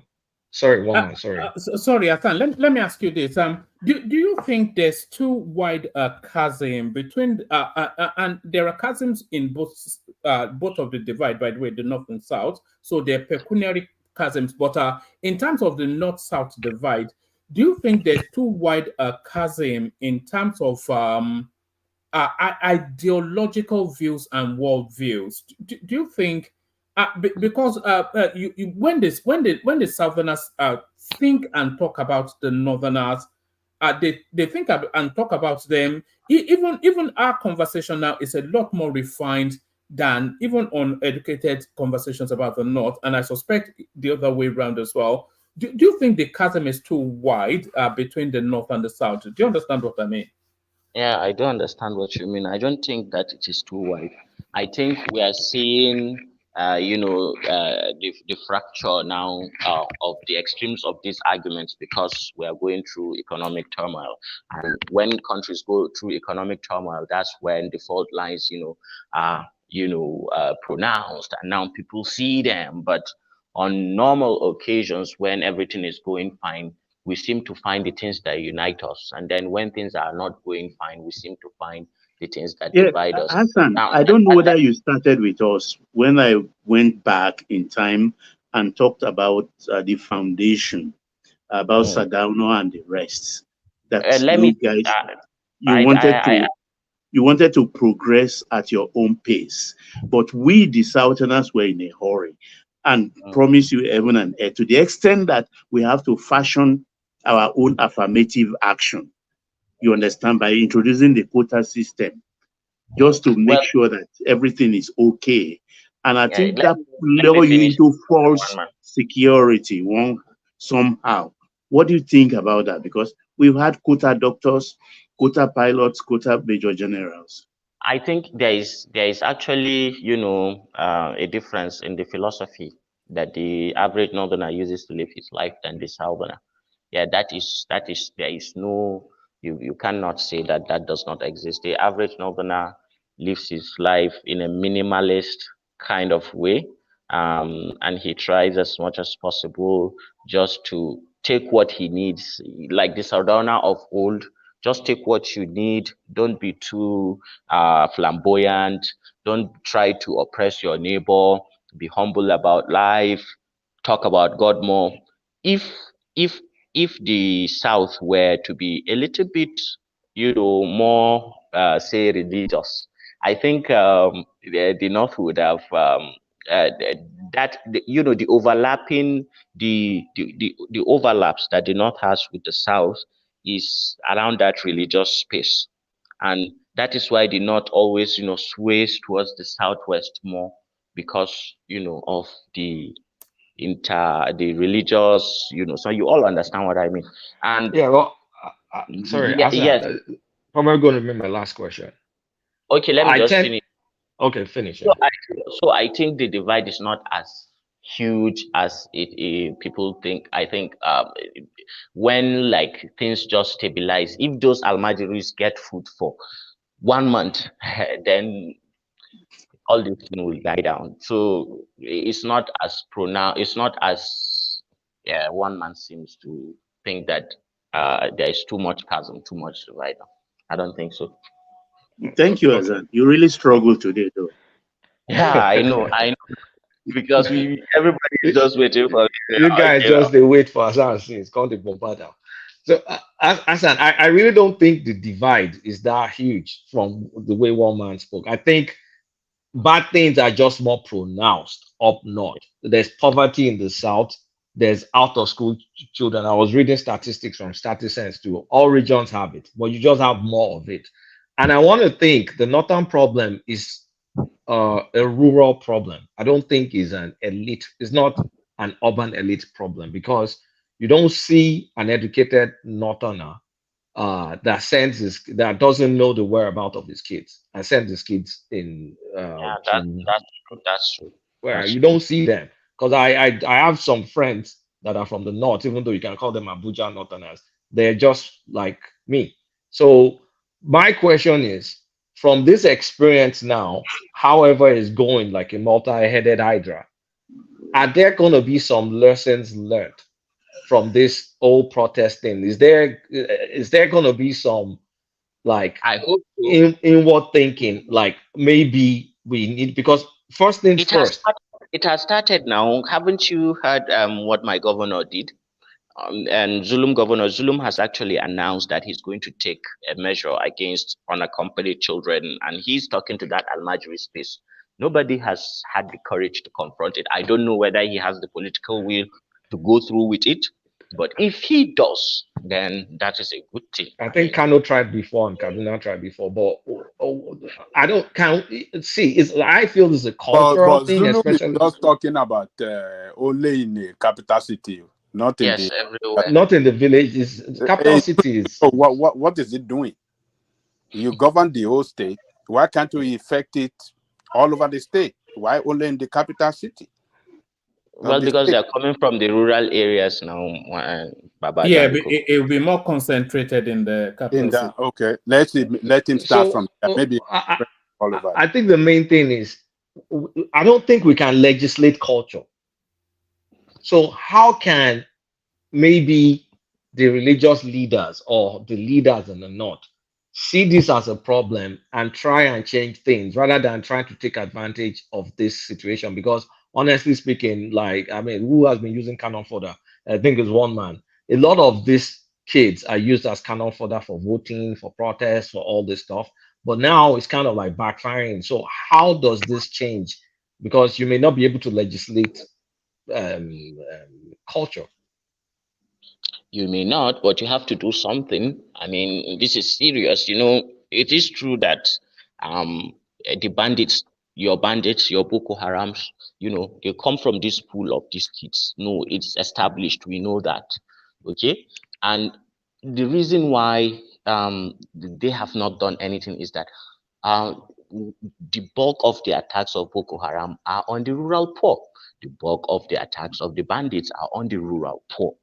Now, these guys are beginning to notice, perhaps being aided by others, that look, these are your enemies, the elites, those who are ruling, and their concentration is now getting to these guys. Maybe now they will start to think seriously on how to solve this problem. And I believe that is where Zulum is getting at, because in the next couple of years, if something is not done about this, they are going to set their eyes on, you know, the people that are in their immediate environment. Like when the protest started, they were trying to get into the GRA in Maiduguri, and it's just because the GRA in Maiduguri is gated. It's actually gated. If not, it would have been a very, very bad thing. Really. They were trying to get into the GRA. They were trying to just go and harm rich people, in quotation, because these guys are so dumb. They don't even understand what is what. They just want to cause violence and confusion, and that really like sent jitters into a lot of the elites. In numerical terms, Hassan, how big or how wide would you say this demography is? The demography we're talking about, not just in your state, but in the broad strokes of the north.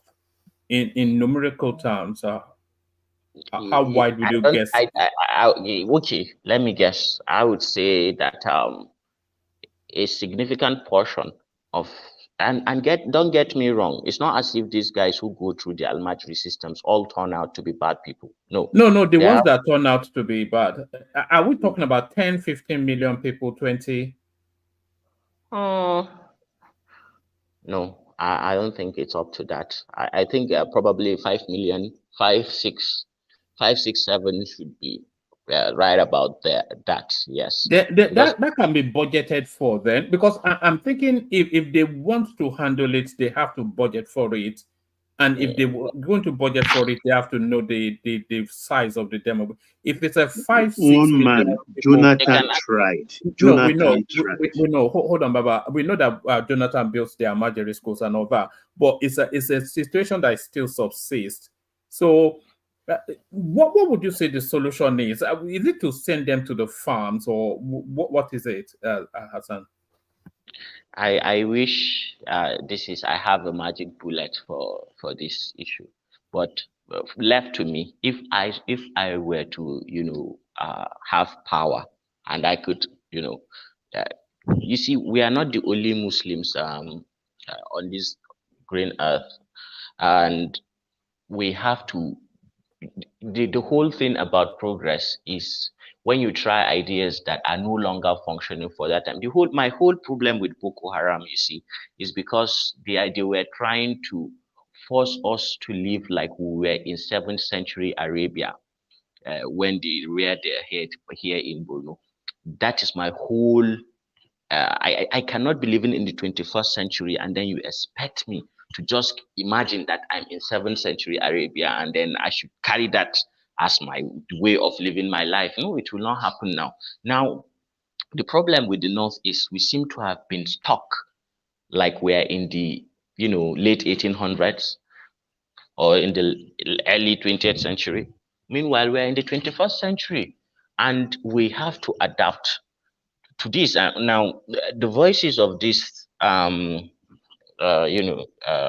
of change are people like Sanusi Lamido Sanusi. I know some few activists who talk about these things, talk about the reforms. But when he talks, the whole and traditional and especially the people of a certain sect, they just go against him and paints him to be the devil for even daring to talk about things like that. Now, Hassan, sorry to interject slightly. I've listened deeply to you, but I just want to come in from 2 points of view. You can pick it up from there and expand. This was a sponsored protest, and the Alimajiri group that we are dissecting now was used by these wicked individuals, the northern elites that are aggrieved, either because they are out of power at this moment or they are not benefiting from where they used to benefit in the past, or they lost power. So that is what they did. Yes, the Alimajiri system, people who are young kids who are out of school is a time bomb. I served in the north. I know what's going on there. I see them, right? But again, that situation is not peculiar alone to the north. We still have that same problem in the south. That was why I was talking about that this protest is going to create a problem. We were very fortunate in the south because Lagos, a lot of Yoruba people stood out. A lot of Yoruba elites stood forth. The Igbo elites, my brothers too, they did not comply. If they had complied, we will have the same problem. You have poor people in Nigeria who will eat the rich. Yes. Why did I say this? In 2010, Occupy Nigeria, which Tinubu sponsored, similar issue happened. Poor people went after the rich. NSAS, it didn't happen like that. But during COVID, right, poor people who were hungry were going after the rich. Even the rich could not sleep anymore. When I mean the rich, the middle class, higher middle class, rich and super rich. That's why I keep saying, if there's any tension that will happen in Nigeria, right, the poor will eat the rich. So what you are saying now, yes, is a peculiar problem, like with the Alimajiri system, because they are the poorest of the poor. They are mostly orphans, or people who left their homes, or people who parents pushed them into the system. And many of them don't turn out they are right for, like what you have also indicated, for those who exploit them for their selfish interests, terrorism, banditry, armed robbery, kidnapping, and other vices. The same is still applicable in the South. We have poor people in the South who look at the haves and say their lives is better off than theirs, and we eat them if they have the opportunity. That it happened in the North doesn't mean it has happened in the South too. So we are sitting on a ticking time bomb. I want to explain so you can pick it up from there. We are sitting on a ticking time bomb, and we want all our leaders to put their selfish interests aside and begin to do the right thing. We have governors who are not paying minimum wage. We have governors who are telling their local government chairman to leave an association and bring their money to him. We have governors who do not want to do the right thing. We have wicked governors. Can you just name the name? Sheyi Makinde, just say the name. Sheyi Makinde is not one of them. I think it's talking about Dakwa Abiodun. No. Let's use your state or your state. That's the problem. You see, I agree with you that the poor are just looking for opportunity to eat the rich. But what is the remedy now? Is to ensure that that does not happen. Now, some policies that the government is adopting, it's only ensuring that at some point, well, people are saying that we're going to see an economic miracle, especially people like One Man and Baba, and I know a lot of people on this platform too. I'm skeptical, my One Man, but if things do change for the better, then fine and good. And then Tinubu would have the right, to say whatever. But as of now, I don't think it will be wise to ignore that this is a real problem. Now, they should start to think seriously about this set of Nigerians who are also Nigerians, but because of the circumstances of their birth, and things like that, they find themselves in a disadvantaged economic situation, and they should have a seat on the table. They should be represented. They shouldn't just be thought of as some statistic, because nobody is talking on their behalf. Because the day that they will actually talk, nobody is going to like what they will say and what will happen on that day. I like that you bring that. Well, how do you see an end to this, Hassan? This particular wave of protest? No, it's going to die down. It's dead here already. If by the 10th day, it would have been dead. Now, people are just taking inspiration because, it's stipulated for the days, and the respite for the police and all that is that they know that this is going to be for those days. So when the 10 days is exhausted, of course, they are going to go back into their shells and begin to say they are going to see how the government is going to respond. But even if it's for the sake of propaganda and assuaging nerves, I thought the president did not speak well. He should have spoken better than he did. I mean, there are a lot of words of endearment and things like that he could say. I know it's a balancing act, because you don't want to say too much that you appear weak, and at the same time you don't want to sound as if you are Idi Amin Dada of Uganda. So it's a balancing act. I thought he should have said some things that these people are not actually like the devils that they are meant to be. Everybody talks of the others as this extreme set of irrational person, but no, it's not that. If at all they really the government engaged these people, I think there are a few things the government should have said, and then probably some gestures, that would have ensured that this thing died down. How do you think this impacts on Tinubu 2027? Is it a flesh wound or is it a mortal blow? It depends, really. You see, if truly what you guys are saying, that Tinubu is this political, economic strategies, juggernaut. He's going to turn things around like he did in Lagos, and things are going to be. It's two things that will have to happen for Tinubu to gain back his popularity. That enough money comes back to people's hands that they could afford. Maybe they are doing better than when they were doing under Buhari. Now, people will know these things. Now, obviously, they will know that, okay, my purchasing power has increased.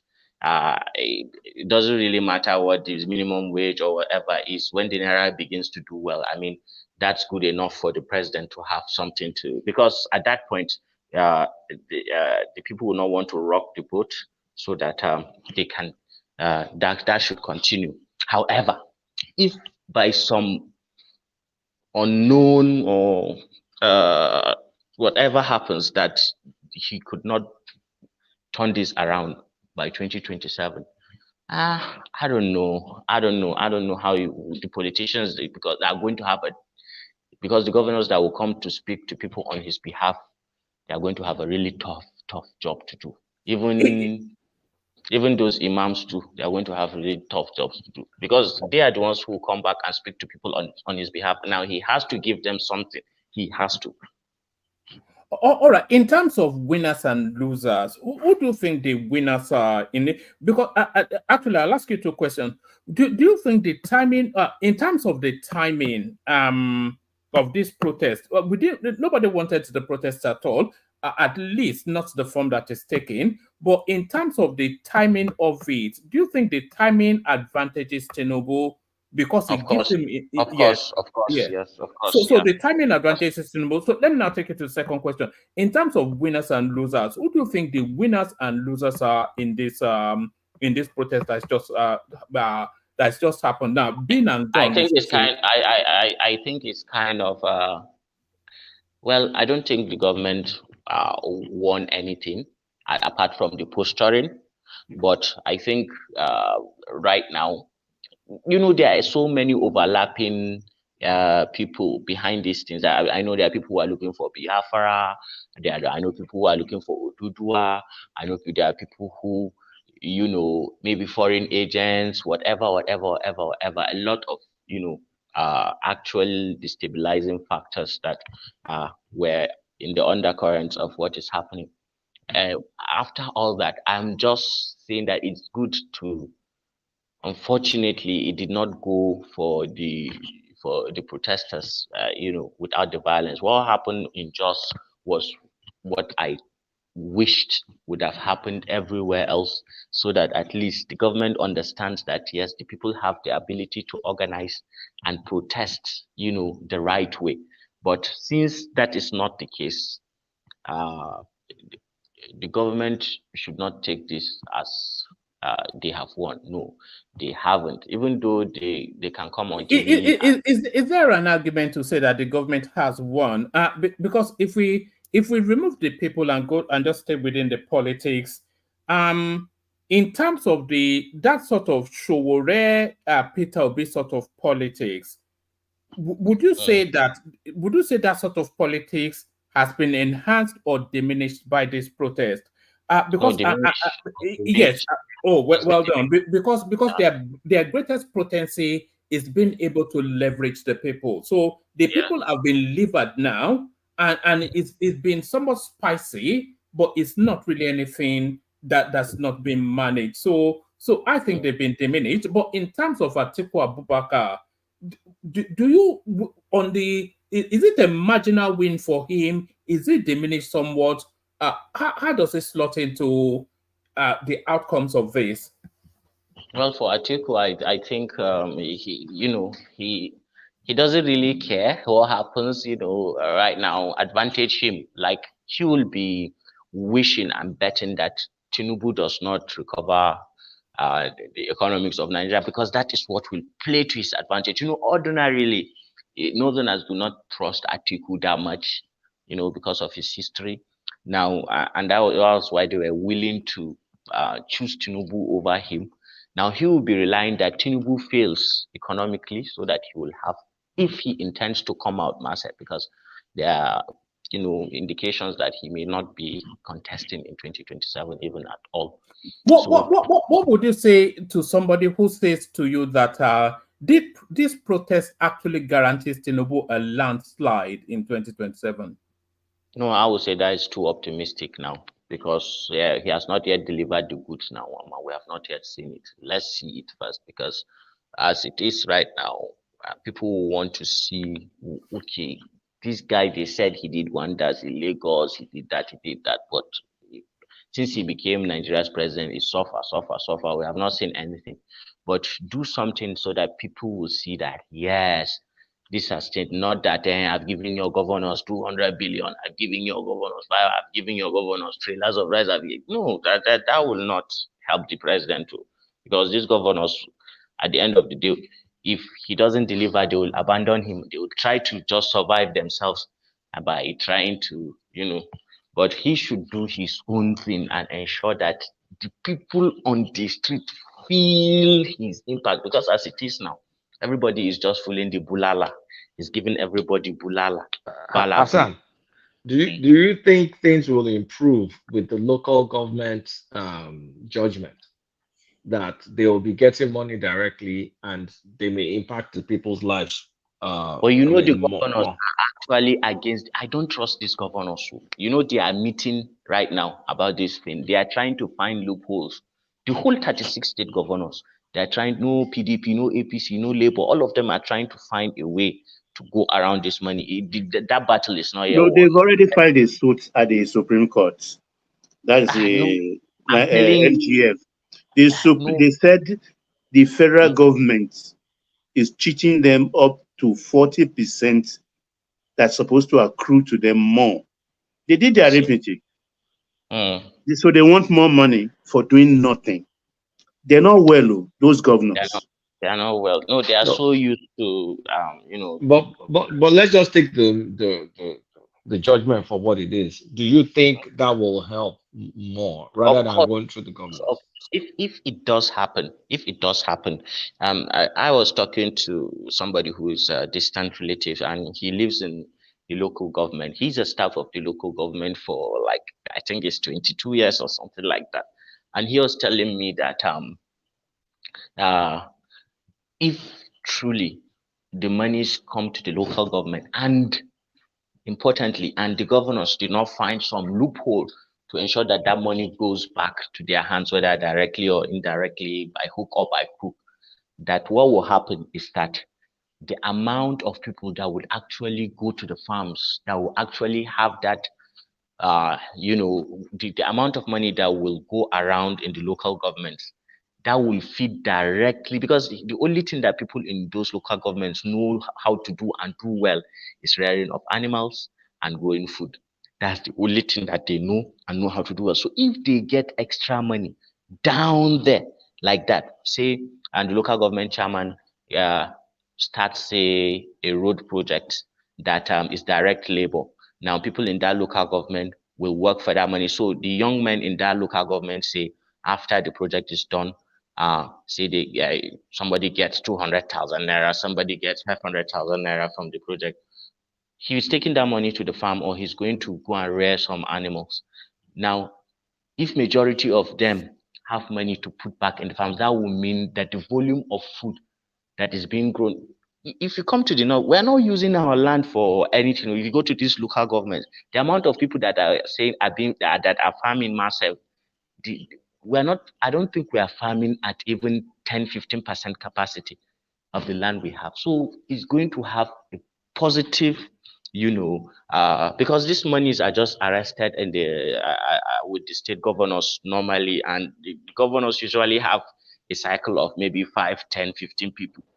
It's not even up to that in some states that, they do all the contracts, they do everything, nothing gets out of there. So the monies are not coming down to the grassroots. Now, that is something that I'm looking forward to. If truly that money gets to the people that needs it, it's going to help us, all of us, because that will mean more food production, more stability in rural areas. Because if these guys are getting things to do, then it will not be so alluring to carry a gun and start going killing people or trying to get money in a dubious way. But I think they will sit up because the AGF and the EFCC chairman have threatened the local government chairman that they will Baba, audit you are their account in and Nigerian.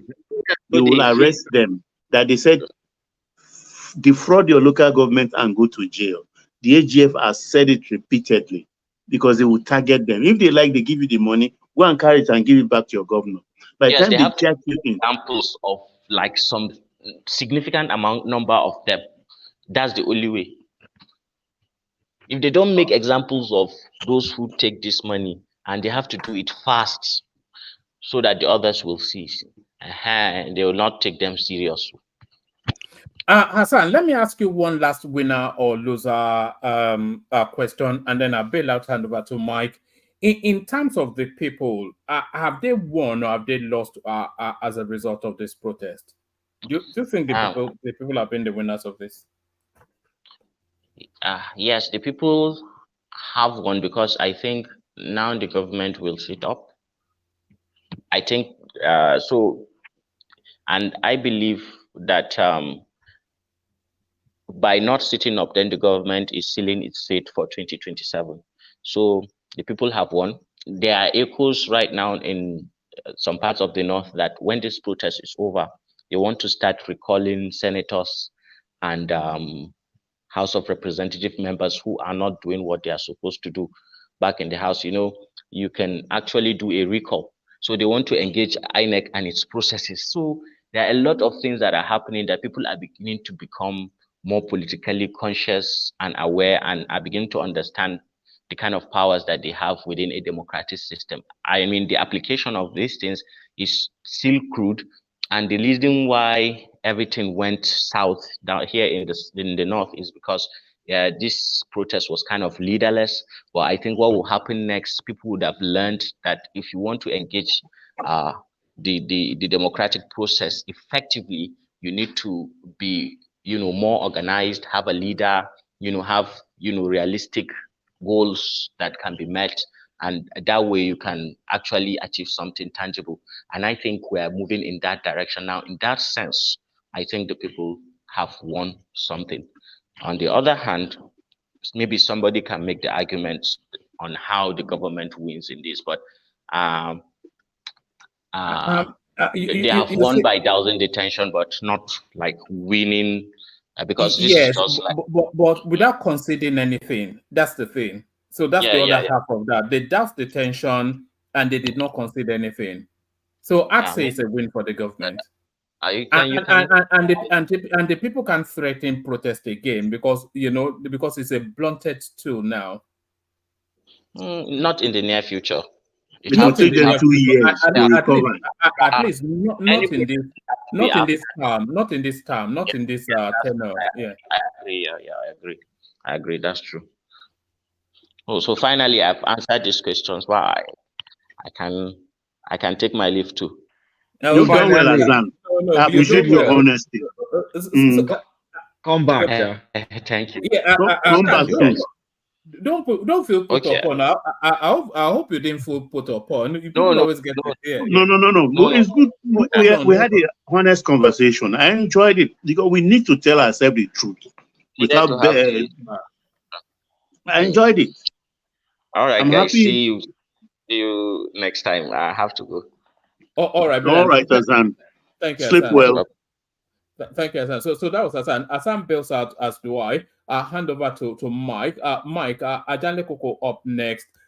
You've Prince Daddy waiting to speak as well. BT joins us. King Emeka, of course, who has a thing or two to say. So the conversation still carries on. Let me bail out, gentlemen. Hand over to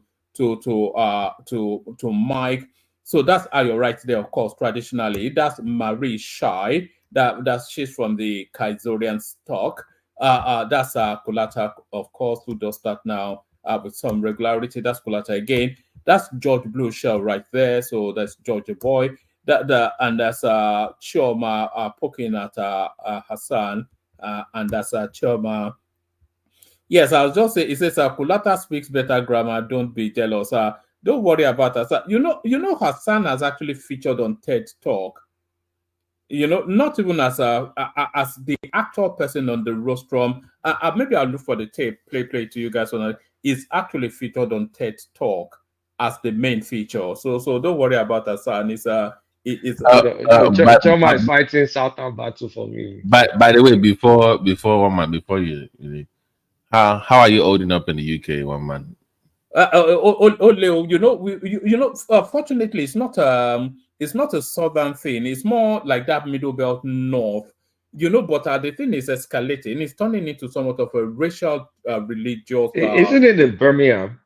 Yeah, it's in Birmingham, but then all those places like Southall, all those sort of places anyway. But the guy that started the whole thing, Tony Robinson, he's off in Cyprus, sunning and tanning himself, a bit like Showore actually, is orchestrating anarchy in the UK from Cyprus. But So is it more of is it more of racial or religious? Because I was listening to a space earlier today.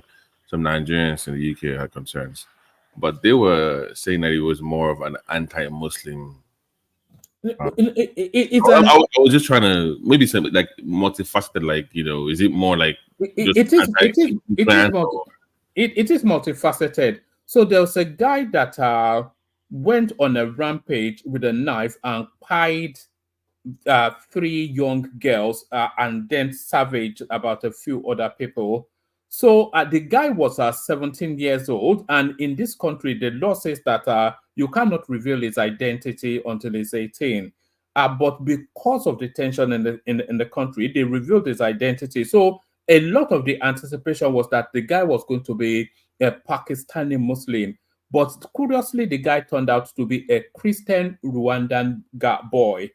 So there's been a lot of backlash against Black people, especially random Black people just being accosted and beaten up.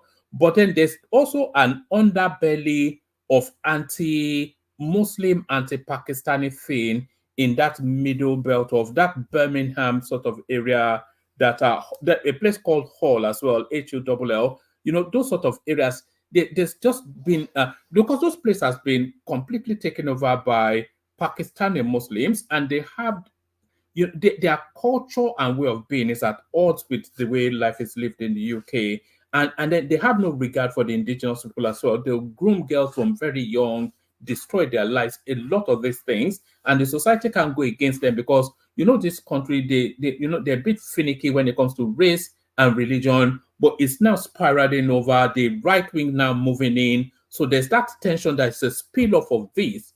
So everything just all over the place. It's but the worst thing you can be in this country at this moment is to be Black Muslim. But that is a double whammy. double whammy. But no, it's quite a thing. And the guy just called me in Sakia Stama, so he's now having to contend with this. He's trying to do the. They're starting to knock on doors now, picking people up. So really, yes, about 600-700 arrests so far. Yeah, because the place I was listening to was more of the Nigerians were. They had a bigger. It was more of a returning home to create the system that we always talk about online, and they brought up the issue that should they wait until they get kicked out of the UK, and then the issue of being a citizen, and it was like a broad conversation around that space. But I was just listening. Obviously, I don't live in the UK, but how come I'm never invited to these spaces? No, I just it's Clubhouse thing and space. I just randomly pop, because when you have friends and they're hosting all these Clubhouse meetings, so you will see them host. I have a lot of friends that host on Clubhouse. They have they're like major platform owners there's a guy that on that Clubhouse that I'm looking to bring onto this platform. His name is Shehu. If you hear him speak, it will blow you away. But what is Clubhouse? What is Clubhouse? It's like what we're doing right now, but on an app, just audio. So you get to join. You can create a house. Like if you have a lot of friends, like if I go there now, if I start a house now on any topic, everybody sees it and they can join and have that conversation. And that's so if you build it like a follower, like I mean, there are amazing hosts. The Sales Guru. There's ADM. There are amazing speakers that are there. that have you know, I'm actually looking for a way to it doesn't work on laptops. That's the thing. No, actually it does. It does. Does it? It Because does. I'm looking for a way to stream some of the rooms I'm in onto this platform. On Clubhouse? Yes. Oh, you on Clubhouse, Mama? I didn't know that. I'm of course I'm on Club. I went there off the back of you actually because you But talked about you it so can much. see Yeah. how rich and diverse those conversations are. Nigerian issues. Very Yes. Very. These are very, very smart individuals, and yeah. Young, So a lot of young, sharp people there. Very. very, very. I mean, even when I listen now, I listen just to see what the hell. But stay safe in the UK. Don't get stabbed. Don't get yes, you know they're actually sending alerts round. People are sending WhatsApp alerts that stay safe something. But on that clubhouse, I went to one of those rooms trying to be high falutin and pontificating. They just beat me up. You know these young people. They just It's almost like a court-like environment where you're vetted. It's like you move up the ranking the more like you move up. Like you just don't show up and start. I mean, it's engaging. I mean, I try to stay away from the relationship part of. It's like Twitter for the benefit of Kulata. It's like Twitter Spaces, but with cleverer people. Yeah, I mean, hey, to be honest with you, you would do well on that. If you join, I'll add you, and we can bring. I can bring you up. Someone from a low man. The one I do one man. The one I do one man. Don't do me. All right. Let me bail out. Should I play you an Awolowo clip on the way out? Yes, no. You make that decision, BT. Should I play you an Awolowo clip on the way out? Yes, of course. You know how I love the man. All right. Hopefully, Mike is there. It's there in body and Mike. Yeah. We can hear you run about faintly. So Ajale Koko up next. Let me play you this. Thank you, everyone. See you tomorrow. January the 7th, 1955, and the Premier of the Western Region, Chief the Honorable Obafemi Awolowo, broadcasts. He announces the launching of the free universal primary education scheme in the region, a scheme to accommodate 400,000 children in 10,000 schools. It will cost the government over £4 million to provide the facilities, but without them, only 96,000 of the region's children could have been taught in schools like this, owned by the Ibadan District Council. It is the model for the new ones yet to be built. The headmaster admitting the children is instrumental in opening for them and for all the youngsters of the region a new and wider future made possible by universal education. The Premier, the Minister of Education, the Honourable S. Oluwole Owokaya, and his Parliamentary Secretary, Mr. Kensington Momo, visited many places to ascertain the popularity of the scheme.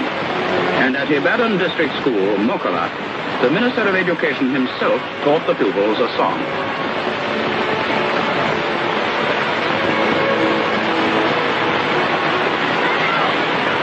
Children of all tribes in Nigeria, Hausas, Igbos, and Yorubas, whose parents have the required residential qualifications in the region, also benefit. And the ministers must have been well satisfied by the many indications of early success.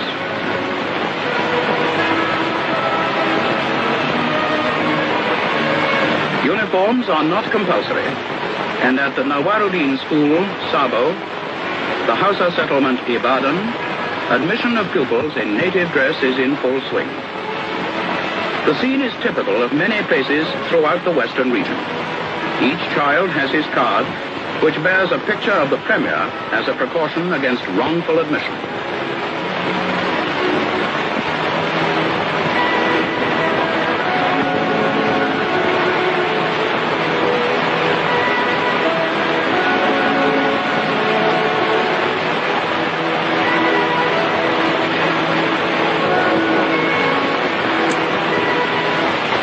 At the Ibadan District Council School, Mapo, Chief Awolowo addresses parents and guardians. Some of them had brought their children to the wrong place, and he explains the plan of distribution carefully, pointing out that the school must not be more than 3 miles from the child's home.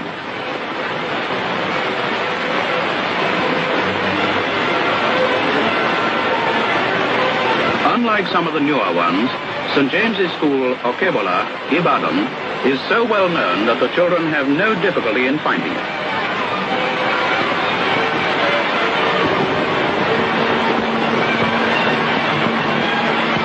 All the buildings are not yet ready to house the many new pupils.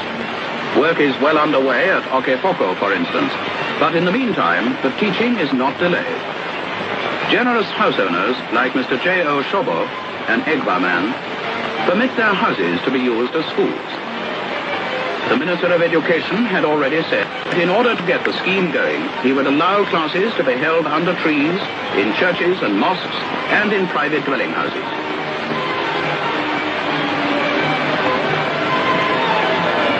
So, by the generosity of public-spirited people, the children can start learning immediately, and very keen they seem to be to get on with the job.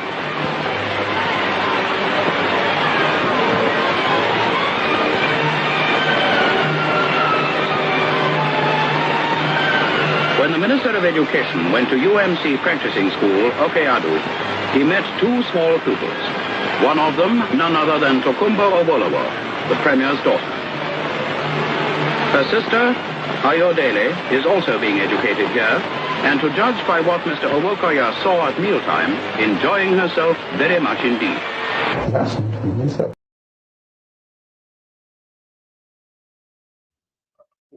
Where's Kulata? What's that?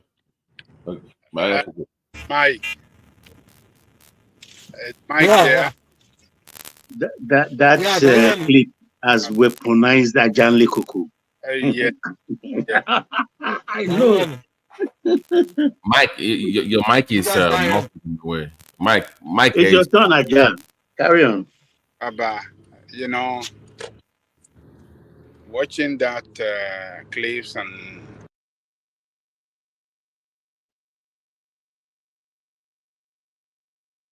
We lost you, but what touched me most there is Tukumbo and Sisi Ayo attending same school, and they reminded me of the hypocrisy of Dati, who has one of the so-called good school in Abuja. He will boast, and his daughter had to graduate from 26th British College amongst the best 30, and he's proud of that and showcase it on the internet.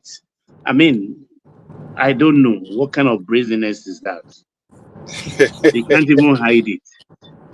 I mean, I wouldn't go to his own school. I would never. Yeah, but he's allowed. He's allowed now. It's called preference. He's allowed to do that, right?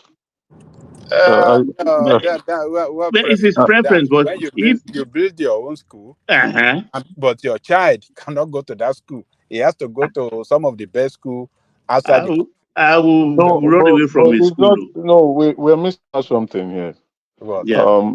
I think we don't understand how some of the elite operates, right? So within that class, you go to the best schools around the world, and then you come back home, right? That's when you tender your resume, right? It shows in terms of international exposure, you have that. International education, you have that. Class, that's in terms of class amongst the elite, you already have that in your portfolio. So what's the next step for you now? Do you want to go into business life or do you want to go into political life? So it's a thing amongst the elites. It's not that he can't. His school is one of the best in the country. His school is one of the best in the country. So what we are saying, Mecca, is that they don't believe in their own. No, it's not a belief. It's not. No, even in that school, right? I think that girl, she's responsible for when, like, the purchases of books and whatever goes, when you buy books or whatever, she's responsible for it. That goes into her personal account, right? So it's not about they don't believe in it. No, it's a way to show, like, amongst your set of group, what are those criteria that you possess that makes you equal to your peer or above your peers. Yeah, look, we are just You trying are not to convincing polish. me, Yeah, man. no, you are just No, I trying don't to need to polish. convince you. I'm only telling you what is obtainable. I'm not convincing you. I'm telling you the We reality. know, but the bottom line is that they don't believe in the system. They don't believe in what they are claiming that they have built.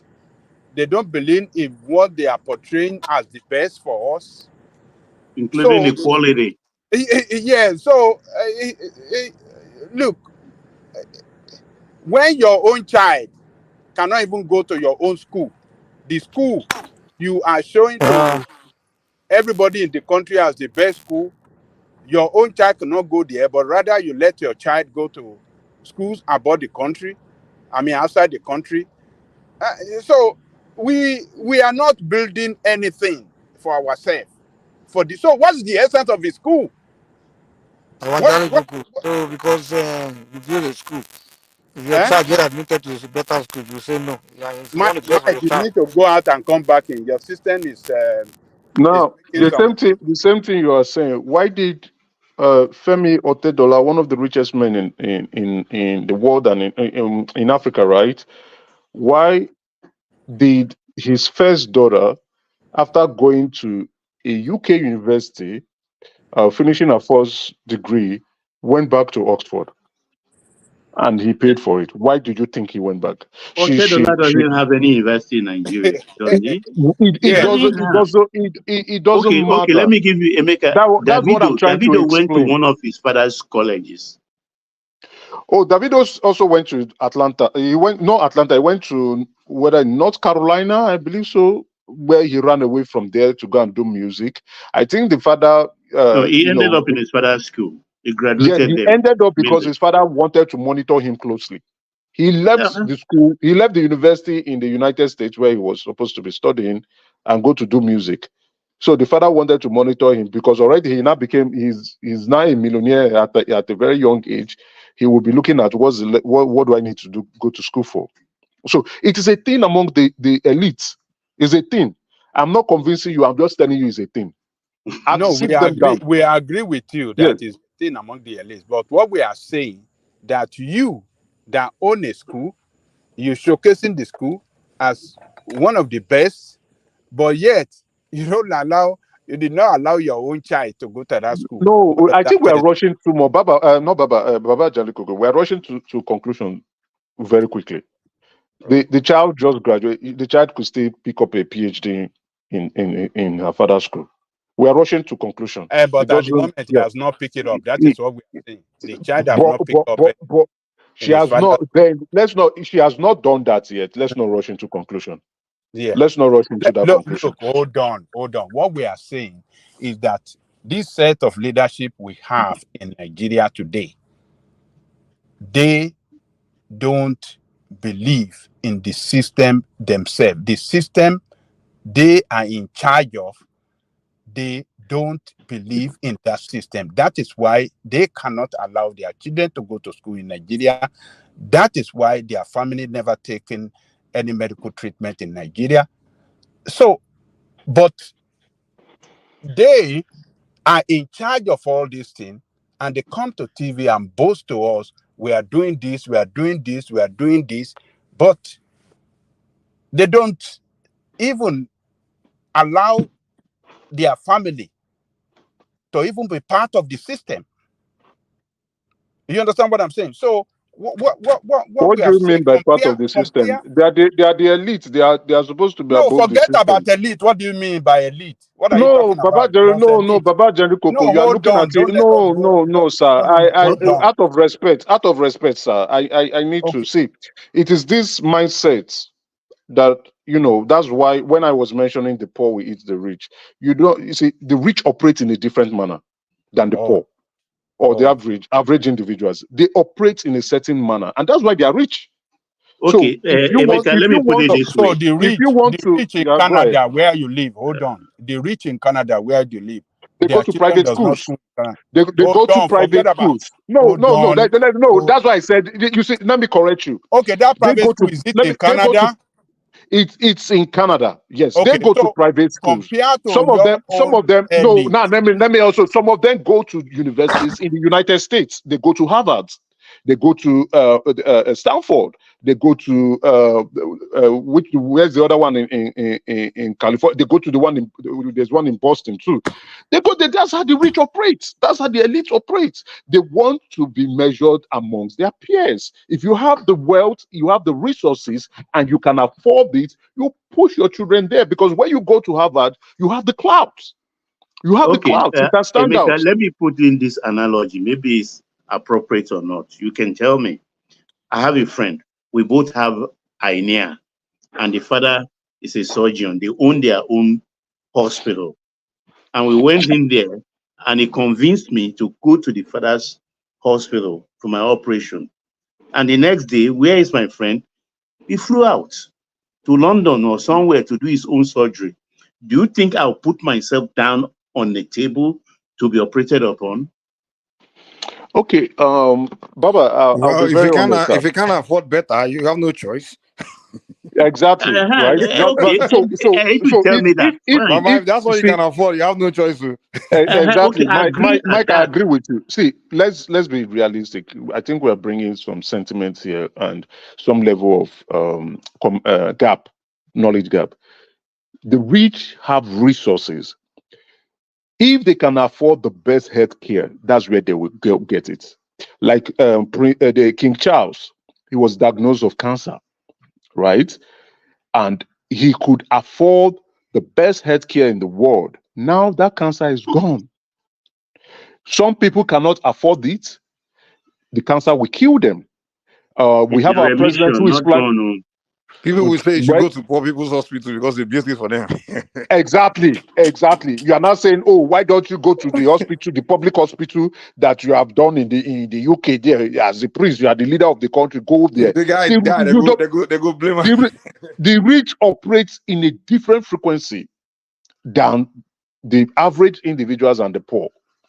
They would go for the very you see best. where you are getting. Hold on, Emeka. Where you are getting it wrong is this: the rich. You have to define it well. If you are talking about the rich, like Dangote or Tepdola and all these people, those ones are different. They are businessmen and they are. They are not Hold on now. that belongs to that class too. That belongs to that class. So you Hold on. have the economic. Let me explain to you, sir. Don't be Let angry. me land You now. have the Let economic somebody else. elites Let's have and you have the political elites. There's the economic let us have elites. conversation. Go ahead. Go ahead. What we are saying here is that politicians that are serving us and by the taxpayers' money, those one you can't excuse them to spend so much what they are not even paid. What they are paying, hold on, let me land. What they are even paying for the school fees of their children, they don't even earn it. They are not even paid.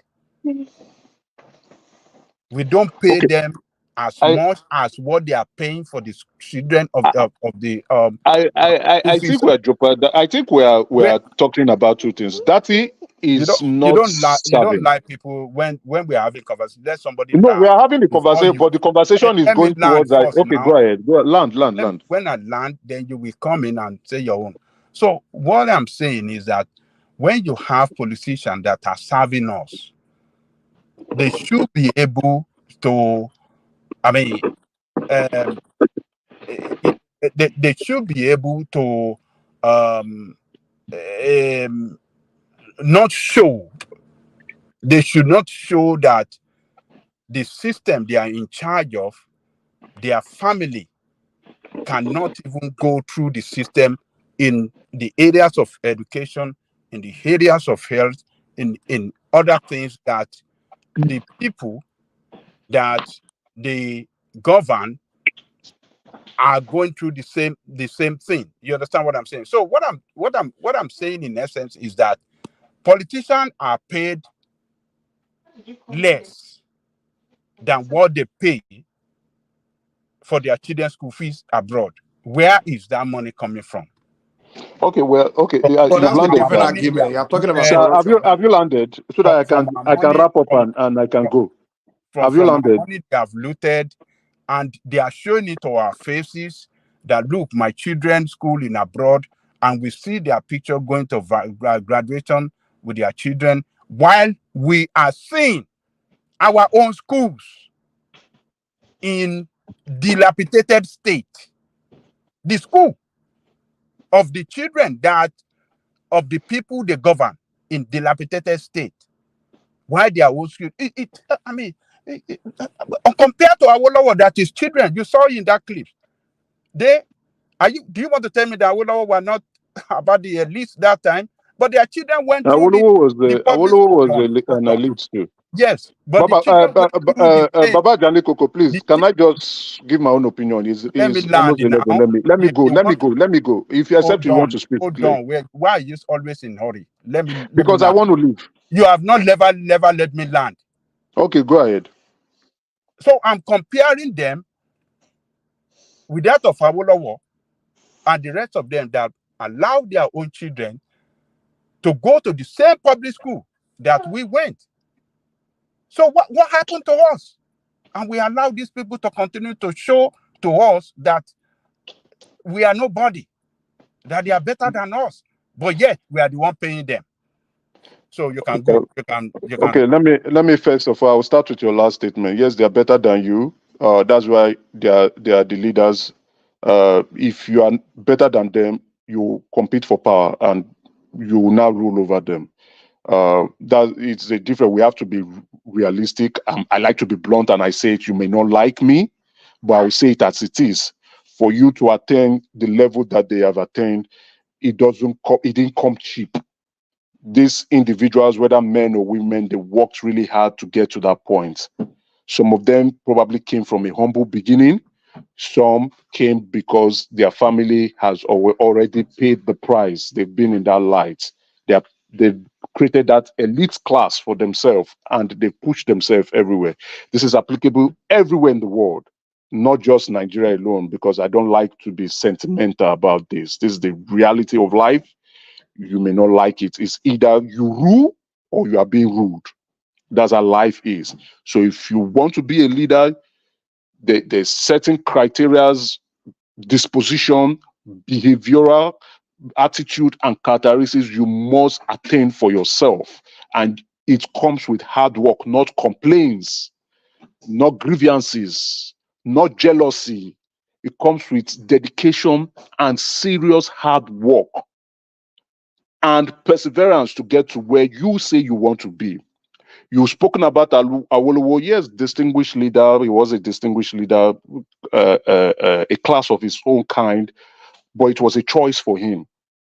He wanted to send his children to the public school that he created for himself. Maybe he wanted to prove a point that this school is top class. And as at then, it was. Now our educational system is not what we are probably proud of, if you may ask me. You still even find the middle class refusing to send their kids to public universities, but will send them to private universities. Why? Because one, they can afford it. Two, they do not want their children to go to public schools. They want their children to operate in a certain predisposition so that they can make life easier for themselves. Let's be very realistic. Can I interject you? Let me just finish so that I can drop. Then let me go. You know, I listen to people. I can't even hear him anymore. Is he still there? I'm here. I can hear him. I'm here. We get too sentimental over things. The elite. No. It's you that's missing the point, Emeka. Let him land. Hold on now. Let me land. Let me land. Let me land.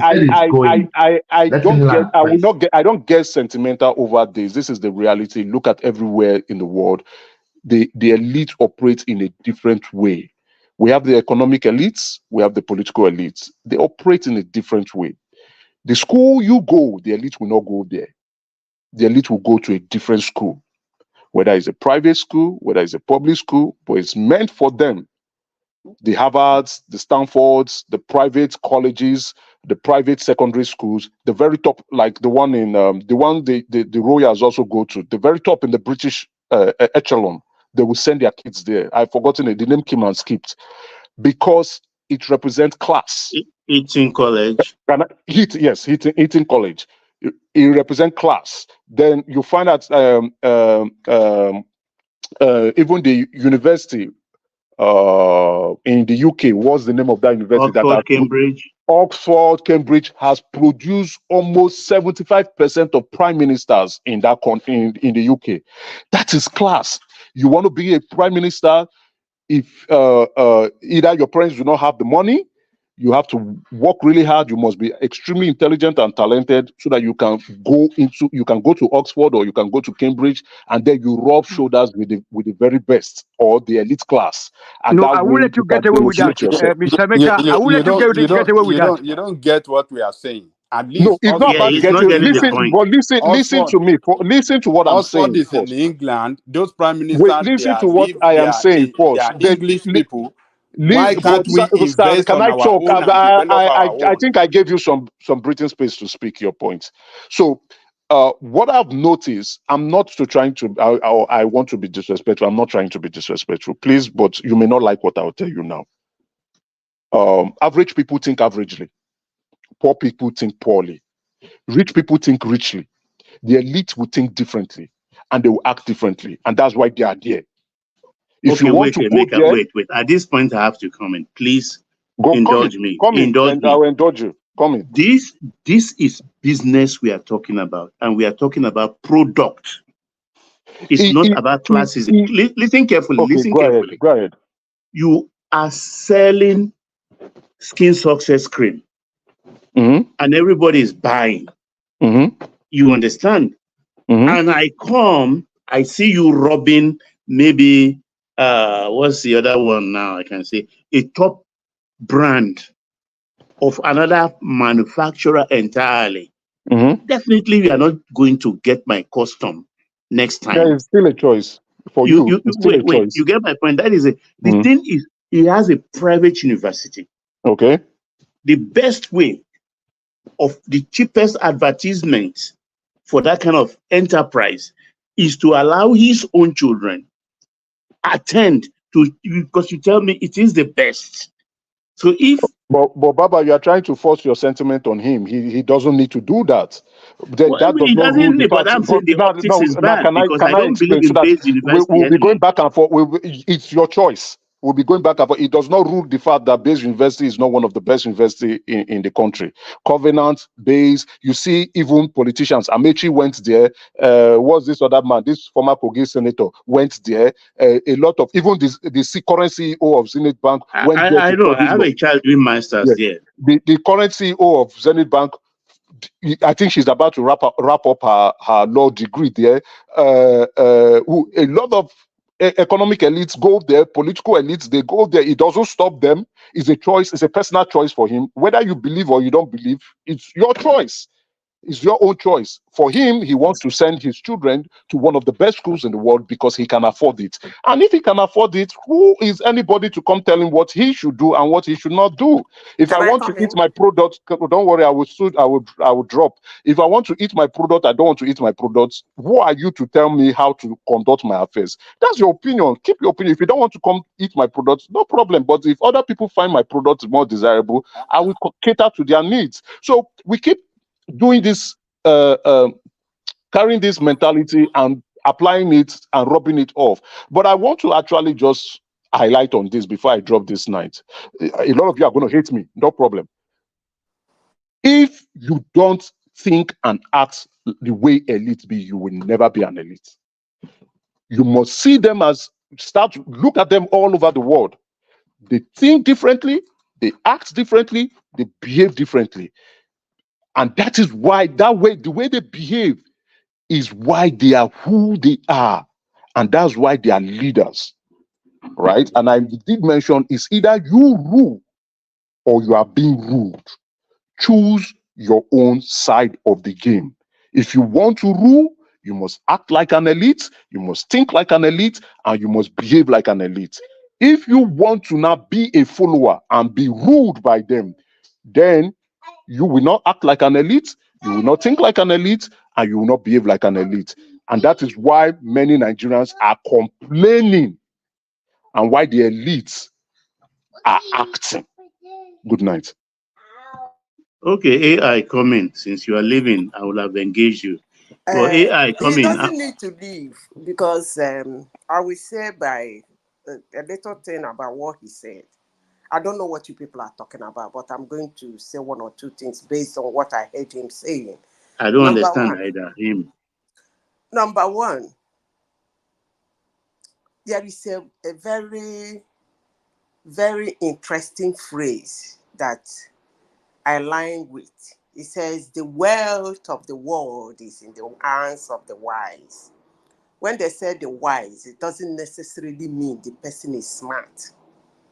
That is one. Two, it says you don't really need a lot of hard work, because I heard him saying hard work, the work so hard. You don't really need a lot of hard work or intelligence or brilliancy. All you need is a little luck here and there, and you will be there.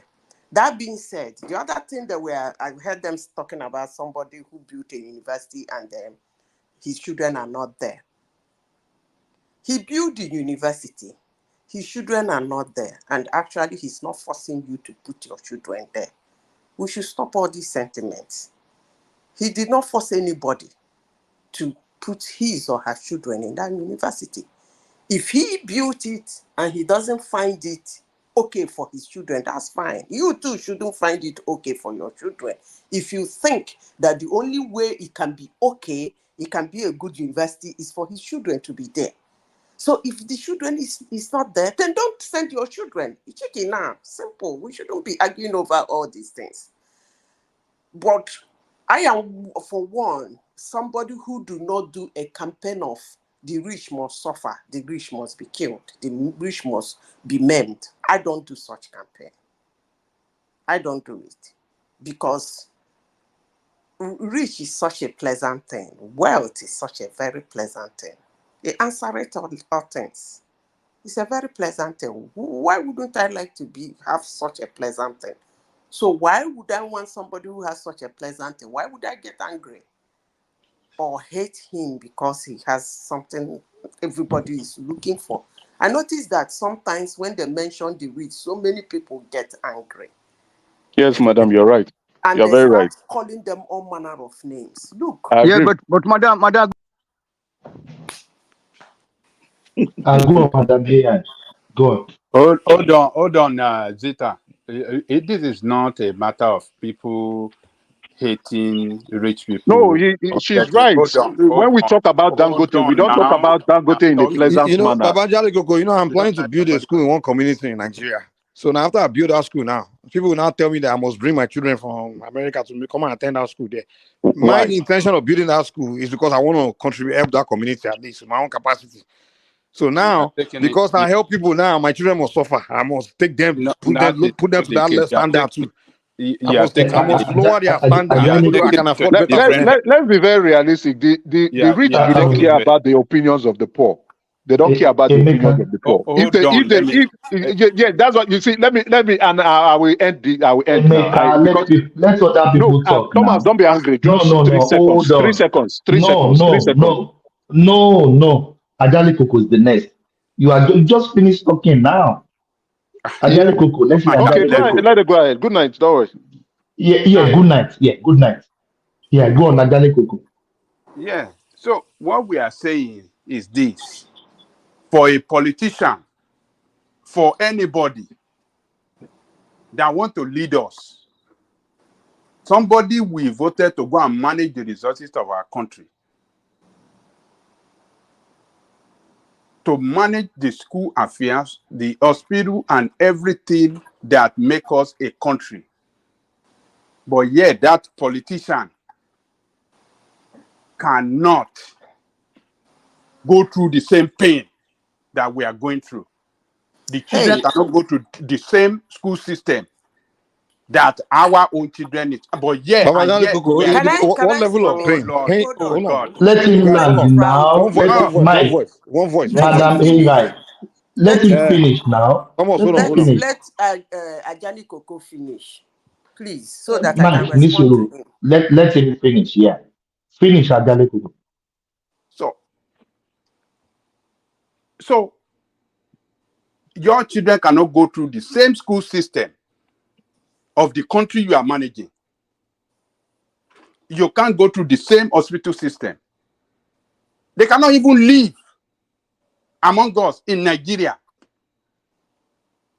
So how can you feel the pains that we are going through? How can you feel that pain? You can't feel it because your children, your family doesn't go to the same school. Your family doesn't go to the same hospital. And you too yourself, you don't go through that same what the system provided. You don't make use of it, but rather you spend billions of our money to go abroad to school your children and to get best hospital treatment. That is not the way to lead the people. When you don't feel the pain that your people are feeling in your country, you cannot lead well. Okay, can That I is Okay, the respond? point. Madam Sita, give me That 1 is the second, please. point. Give me 1 second. Can That's I the point. respond? You go, Madam Sita, you go. I just make it one quick. Position of leadership is a position of sacrifice, is a position of service to the Okay, people. okay, we get the It's point. not a position to Angelico, we enjoy get the point now. life. It's not a position We to get the enjoy point. We life. get the point. We get the point. So, And your Angelico, people are suffering. No. okay, The optics okay, is fine. not good. The optics is not good. That's what I'm saying. Okay, Right. we get the point. Okay, but Angelico, you have to understand one thing first. If I sign up for a job as a politician, my children didn't sign up for the job.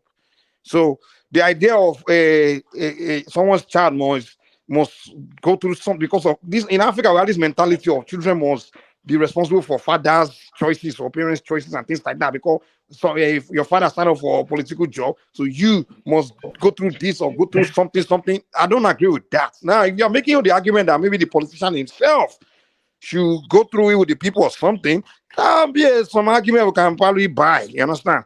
And two, when you're saying you must feel the pain of the people, there are different levels of pain. Not all Nigerians are in the same level of pain. So which pain particularly are you selecting? Which level of pain? Is it the pain of the poorest man that he needs to go through? Or the pain of the middle one? Which measure, which level of pain? Can I comment, please? Yeah, go ahead. Okay. Let me respond to Baba Jani Koko.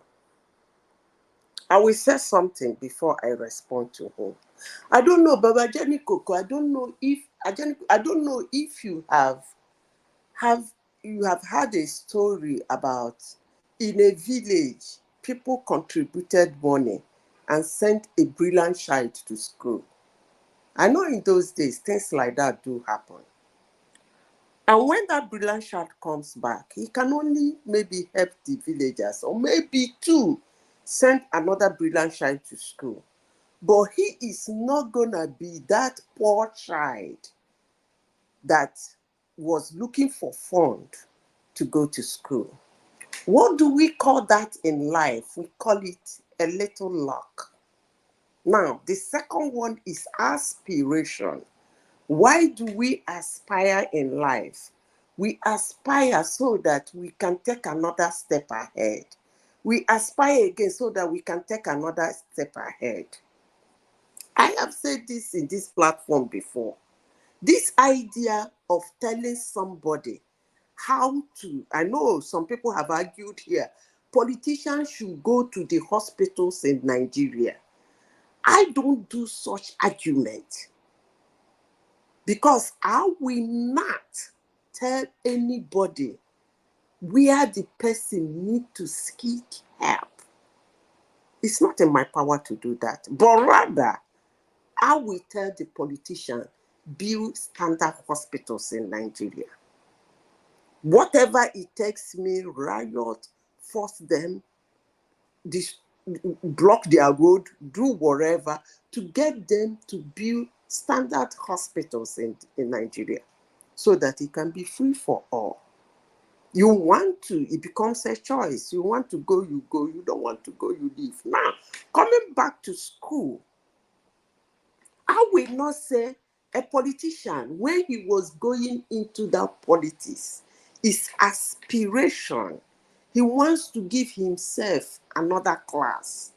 Before now, I must say, if you've been studying the political dynamics in Nigeria before now, it's usually the elites that used to be in politics.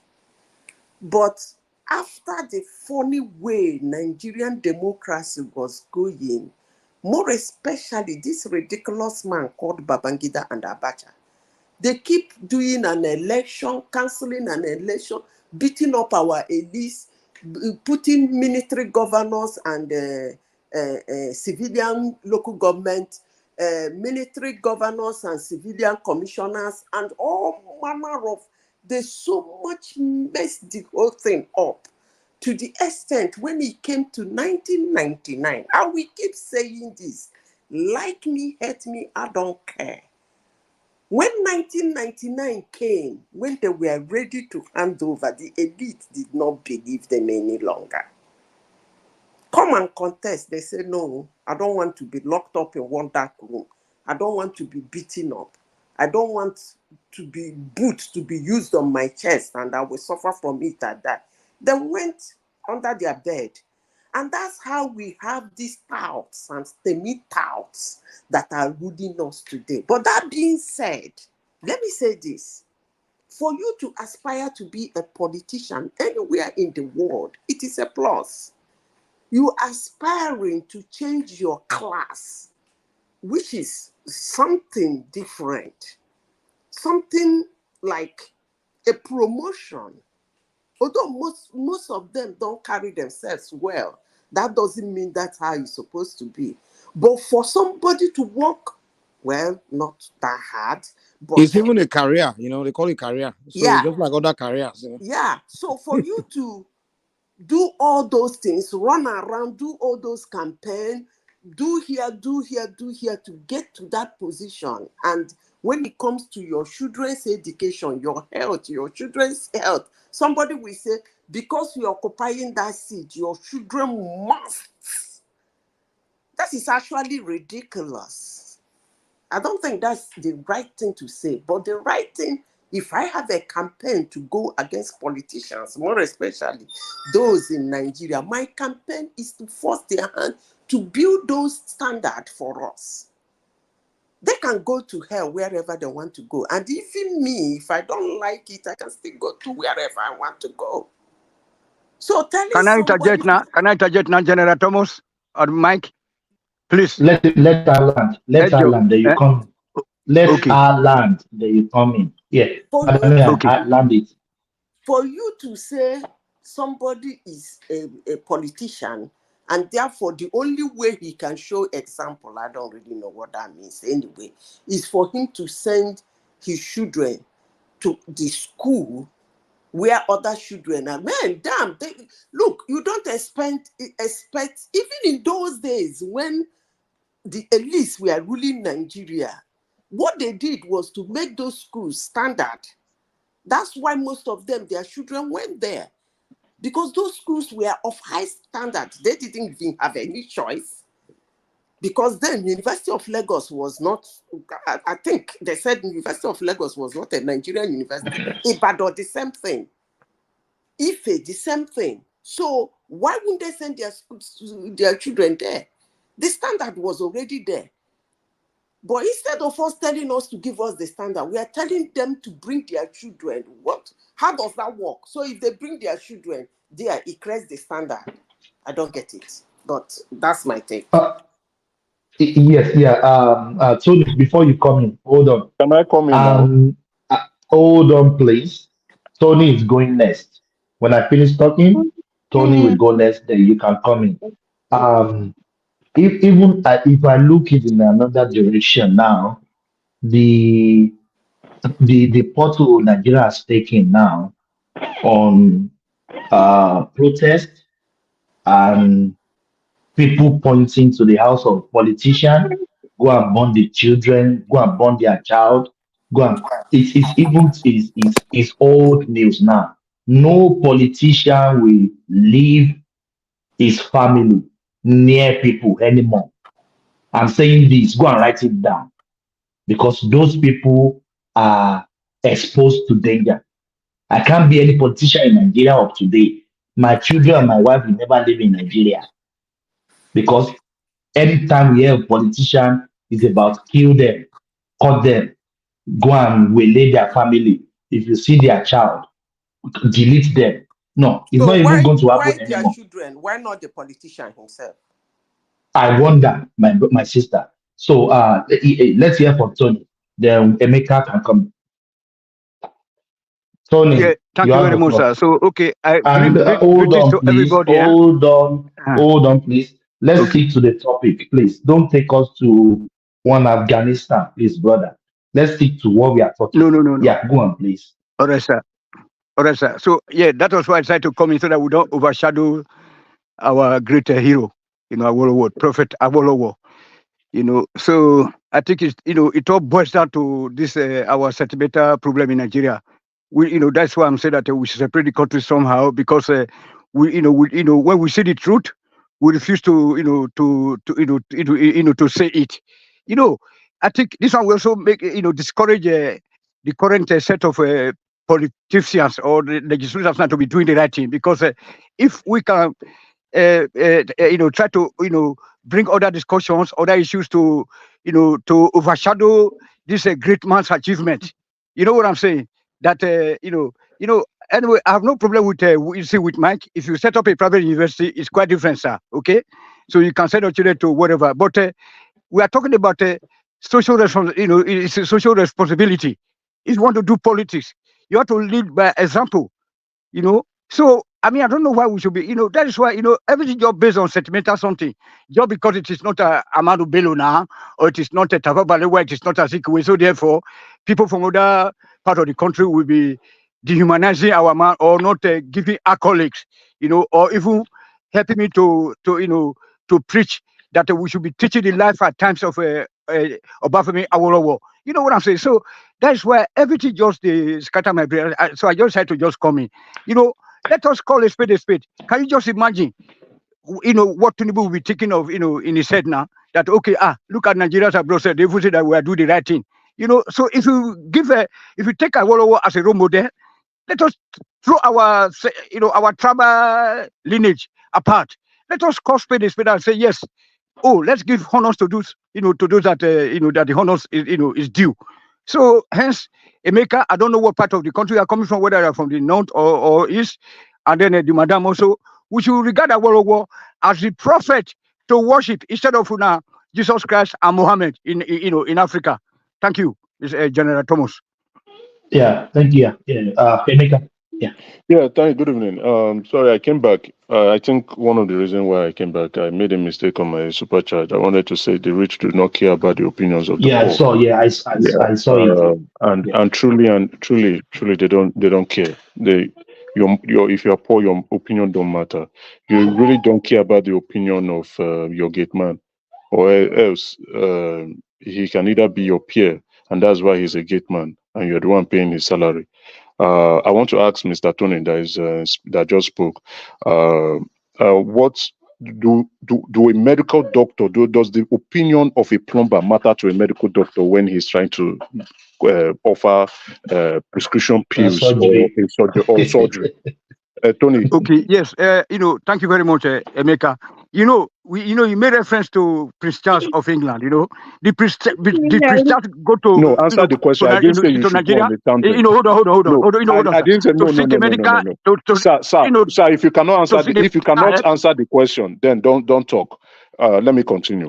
Let me know the question again. Don't worry about it. I did not call Prince Charles. I just asked you. Yeah, but Prince Charles did not go to Nigeria hospital or India hospital. He did it in England. Yeah. I'm not talking about Nigeria. I'm not specific on jurisdiction. I just asked you a question. Okay. Does the opinion of a plumber matter to a surgeon when he's trying to carry out it doesn't surgery? Matter. It doesn't matter. But what we're saying is that we should replicate. Stop. I want to continue on my talk. No, don't worry. Don't worry. Keep your own secondary conversation to yourself. But why don't you want him to expand on his answer now? No, I don't want his expansion. It was a simple. I don't need, because it doesn't. He has answered the question. With that question. If he says so you are throwing a dubious question. If he says no, I would have wanted to hear him more. But he says yes. Okay, Tony said no. Tony said no. Your opinion does not matter. Now, can I continue? Can I continue? That was just a side piece stuff. Now, can I talk? No, can I continue, sir? Sir, you had the time to speak. You can continue your propaganda against Awolowo. Right on. I don't care. I'm not speaking about Awolowo. It's not my. I'm not. What's my business with Awolowo? But it's the team. It's the team. You know, it's the team. What I want to say is, Tony, that's enough. Yeah. What I want to say is, you see, I like where Madam Zita went with the conversation. I think when we speak about rich individuals, people who have demonstrated excellence and success in their life, we don't pay them the respect that they've earned, right? We don't say that this individual, because if you can do it, you would have done it in your own life. They have done it. They've demonstrated excellence. They've demonstrated success. And they exemplify that excellence and success. Like what Madam Zita has said, and it's also another reason why I came back. I love what she said. Politics is a career. And to be a politician, you would have demonstrated excellence. You are the zenith of whatever you're doing in your life. We look at each and every one of them. Either you are a business, you were once a business leader, or you're a business leader, or you're part of the royal class, or you are the top echelon of what you do, and you do it very well. And that is why you've gone into politics for power, to go compete. It's a career. And to be fair, because what I would say, that's why I separated it. It's either you want to rule or you will be ruled. Those who want to be rude keep complaining, and that's why they are being rude by the politicians, or by the kings, or by the royal class, or by the elites. That's why you keep complaining. But if you want to demonstrate, or you want to create change, that change you desire, nobody will do it. Go and change it yourself. Demonstrate that excellence yourself. That's why I will tell you, when you're complaining, go and put your name go and compete for power. If you can do it, go and do it. To become successful is not an overnight journey. Yes, I know Madam Zita said, yes, for people it might be luck. Luck don't happen that way. Opportunity, you have to create that opportunity for the luck to come. And again, if you are not someone who works hard, or you have demonstrated consistent excellence, you will lose that fund, you will lose the money. You must be able to know how to generate money, keep money, sustain it, and continue to replicate it over and over again for many years. And people will see that this guy has demonstrated success. When we were talking, Dangote is exploiting. Dangote is a success story. He exemplified excellence. And it started from humble beginning. No. His grandfather, he came from wealth. He said it himself. No, the business. He started the business from No. Dangote borrowed 6 years, about 6 million naira. Whether he borrowed, whether he was able to use that fund. He was able to use that fund. He was able to use that fund. Make this conversational. He was able to use that funds very well. That funds he borrowed from his maternal grandfather has transformed him into one of the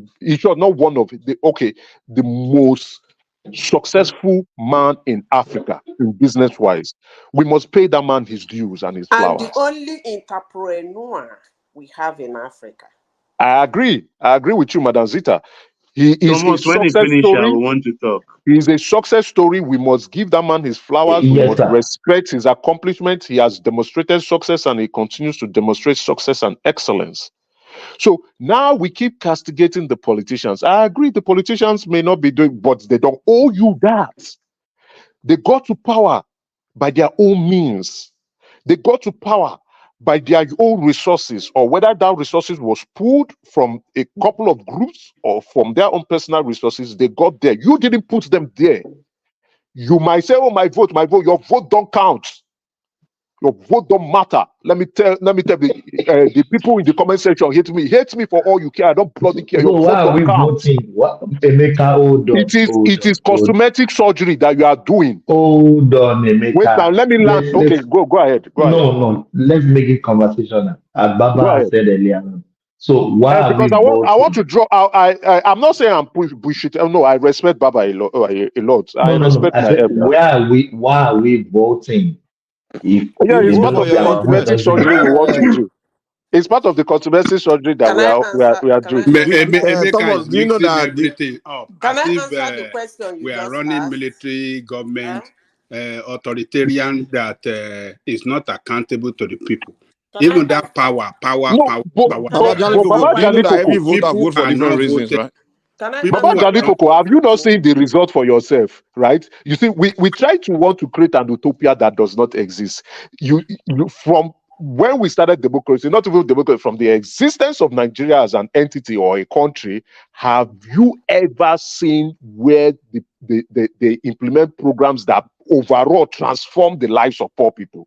Let's be realistic. So Even in we the have to UK, continue. wait, So we have to continue like even that. in the UK, even in America where you live, do they really do programs that would take you from A to Z in 1 minute? The rich don't give a damn about you. They give a damn about their pockets. They give a damn about their interests. They give a Every damn day. about what they want.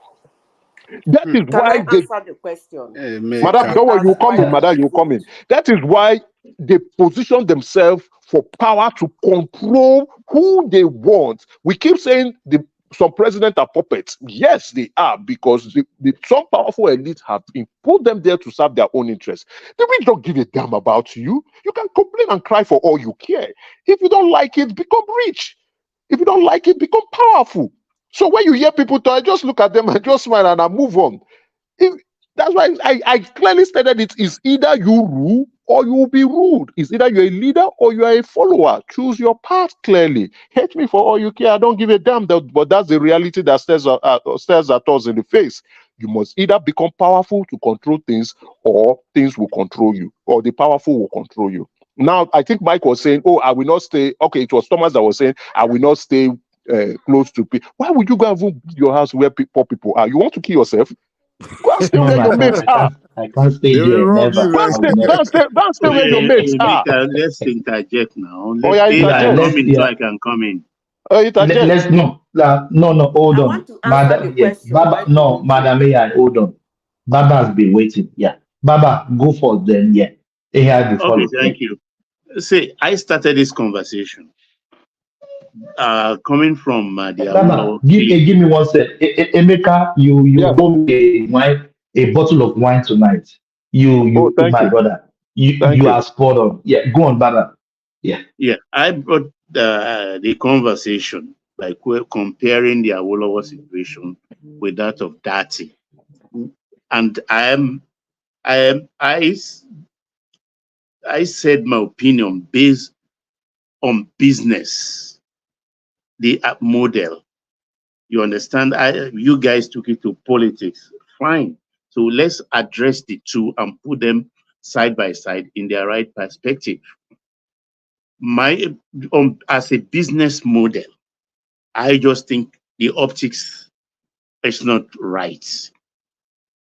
Though it's not my business, it doesn't have to adopt my own business model by making sure his children also attend or buying the product he produces.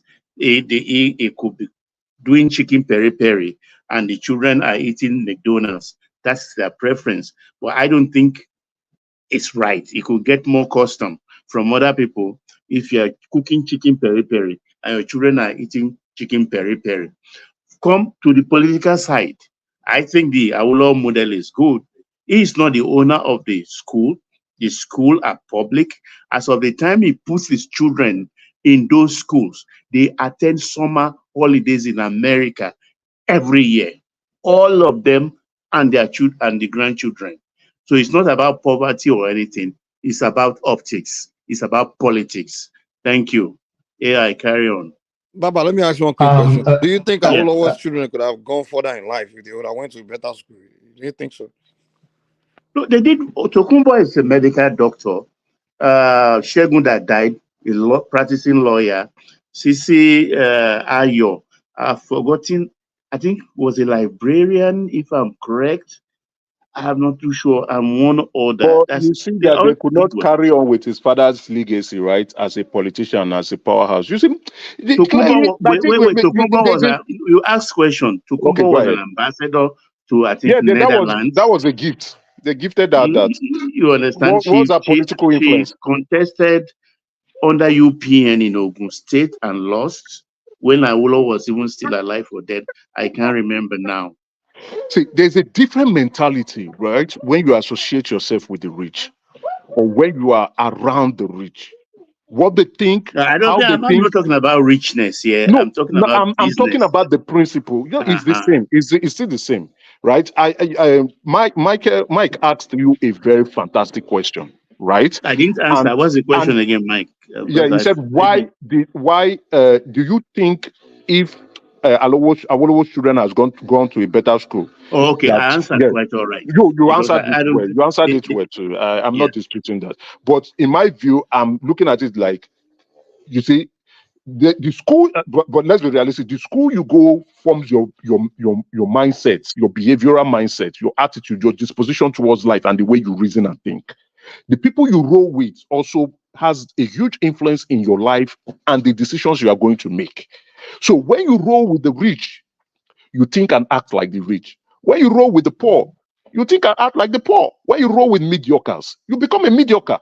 So that is the reason why you see people push their children to certain institutions, certain a curriculum, because they want their children to either do well, or you see themselves pushing themselves into certain social class because they want to roll and see and behave and act like those people in those class. If you're hanging out with plumber, you will think like a plumber. If you hang out with medical doctors, you will think like medical doctors. If you hang out with politicians, you will think and behave like politicians. So if you want to aspire to become successful, you must roll with people with success stories, or else you begin to complain. Now, in that question, what Mike is saying, if the Awolowos, or if Awolowo has sent his children to Eton and sent them to Oxford, those people will be rolling in high classes. They would behave, think, act, and react like how the rich do, because in that social class. Wait, Emeka, let me correct you there. The Awolowos are the class. It starts from them. So he died with Awolowo. We are not ruling that Awolowo's name does not matter. But he died with Awolowo. So they were not able to replicate, sustain. What are you saying? What you are saying? No, he died with Awolowo. Must children practice the same profession like their father? What are you talking about? The goal of everyone is for your children to do better than you. You know, no, if you are a doctor, must your children be doctors too? No, they don't have to. Do they not have the choice to practice another profession? You can either that is why you see you can either train your children, because you have created the path of success for yourself. So why would you become a successful lawyer and your child will become a plumber? Does it make sense? No, don't you listen, Emeka? During that period, they were attending that school. Okay. They were attending summer every year in the USA, not even in England. Okay. All the grandchildren, not just our children. Okay, but all the grandchildren, everybody. But then again, you see one of his grandchildren going to do BBN, Big Brother Niger. Going to do what? Big Brother Niger. That's a failure. That's a failure. And Awolowo could never participate in that level of decade. And Awolowo should be scientist of the world. That's what I'm saying. That's what I'm saying. You see one of his grandchild going to do BBN, and Awolowo should not participate in such level of society decree. And Awolowo is an elite. And Awolowo must act and behave like an elite. If you're and Awolowo do not need. Emeka doesn't want conversation. He only wants to be talking, no other people. You can't control your adult child in this age and time. You know, whatever they want to do, once they are 18, there is nothing you can do about it. You see, You know we that. keep making, sir, we keep making Now, can I, excuses. can I, can I, If that guy, Emeka, if that guy respond to something you're understands, Hold saying? on. if the guy Oh, understands come that he's an on. Awolowo, if he understands that he's an Awolowo, Hold you on. can't say he's Emeka, Awolowo. It's If he show that's understands, business. enough It's show now. business. Emeka, you're just Emeka, talking you've over made your everyone point. now. Everybody, please hold on. Come on now. Please, Emeka, you made your point. Hold on, please. Yeah, let's take it one by one. Madam A has been waiting. Yeah, let's go to Madam A. Yeah, thank you. I just interjected. I didn't know what you people were discussing on, but I heard somebody saying that we are calling out. Madam A, hold on. One man is the problem person that brought us this problem. He showed us some video when they started the You know when I'm in Western trouble. education. Can I please speak, please? Thank you. Go. Yeah, yeah. One man brought the video of Awolowo back then when they started Western education. Then they were mentioning Awolowo's name, Awolowo's children attending the same school. That is what brought us to this corner. Then Ajalebuku was saying, why can't Awolowo portray a good example then, putting his own children in the same school that he supposedly founded or he started? So that's what we were No, talking. it That's was the why, beginning, the launching of the free education in Western Nigeria. The yeah. So launching of that's free where we were. education Yeah, in schools. Yeah. yeah, yeah. So, Madam Mayor, yeah, let's hear from you. At the time of Awolowo, I will have to say something. Awolowo them and Zeke them, Sabubaka Tafawa Belewa, it's actually ridiculous that those people did not maintain the standard that were left for them. Because thank you, all the madam. schools you Thank people you. were God bless talking you. about was the standard the white man left. That was the standard before they handed over, what do you call it, the independence to them. That was the standard that our leaders could not keep up to today. So what are we talking about? We are there the one that created those standards. AI, can you repeat that, please? Please. You're talking about the standard. Can you repeat that? I didn't get it. The logic there. Okay. Was it the standard the Awolowos left or the standard handed The white over to the man left. Awolowos? The Okay. Awolowos were the immediate followers of the white man. Okay, they didn't meet up the standard. Is that what you're saying? They did not maintain. That's the word I use. Okay. They did not maintain the standard, because if they did, the rail lines those people built, they would have extended it all over Nigeria. The standard of the education they built, it would have been the thing that they handed over until we get here.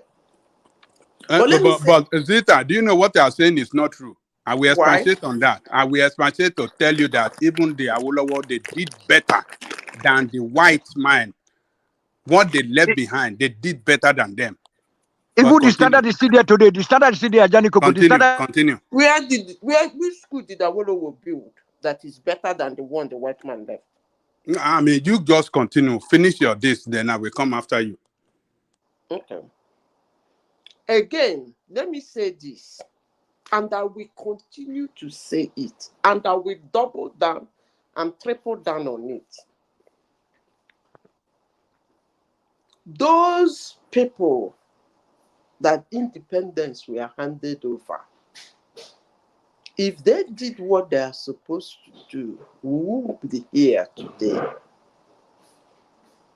So if anybody is calling for the leaders of Nigeria, which include politicians, because, well, it has always been politicians, military guys, their children, that they should look for them, they should start from the beginning.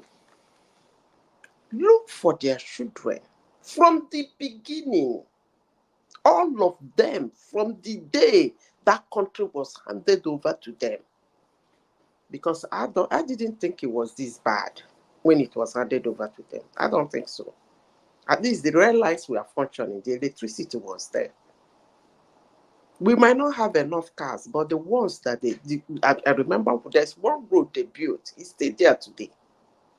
Most of the things they built were being used, even River Niger, the Niger Bridge. Now them build them now. The thing almost fall on top of us before we remember we have to rebuild it. So if you think that the leaders are not doing good, it's not this present leader. It's just Nigeria was just a crumbling, we like a cake. It's crumbling. Maybe one day it will melt away. But anybody calling for their children, you should start from the beginning. Because if those people have done what they are supposed to do, instead of fighting a war, I don't think Nigeria will be where it is today. Thank you. We Thank you, Madam Mayor. in the Western region, we are grateful to Awolowo's achievement because what is still leading us today. He already laid the foundation down for us. If you look at the whole Southwest state and the Edo Delta, we still maintain that standard. Thank you. Yeah. Thank you, Tony. Yeah. Okay. You want to say something? Let me say. Ajali Koko, let Sunaja go first. You go then. Yeah, go. I just want to counter what Zita said earlier. Awolowo did not build it, they didn't do anything. That's not true. Even they did better than what the white men left behind. The commercial school that we have back then, it wasn't creation of the white men. It was the creation of Awolowo in the West to train students that want to go into maybe do trade, secretarial work, and all these things. They even created comprehensive high schools. It wasn't the creation of the white men. Comprehensive had to discover talent in so many fields of life, like children want to do engineering, good in agriculture, good in other fields of life. It wasn't the creation of white men. So they advanced. They did better. Even the white people were shocked of what Awolowo was doing in the West. Really? In So terms of education. That the notebook pass you right them. Oh, so the notebook I've given you now. I've just given you some areas in terms of how education, Awolowo expanded the educational structure of the West better than what the West left behind. So don't say that they did not develop and they make education easier for people to attend school. It makes school easier. And it make it 6 years instead of the 8 years in federal. Instead of 8 years. So we have to go and read the history well before we start condemning all this about this thing. The same thing some other leaders in some other parts. Even Nigeria as a country even did better. It was after they left that Nigerian federal government under them back then created Lagos State University, University of Ife, Ahmadu Bello University, and all those universities. Nsukka University. So our great leaders back then did better than the white men when it comes to giving education to their people. So let me leave it there. Thank you, Ajali Koko. So Naija, before you come in, Emeka, you don't know Awolowo's family yet. They are center of excellence and greatness. I sit and die with them. I know them very well. Thomas, I'm not saying that. Let me finish now. Okay, go ahead. Let me finish, please. Yeah, I sit and die with them. Mama Ichaja, Awolowo, Tokunbo, Mama Ichabiawola was in the area. Awolowo, I go to Awolowo's house very well.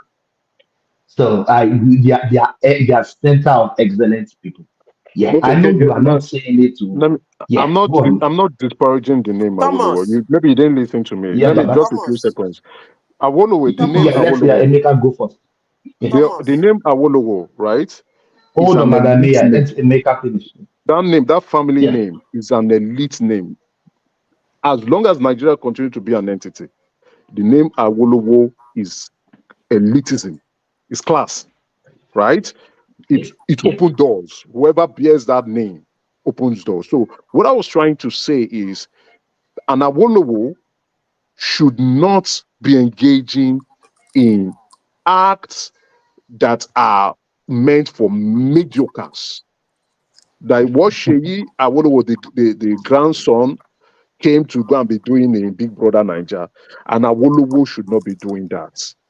God bless Yeah, you. that's your opinion. Yeah, that's fine. Yeah. That setting, let me just highlight it. That setting is for That's the mediocres. standard I'm talking about. That setting is for mediocres, people who are hungry for fame. Forget about Awolowo. We have had that one. Awolowo is not Sir, let me That's just the land the standard point. I'm talking You about. can't Sir, use let me that land that point. Sir, let me land that point. Sir, let me land the point. Even your Those are, even your own children, those when are, they are 18 years, you cannot even hold on, control sir. them. Sir, let me land the point. You see, those are people who are struggling for fame, relevance. Awolowo alone, that name alone, opens doors for you. Leverage on that. So what I'm saying is the consciousness of Sheyi Awolowo is not there. For him to go and be settling for what mediocres do is crass. For me, if I see him, I'll just blink my eyes. Say, this guy is the guy does not know what he's supposed to be doing with his life. Because it will And affect the Awolowo standard. should, yes, and Awolowo should not be associating himself with stupidity. Awolowo should be aiming for the top, excellence. That's a Demonstrate. grandchild, Emeka. That is what I am That's the saying. Whether standard I'm grandchild or talking great about. grandchild or great grandchild or great great grandchild, that lineage should They be didn't keep the attaining standard. excellence. It is in their DNA. It is the bloodline. They should be shooting for the stars. When they shoot for the stars, if you don't catch the star, land for the moon. Not gonna be chasing what prostitutes, wayward individuals are doing on TV. Don't do that. Small. You can't use that word. No. Emeka, Okay, sorry, that's don't enough. vex. Yeah, because of Your YouTube. family Yeah, should not be take that associating to you. yourself with that. Thank you. That's for rubbish Yeah, people. thank you. Okay. Tunaja. Thank you. Tunaja will go Yeah, first. Madam Mayor, he has been waiting patiently. Yeah, let him go first. Yeah. Greetings to everyone. Thank you for having me, Thomas, and those on the panel and to the chat, and especially to the viewers. This, I think, to an extent, Mega is correct, but he seems to have tried to make it almost categorical. That's where the error is. And there is always social mobility. When they say social mobility, it goes up and down. And what is not often known is the ones that are rich that come down from their positions and the others that rise from the bottom to the top. So it's not as fixed. And the idea that some people are saying, oh, names have to be attached to greatness is actually wrong, because you are assuming that that social mobility has to stop.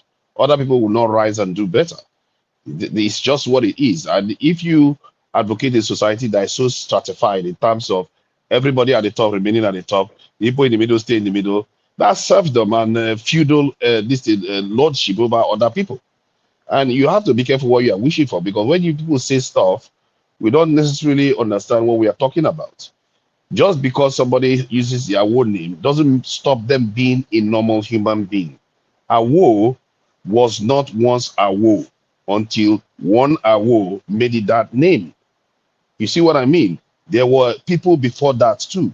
We can't keep making it look like society has to remain stagnant, and it won't. No matter what you like, anyway, it won't, because society will move. People will move down. People will move up. And recently, it has been more like the people at the top remaining at the top, whether they are deserving or not. And that is where they are going to have a problem sooner or later. Sooner or later, that top will become crumbling down, like the way it came crumbling down in the early 19th century when socialism rose And you saw that even in America, they were putting tax on the rich of 90% to compete with that. So I will leave that at one side. The idea that Nigerians cannot do better than the British that was here, and the British were limiting our capacity to learn. As a matter of fact, some of the stuff they left behind is still affecting us today. And I agree with Ajay Lekoko that a lot of the stuff that the early leaders that took over from the British, they did some things to advance, especially towards from the 60s to the late 70s. They did a lot of great things, maybe sometime even in the 80s. But so far, we've been falling further and further behind. And to be fair, we were falling from the 60s, we were falling to the 70s, then we started rising again. Then from the 80s, we were just falling and falling and falling. Today, we are still falling. We've not really broken out of the spiral downwards. So from that point of view, we shouldn't look at it that we cannot do better than the British. If you don't have the mindset that you can do better than the British, then you're already done. You have to believe that you can do better than the British, and we have to start setting standards to do better things. If you look at Nigeria today, with all the protests that is going on, my issue with the protest that is going on is that they are not very specific, and they are not it's very, very hard to nail anything that is going to transform the country down. Because if they went and said, you know what, every school children should be studying technology from the nursery level till they become university graduate, in 2 generations that could transform that nation. If you go and say you should secure the country, if you go and say our refinery should come on stream, those type of things make a great impact. But I fear that maybe the so-called downward spiral that we are on has also affected our even struggles. That even the demands our leaders are making during struggles don't seem to even meet up to the demands that even Dangote was able to put forward. Because so many of the stuff is wishy-washy. If you make the Nigerian system, you remove the Senate, does that mean the corrupt politicians will leave? They will not leave. If you make the system this regional where they share resources in different regions, would that make the system any better? No, it won't, because even in the 60s there was massive corruption. I know that for sure, because there was a report about the corruption that was going on from the 60s to the 1966. So people just want to aspire to something without critical thinking about what they are asking for. But I just hope we do better for ourselves. And to start doing better, you have to believe you can do better. Thank you. You didn't say anything different from Told what us I said. earlier on. To Nigeria, Yeah, you didn't say anything Emeka told different us from what I earlier said. on. Yeah. Go ahead, Thomas. Yeah, Emeka told us earlier on, if you want to be a rich person, you have to think like a rich person. So yeah, that's it. Yeah. No, but Emeka, that he one put hit it me in very well. I like what Tunaja said. That's mobility, he put it in right? a class level. That's a different thing altogether. You're talking No, about it's a stratifying class, but society. to Nigeria, it's a class. Let's be realistic. Let's not pretend. It's a class. But I enjoy what you said. That mobility. Yes, you could be rich and things could change, but it's still in your efforts. Let's look at it. If you've demonstrated success before, there's a possibility that things may go south. And if you've done it before, you can do it again. Trump did it. There are other names, people who even Ifa Yuba, who just passed on when he was overtrading and was so much in debt, and the banks wanted to take over his properties. He did it all over again. Success is an art. Let's be realistic. It's an art. It's not a science, it's an art. It's an act of you doing things. I see some nonsensical comment on the comment section. I don't pay attention to mediocres. You want to think like the elites, you must be like the elites. If you want power, you must think like those who have power. You want to be rich, like what I say, you must think like the rich. That's why, or else you keep complaining about your life. You keep complaining about the government.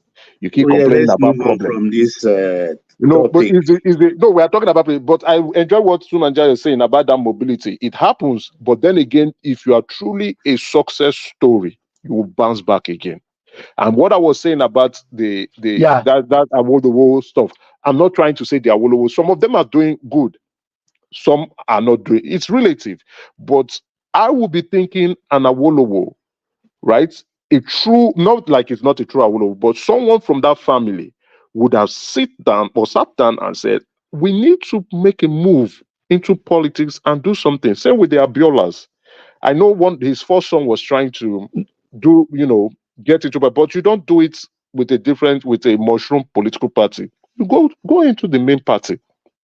Your father has some assets that you can leverage on. Go into the main party. You are an Abiola. Go and negotiate for power. Your father was a very big man. He was a success story. You are an Abiola. No. Emeka, you have to think of the trauma, how their father being deleted. Nobody, No, it doesn't. even the caller. Yeah, No, it happens. my Things brother. happen. Nobody wants to go to that road. No, but Kola came out for politics. I understand what you mean. Yeah, he ran. So what I'm saying is, why would they call Abiola? What I'm saying is, why would they call Abiola go to a mushroom political party rather than going to PDP and APC? It's not serious. Negotiate for power there. So if that party is the one that appealed to him, then he's by not their serious. ideology, then and he's you are not saying serious. if you go to then he's not. to go and mingle with then he is not. party with corrupt people. What are He's you a talking joker. about? Let's stop this nonsense about corrupt. Wait, we want an ideal world. If you want an ideal world, go to heaven. This world is not a perfect world. Why we being hypocritical? What do you eat today? Emeka, what do you eat today? I'm getting fed up with all this shit. Thomas, give me 5 seconds to rant. We keep pointing finger. Are we any better? Are we good? Are we good in our personal life? Are we any better? Even when Jesus said it, when they wanted to stone that woman, he said, "He without sin, be the first person to cast that stone." Why are we talking between the tongue? Are we better?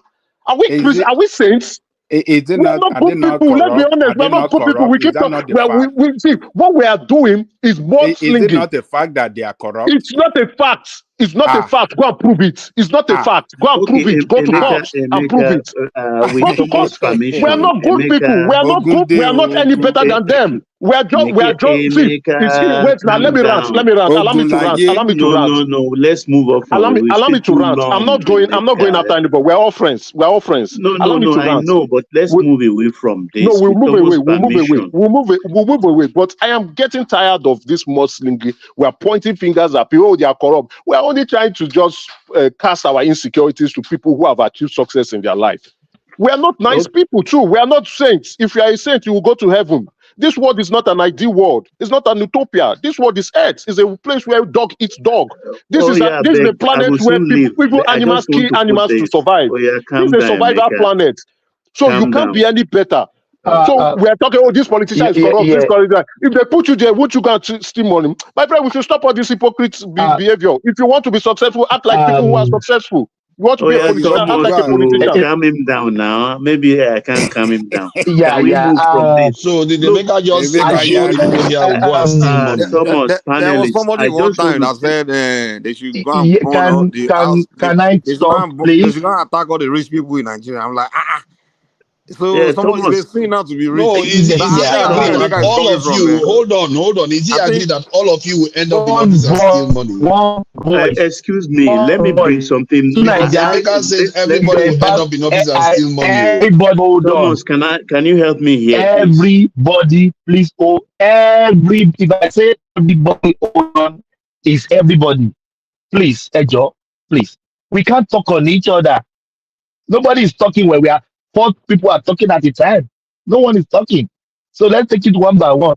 Erika, I know your blood is very hot, but I understand where you're coming from. We always like to. There's no sense anywhere. Go to Emeka. I've been making these comments since I joined a one-man program. Anybody that wants to make change in Nigeria, go and join the major political party.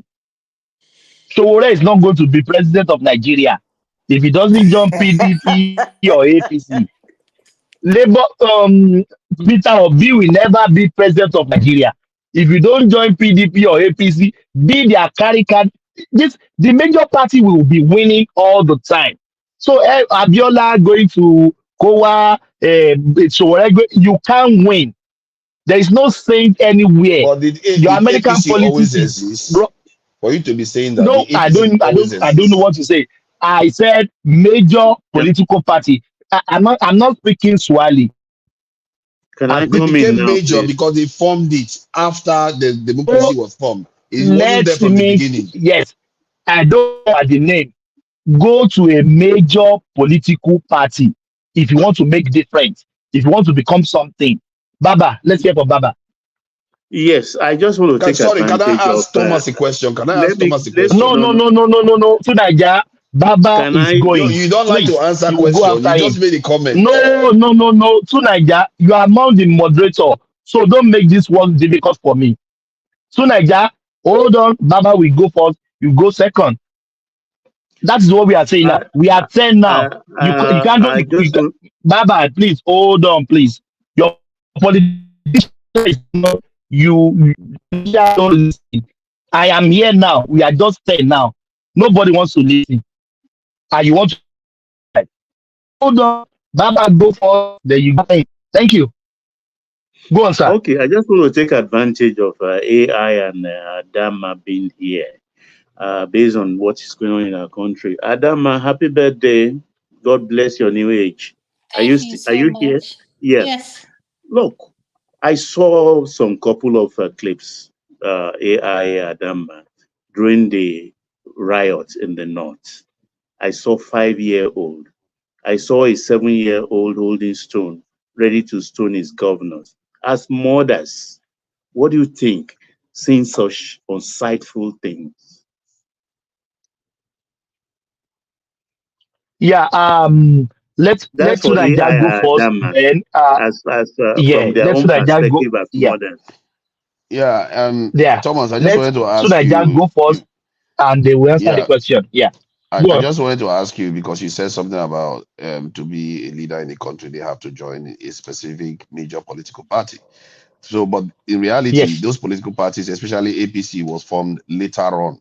And if Labour Party that got a third of the vote forms an alliance with another party, they could also go on to dominate. So the idea that they have to join those two political parties, is it realistic to say that that is the only option that exists? That's the question. But Sunaja, let me ask you this: is APC a major political party? Yes or no? Right now, it is, but it Uh-huh. can change. That's the So am point. I right or am I speaking? No, No. you are right, Is but it can APC a change. major political party? I No, don't. Yes, Did I but say it cannot change? No, What Thomas, are you you didn't. yes, talking about, brother? by what you are saying it cannot change, that they have to go No, to those what two. I don't say Thomas, you didn't put. did I say it cannot change? Maybe Did the I say way you You that? say they have to go presented to it. the two I political didn't. So parties. now, They have to I join one of think the what two. somebody No, is trying to say is you have to become a force like that hold on, for you to win. That's what he's Thomas. trying to say. So Okay, if I he's think trying to say that, then they don't have any issue with that, because he yeah, was Can I saying that you have to interject? join one of those two. yeah, That's because for why. now they are the only force. That's what he's saying. That's what he Can I meant. They interject? are the only No, force you just now. changed it Do again you have now. any No, Like, other party? no, yeah, but there's a Thomas. big difference from saying you have to join two specific political parties that are saying forming something similar. You see what I mean? That's what No, I'm saying. Naija, That's Thomas. all right. you don't I don't know how understand to what speak Thomas is English. saying. Thomas is That is saying what I Can I come in? said. is Yeah. either you if you are truly serious, you join a political party, the mainstream political party, or you can form a more powerful political party. So where you are coming from the point of, was APC existing in the essence? They formed a strong political party. You want power. How A do you go political about it? party, and they are major now. Thomas, it's the way Like you a Peter put. Obi, Now, a useless Peter Obi who went to Labour Party and is now saying he won an election. How can a mushroom political party win against the mainstream? It can't happen now. If all He the won a smaller third of the faction, votes. if all the smaller faction came together, yes, that would be a very powerful front that you would see the likelihood of them winning. And then you say, okay, let's see how this exercise goes. Then what I will also say personally is, if you think you are good enough, go and compete for power. Go and negotiate or compete for power in the main political party. Go and tell those who are there that you are good enough, you are better enough, you can do it better, you are the one they can identify with. Negotiate with the powerful ones. Negotiate with But the power Emeka, bloc. don't forget he got 6 million votes. Oh, he got 6 million votes. That's good. I agree. It's not a I'm third not saying of the vote, just about Who a cares third. about it is 6 clear. million It is votes? clear. Did it take you to It Aso is Rock? exactly. I'm tired of people. No, it doesn't. People, But you see, so just like I by linking it to I Asoro, always tell Uptown. see, I always tell see, Uptown. I always tell Uptown. We keep telling me, Emeka, this is why the country is where it is. When you have a third of the vote, you govern as if you got 100% of the vote. That is the problem. Tunaja, let me now give you a piece of my mind. Now hear the piece of my mind, right? We keep talking about where the country is, Please, let's see. You want power, you want to fix things through Nigeria, right? You are busy complaining. You are complaining from here to night. From here, you will complain and go to the other platform and go and complain. Go and fight for power and then change things. Go and fight for power and change things. Let's stop all this nonsense. You are a man. The people who are there are also men. The people who are there. Who told you I'm not doing that? So you see your I'm not saying if you are doing anything, I'm not saying I don't know. You see what he just did. I judge outcomes. I don't judge noises. He cannot take on the argument anymore. He starts insulting me, but it's all right. No, I'm not insulting you, but I am tired. I am not insulting you, Naija. No, that's what you just did by saying that I'm just complaining. I'm complaining. Because by saying I'm complaining, that's what you're doing. I apologize. One voice. I apologize to you, Naija. Okay. No. Emeka, hold on. Emeka, how can I send a bottle of wine to you? Please, I need you. I need to give you a bottle of wine. Thank you. I appreciate. You see the kind of stuff. Thomas thinks that you can descend to his level. Because they like insulting people. No, I'm sorry, Tunaja. No. It's not about descent. I'm not trying to insult you. I'm just saying. Why are you apologizing? Why are you apologizing? You didn't insult him. Tell me the complaint. Get me the complaint. What you call complaint? You are here complaining that somebody should not. Somebody with a name has to be in a certain class. No, I'm not complaining. Tell me what I'm complaining. I'm giving an opinion. It's my opinion. No, tell me. Yeah, but tell me what my complaint is. You didn't complain today. I am talking about you say I'm complaining. What is the complaint? I thought he has apologized. So what is all this rowdiness here? No, because Thomas is there encouraging bad behavior. Because when he's moderating, I'm only saying because the idea is that when they insult you, they think you become dumber. No, that's the whole point. Tunaja, no. You are ranting on this. My comment is not to insult you. I am only saying I think it is high time. If people are complaining so much about bad governance in Nigeria, right? Go and fight for power and create the change that you think you want. Stop complaining about if someone is messing up my life, I'll go and fix things. But for now, if you think so, because those people who are there do not have foreheads. They do not have. How do you think it works when somebody wants to transition to power? Do you know all movements start from people advocating specific ideas? There's a difference between complaining. Private chat me. Let me explain. There's a difference between complaining and advocating. If you are serious about that change, private chat me. Let me just express what I'm trying to say. There's a difference between complaining and advocating a specific idea and a vision for the country. Emeka, hold on to Nigeria. That's enough, Emeka. To Nigeria, 2 minutes. Baba has a question from Ada. Ada hasn't said a word. And Madam AI, you say that, make your conclusion 2 minutes. We go to Ada, then we go to Madam AI. That's why we're going to sequence it. Yeah, thank you. Thank you. I appreciate that. I think there is a slight difference between just complaining for the sake of it, like this petrol price has gone up, and no. If you are doing critical analysis of the situation and advocating a better future for the people, you can call it complaining, you can call it advocating a better future, you can call it creating an ideology. But that is how all movements start. You have to have conversations and classify it to a point whereby everybody agrees way forward and they can go and make a change. So when you say people are complaining, I think it's a way of saying, oh, the people in power should remain. You are in a way arguing for you just talking, go and fight it once in power.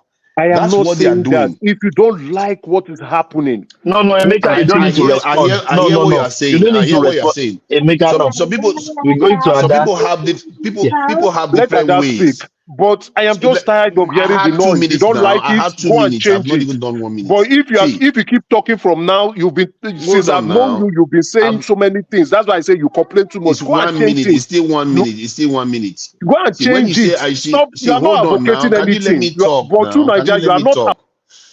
talk? Okay, see, the point I'm just simply Emeka will trying not to let make it. is I have to put him at the background. that.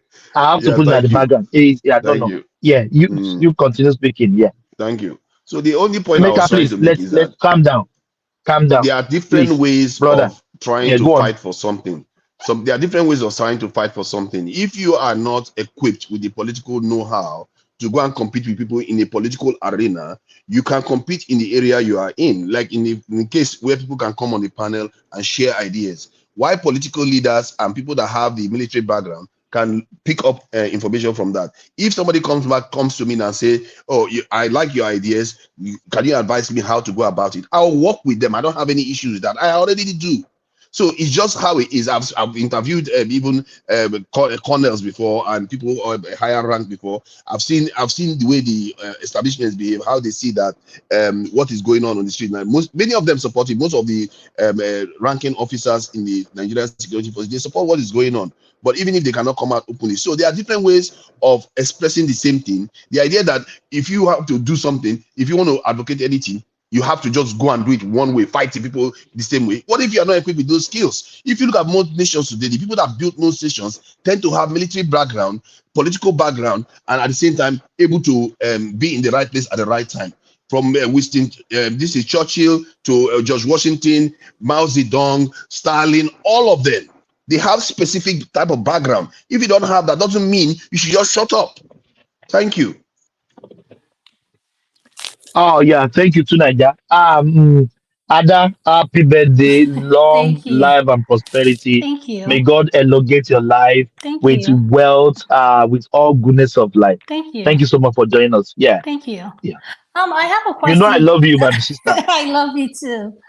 I have a question for Yeah. Tunai, since he was talking about things that he feels we need to No, do. don't go to Naija. We No, will not live here. no, Don't. I'm going to answer. I'm We going will to not answer live here. Baba's question. Tunai, back to you. What Yeah. you were just saying. You said you've interviewed generals, colonel, whatever. I've heard you speak so much on security, and my question for you is, how have you implemented or contributed to those your idea? Like, what have you done to kind of keep that ball rolling, giving all these ideas, suggestion, and if you have that kind of connection, how are you trying to make sure some of your goals or suggestion you get in contact with someone that can help you implement them? Yeah, I've To interviewed Naija a colonel, in 2 but not minutes. interviewed a general. The I've mother spoken to generals before. for So the only way I do it is if I am talking to somebody and I let them understand that their way of perceiving our realities is a little bit distorted, because I've spoken to some that they will tell you that we don't have the capacity to defend our country. I was like, but Egypt can do it. And some of them, they perceive that we don't have enemies. I remind them, anybody that is more developed than you is a potential threat. And they go on to acknowledge it, because their reality is not where it's supposed to be, because they've not experienced what most other nations have experienced. So that is the way I've been able to do it up till now. But that's why I'm online to discuss some of these issues, because you never know who is listening. At the same time, in the background, if I meet people, I don't have a lot of opportunity. I'm overseas, you see. So I don't have enough opportunity to be meeting people and talking to people on the ground and changing things on the ground. But if I was to do it, I will embrace all the institutions, from the military, from the economic, agricultural. You have to be present, because all these our leaders, they are present everywhere. They have influence all over the place. That's how they win they win power. And that's where I agree with Emeka, that if you want to compete really on the ground, you have to be present in all these places. Thank you. Thank you so much for answering my question. Oh, And thank another you, Naija. suggestion. Yeah, thank you. Another suggestion I really want to add is, I don't think This is the you're too old or to Ada. become a This police is the officer in Nigeria. Do you question. think so? Huh? To Nigeria, do you think you're too You old to mean become a yes? Do you think you're too old to become a police officer in Nigeria? You know, that's part of security as well. Yes. Have you ever thought about doing that? I know I'm too old to be. I know I'm too old. They will not accept me, and they will not accept me in the military. Training. He doesn't But want to train. no, I'm not. I'm not scared of training. If they take me on, definitely they are going to have something to deal with. Point is that if I am given the opportunity, I will do what I need to do, because the way I look at these things is not from today. I'm looking at it from the point of view of our children and our children's children. So, and I hope a lot of people think about it like that. I don't know why Emeka is telling people that you get into office, you go and steal. We should be changing our mindset to a point whereby we want to actually do something so our children's future is stronger. What did you? Yeah. I didn't say that. Oh, you said if you get into office, you're going to go and steal. Who is a saint? We are all hypocrites. That's what I said, because I think Baba Janikoko was talking about corruption. That's not what I heard. That's not what I said. Don't go and say what I did not say. From what I heard you say, you seem to your be ear arguing for the status quo. Your ear is not clean. Clean it properly. You said even heaven is not perfect. That these people, if you end up in office, you're going to go and steal. I said this world is not perfect. Why are we looking for utopia that does not exist? If you want a fair world, go to heaven. You want a world where it's perfect, go to heaven. Earth is where dog eats dog. This is a planet. Even heaven is not fair. Who told you heaven was fair? Are you going to go to heaven and sing praises to Lucifer? That shows you. See, this is the thing. Scriptures keep painting heaven as a perfect place. So maybe when heaven is not perfect. Nowhere is probably perfect. You have gone there now. You will educate us on it. Nowhere is perfect. Even the definition of heaven is not perfect. So I think there was war in heaven, for crying out loud. There was war. Now, thank you for bringing that up. So if this our reality is not a perfect reality, why are we acting? Why don't we deal with the reality on ground? So for me, I think it is an idiosyncrasy. You are trying to do something that does not work. That is madness. So if you are doing something that does not work. Let me just respond quickly to what you just said. Why don't we deal with reality? I think the whole point of existence is to tame the chaos of this thing, things that are not orderly. The idea that we are here online is somebody that has tamed the chaos to understand the nature of the universe itself, to be able to create what you have right now. So you don't just say we should just remain like that. We have to keep trying to control our reality. The chaos in Nigeria has not been tamed. That is why you say you can. You know how to tame it. Some people don't know how to tame it. Probably me too. I don't know how to tame it. Oh, yeah, I'm going to tame it. I agree with you on that point. No, you're actually go and do something. I'm saying I agree. I'm not stuttering. I'm saying I agree with you. That I'm not you are coming out. No, now let me ask you. See, when I tell you that I agree with you, you're having a problem with it too. No, I don't have a problem with that. You are thank God. I'm happy you agree with me. No, I'm saying you should not be saying that we should just live like that. You should be advocating for a better outcome. We are all advocating for a better outcome. That's why, but you don't seem to be doing that. The only thing I can make you should be saying embrace what it is right now. The difference between me and you is that I do not consistently complain. If I don't like it, I'll go and see how to change it. You make statement of, oh, what if I don't have the right skills? My friend, go and get it. But you are complaining here all the time. Stop talking about problems. You are complaining about people complaining, even when they are advocating a better outcome. You are complaining about people complaining all the time. Go and solve the problem. You keep saying the president is not better. You keep saying a lot of things. Then go and be president. Okay, I just told you that there are. Okay, guys, can we just? There is a certain amount of skill set that is necessary to do those things. If you don't have the skill set, go and get the skill set. I don't have. If you don't have the skill set, go and get the skill set. And if you cannot get the skill set, can you respect those who have the skill set? So stop complaining. No, I'm not. Why should I see? You see, your problem is that we have to move on. We have to move on. See what he's doing. You have to challenge what you perceive as being faulty. Can you hear me? We gotta move on, man. Because what Emeka is doing is complaining about people even having. See, hold on, Mike. I'm going to move on. 30 seconds. You guys can talk for 1 hour. See, what Emeka is advocating here. 30 seconds is not. I'm going to see. Come on, don't do that, Mike. Mike, I just. We gotta move on, man. We've been patient. I kept quiet. Mike, you do this all the time. No. I just asked for 30 seconds, Mike. You are just filibustering me and talking over me, and you are not allowing people to move on. You need to allow me finish what I'm saying, Mike. You are being quite rude right now, Mike. Mike, you are a moderator. Stop being rude. Yes, that's why I'm doing my job. You are a moderator. Stop being rude. You are not the one moderator right now. I'm also a moderator. You gotta move on. What's rude about that? See, when I get back to my chair. Remy, go ahead, please. God, Lord, man. Okay, good morning, everyone. It has been a wonderful speech, and I want to correct an impression. I am not the person that get angry easily. I do not get so, angry. Mike, you took me out. God, Lord, man. Can you just take it easy? And sometimes everybody have to go to work. And when I want to go to work, I don't want to disturb the flow of the people that are talking. I will just leave. And it's simple as ABC. And sometimes I continue to follow when I'm driving. So it's okay, it's normal.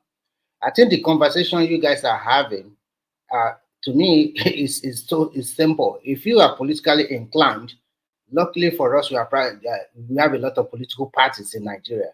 You can join one. And I've known that the biggest, the people that complain a lot are Nigerians. And then when they get to that position, they don't always handle it very well. The most people that are very selfish in this world, when we talk about Africa, number one is Nigerians. Now we will complain to that. And people will ask you a question. If you are there, or if you are supposed to be this person, what are the solutions? In the beginning, I've had people ask questions, and they'll just dance around the question most times. They will not give you a concrete answer. Just suppose when you talk about Awolowo, we can't even equate it. That is the forefather and the founder of Nigeria. And all of these three great guys, they did a wonderful job in their time. But unfortunately, we all know the history of the country. Nobody wished for a coup. We know what happened in 1966. And after the coup, we also know what happened.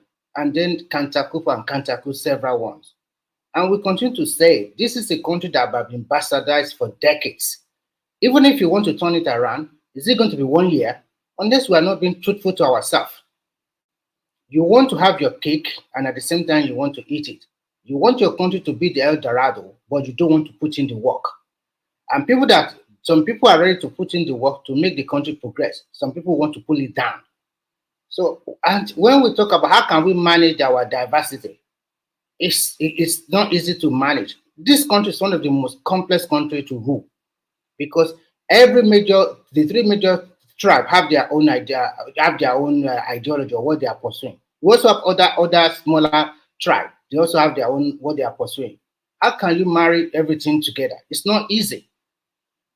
This is the protest well called for, but they said they want the protest about hunger. Why hunger turned to another thing from different regions? Everybody is showing their hand, and you continue to blame your president. And you do not tell yourself that this same, just about to 2022 or 2023, this country, we are in a mess. People are dying because of cash swap. Everybody knows the position we find ourselves. Just opposed to today, at least the country has had moderate peace. Things have been stabilized. And at the same time, you said you don't want subsidy. Some people are calling to come in to bring it back. If you would compare to all these great nations of all over the world, they have sacrificed for their nation. So I asked a question the other day, what have you done for your country? Or what do you intend to do for your country? Everybody, every time, complain is government. It's like the leaders did not come from the followers, that the leader just fall from heaven and they become your leader. The truth must be told. If you are interested in politics and you have lived in abroad more than 10 or 20 years, that means you have garnered enough experience to know the system of the country you have been living in. And if you believe you have the willpower, why don't you join the politics in Nigeria? Go back home. Don't always complain. God will continue to be blessing you, Simba. It's very dirty. It's very messy.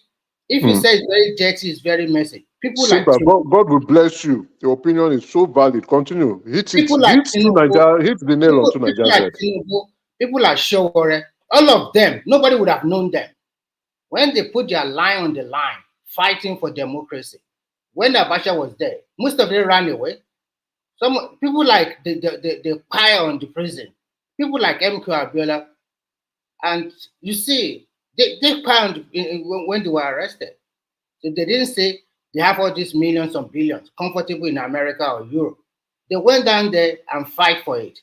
You have to also commend them, because it's not easy for you to leave the comfort of where you live in America or Europe and the rest and go to Nigeria, why things are not as good as where we are today. So if today, and can I ask a question? Can I conclude and then you ask me a question? So that is why, to me, I don't like those people in diaspora that always instigate or castigate the poor people at home. You know you are better off than them. You know you are not going to put your own children in line for this kind of protest. And then you continue to like push them, nod them, give them little money, $10 to $20. This they can buy airtime, something like that. And but when everything happened, then you now wash your hand off. Some of those guys started running back to Europe now. Said, hey, I don't know if you turn to this turn. Please stop protesting. What do you mean? What about those people that are high? What about those people that a lot of trouble, they have been arrested? Do you know how many years they will spend in the jail, in DSS and the rest before they were? Some of them will never see the light of the day anymore. But you will still continue to live your good life in America, in Europe, wherever you find yourself with your children and your wife. You are not helping Nigerians. If you truly want to help that country, why don't you go home, set up something? Even if you employ 10 or 5 people, you have already helped the country. Instead, you just continue to stay in your domain and continue to gaslight, instigate. This is unfair.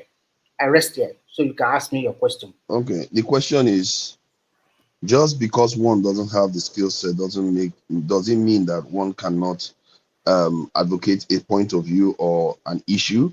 An example, if you are ill with some kind of cancer, does it mean you have to become a doctor?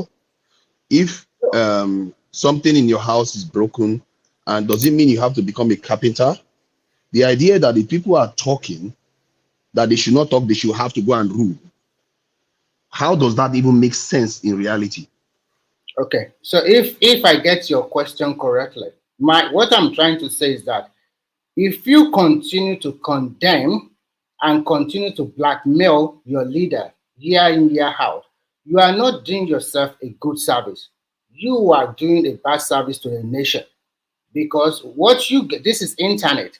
What you say here, not only Nigerians are listening, the rest of the world are listening. The way you call your country, that is the way they will take it. If you tell your country is a bunch of criminals, bunch of corrupt people, bunch of rogues, then when you go outside there and you fly from wherever you find yourself to another country and they treat you like a rogue or a criminal, don't complain, because you have been doing that disservice to your nation. What we are saying is this: you might not have the skill set, but if you complain and if you know solution to the problem of the country, you don't need to even join politics. You can just go down there and start doing something nice, something better. Who knows? Maybe your voice will be heard much more louder in Nigeria than stay under the comfort of your table, speaking to the internet. Simba, God bless you. So that your analogy means that's your analogy means that if somebody is suffering from cancer, they have to be a cancer doctor. Otherwise, forget it. They should die. You guys hear me? I'm trying to see if you see. It doesn't make sense. Yes, your analogy is wrong. I think you had the floor earlier. Then frame it properly. Yes, then. if Tunaja would just keep quiet and then I can speak. Okay, Adama, you can continue. Let Adama continue. Let her have the floor. Yeah. Thank you so much. Baba asked a question. Miss AI, I don't know if you remember the question. He said there was a young child protesting, and as mothers, what are we going to do if that was our child? Am I right about that question, or is that the wrong question? I'm confused.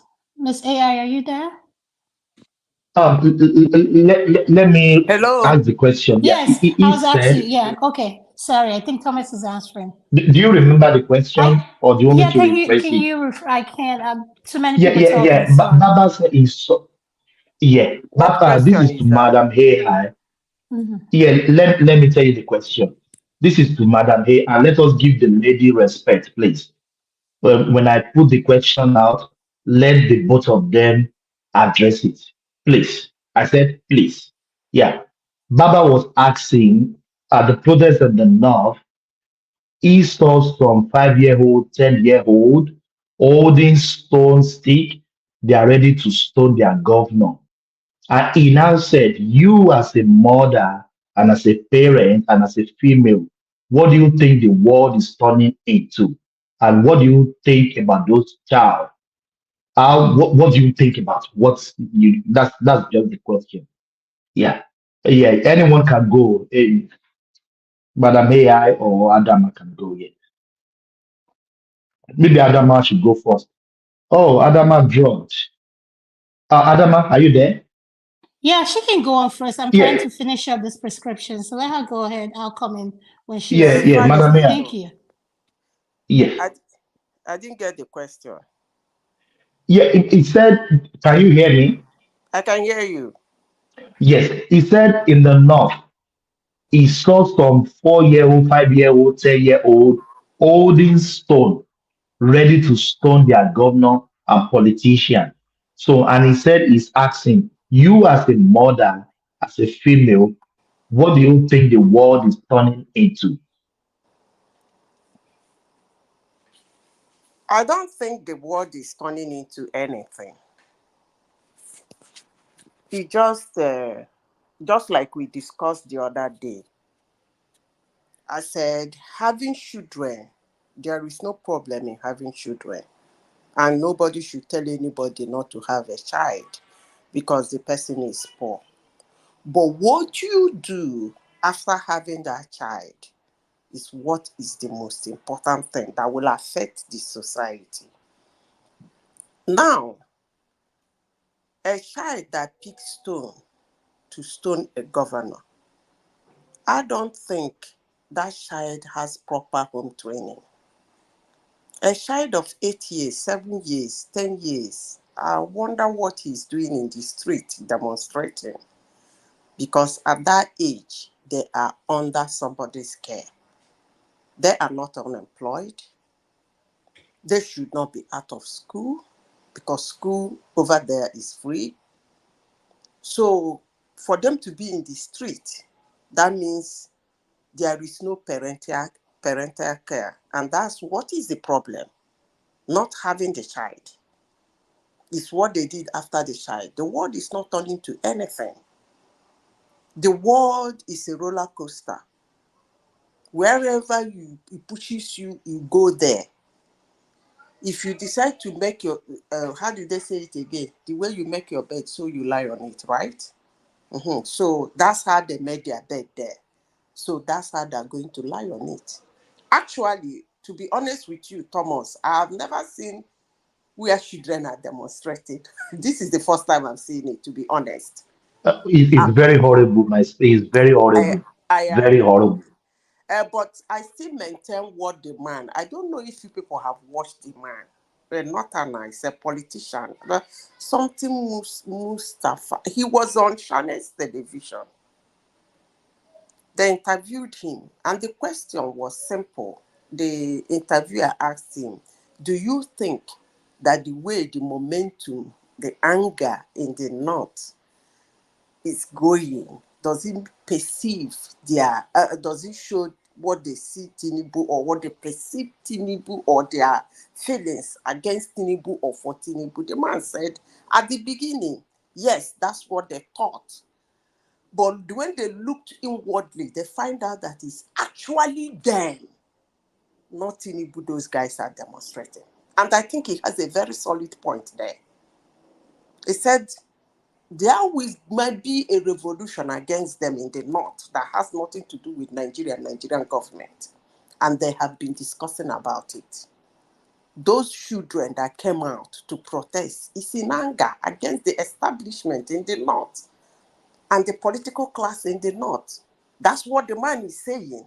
Not actually the government, but people that don't know what is going on there. We see it that is the protest, the hunger protest or whatever they call it. Look, Thomas, nothing is changing. The world has not come to an end. It's so they made their bed there. That's how they're lying on it. Simple. Madam Zita, I used to say our elders, they are not telling us the truth. They lie to us a lot. You know, they always paint these people as if they are angels. That they are like as if they are genius. And they are actually the beginning of our problem in that country. The so-called Awolowo, the so-called Zik, but the way they will paint them as if they are saints, is it not the money and and everything that they stole that they are? This is Simba. This is still Simba, not even Remy. Okay, yes. Simba, not to cut you short. I will say this and I will double down and triple down. You see those men, as long as I have Nigeria and my family is still there and there is a country existing as Nigeria, I will never forgive those men for what they did to that country. I will never forgive them. That their country, the beautiful country, was handed over to them. Instead of them to sit down and plan on how way forward for the country, they were busy chasing their selfish interest. They were being dishonest with one another. And today, all of them are pursuing their own agenda. Now you people are shifting away from blaming military. Now you want to blame people that during their own time we had good governance, we had development, good governor. This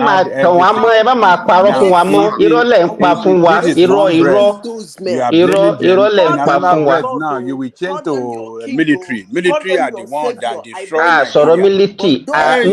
You people to face reality. You can't blame we are not facing people. reality. We have been saying our problem have started. The military truncated good governance, and then Baba Jale Koko.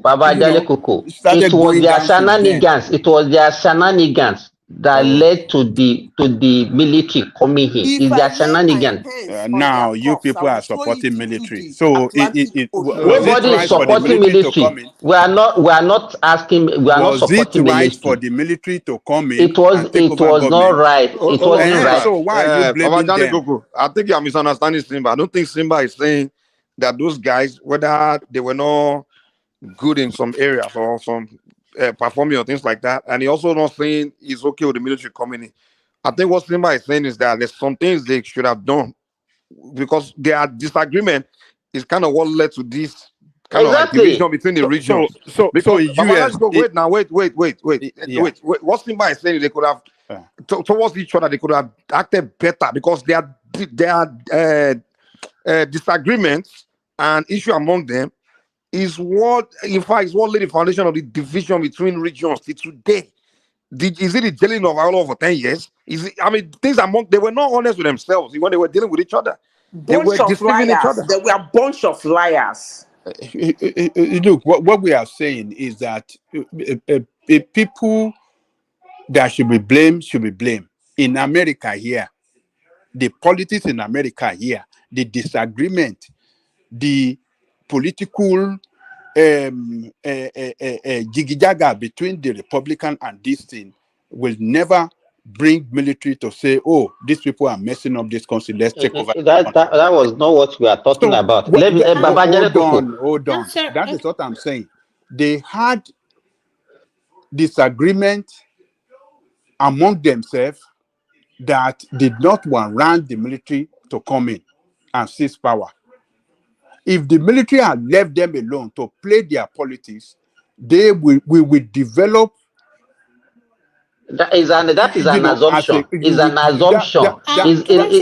What you are saying is an assumption. We would have developed at our own pace. Let Adama come in. And it would have been better for us than where we are today. Mike, sorry. Adama will come. No, Adama will come in because we just came. Let me just put don't come here often, and this is one of the reasons. You guys come on. When they come once in a while, it's allow them to talk now when they want to talk.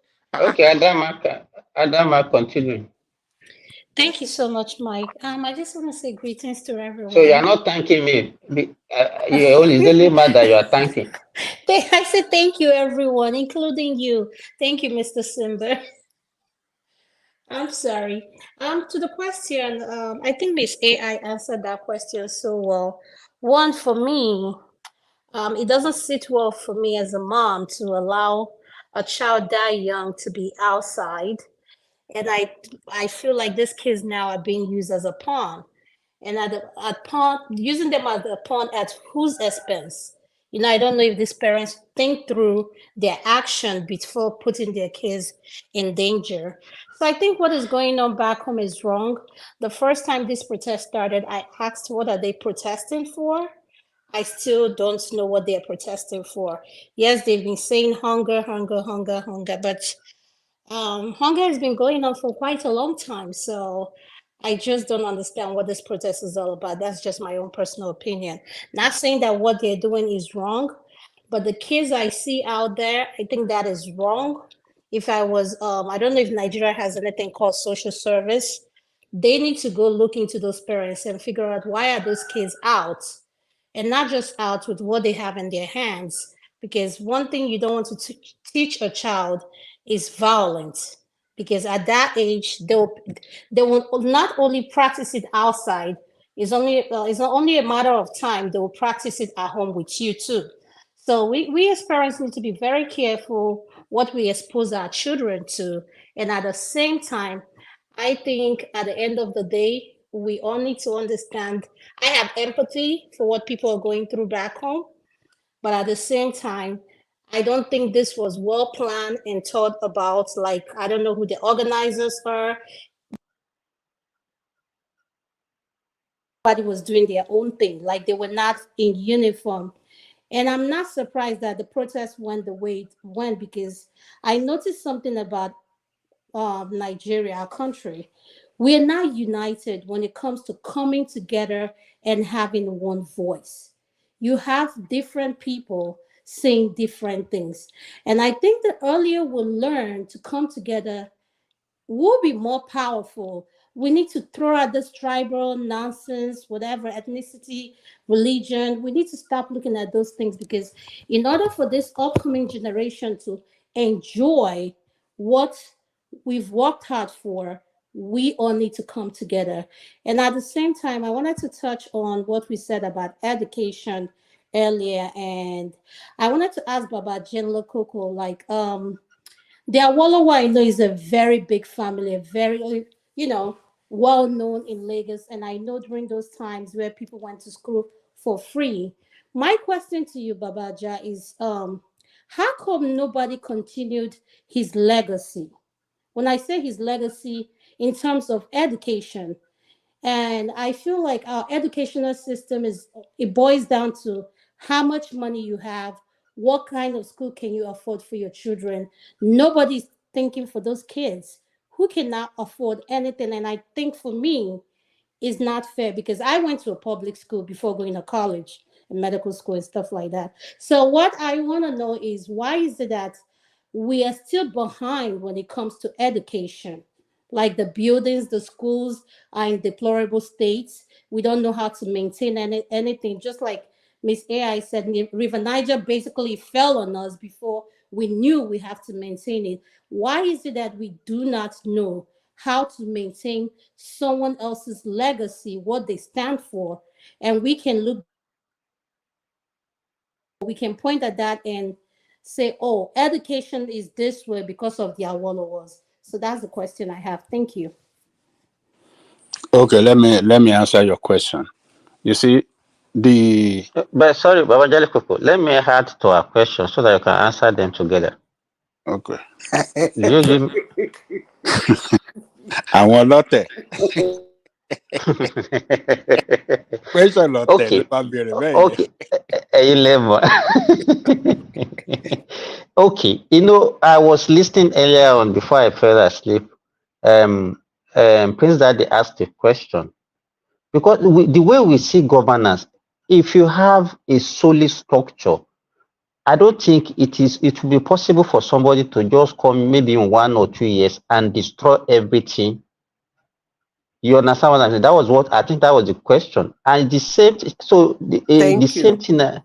The same thing apply to this problem that we're having now, because we are making everything to look as if the whole country collapsed within 1 year.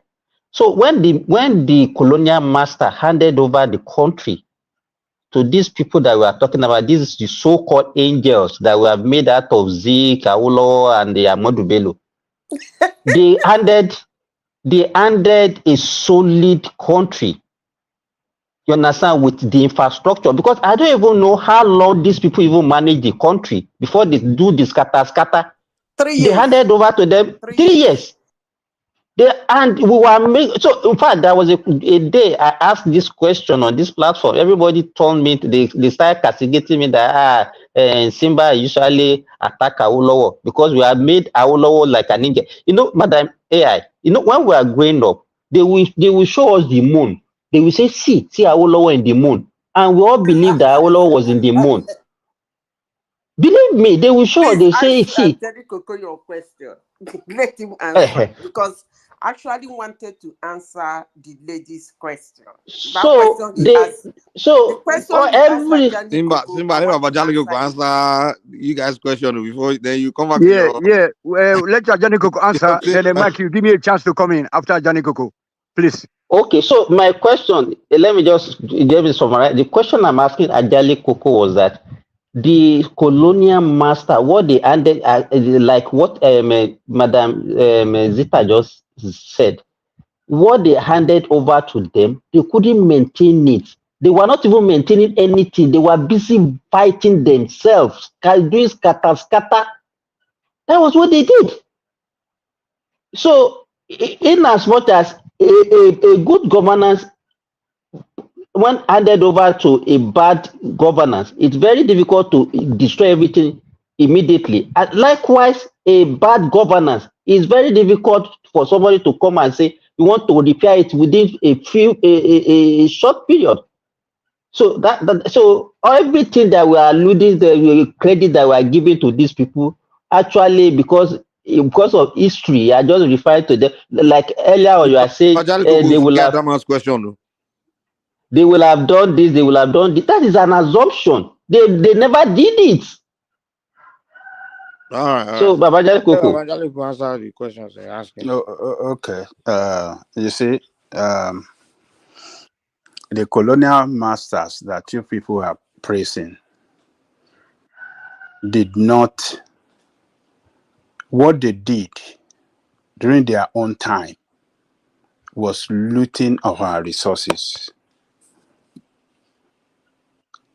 Extreme looting of the resources of our people across that country. In the north, in the east, in the west, everything, they were looting it. And it was few people that they give education. Few. Do you know that the first graduate in the north came in 1950? Is it not 1952?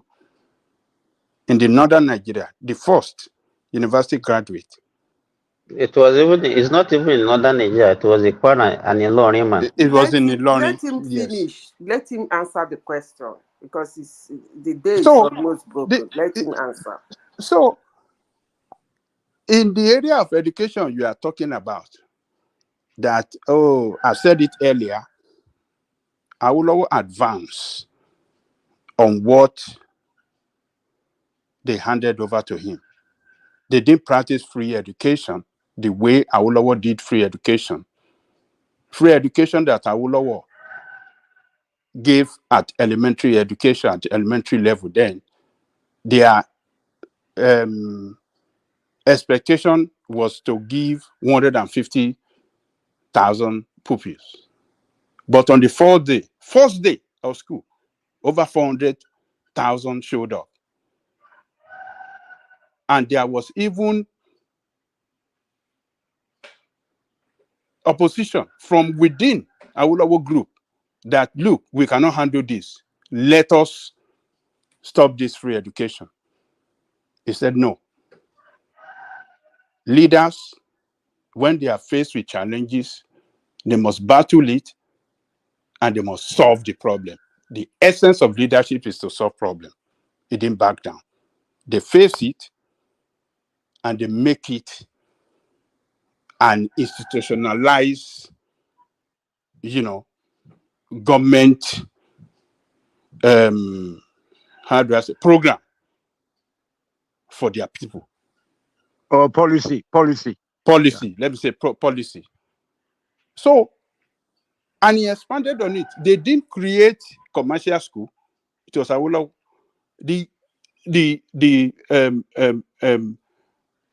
What do you call this thing? Modern schools.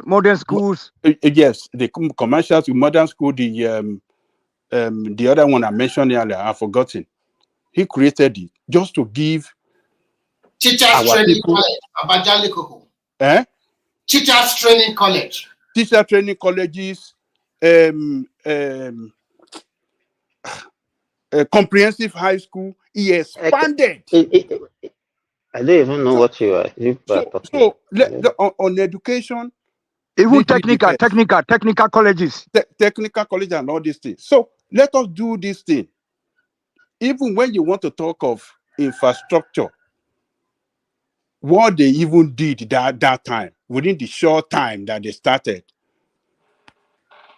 the Kanji Dam, the many other things that they built that time, the universities that we have today, we only had one university during the colonial time, which was University of Ibadan. These fathers started down that you must have university across all these things. They agreed, they created University of Lagos, University of, what do you call it, Ahmadu Bello, they did this thing. There are many other things that they did that time. It was during their time we had the pyramid in the north, the cocoa, this thing in the west, and all these things in the south. I mean the southeast. Palm oil or palm kernel. So they were able to manage their resources very well, as little as it was back then, to advance their people. So, and they are not selfish leaders. They are not corrupt. Their children went to the same school with the children of the poor. The legislators back then, we entered the same public transport to the parliament. Some of them ride bicycles. So what are we talking about? So, but let me go to the question that Amanda asked me earlier. You see, what Awolowo did in education, which was free at elementary school in the First Republic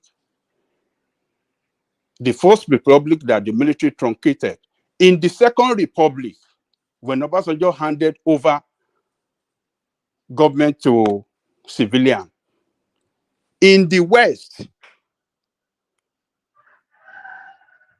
in the Western Nigeria, UPN, where Awolowo governed, Lagos, Ogun, Oyo, Ondo, and Bendel. Bendel is now what we call Edo State and Delta State.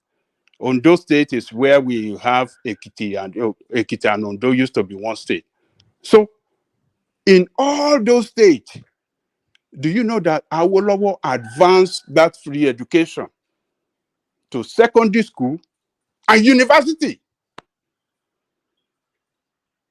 They are the one that started in the West. They started the state-owned university, state-owned polytechnic, state-owned what do you call it?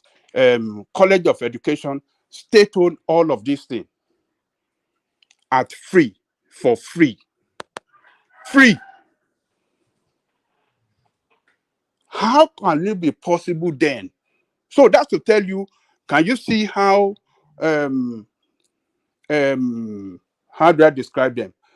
Can you see the leadership that those people represent? They did elementary in the First Republic.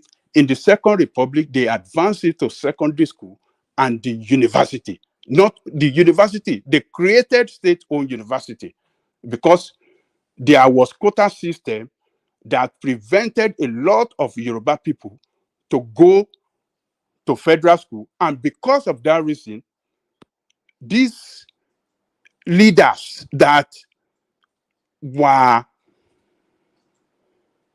peoples that stand for the interests of their people said, you know what, we are going to create university for our children so that they can go to school, so that they can have higher institution education. So they started the what do you call it? The state university. State university.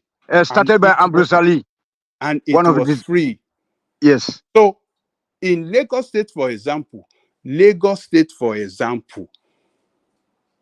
Jakonde started Lagos State Polytechnic, Lagos State University, Lagos State Teacher College of Education,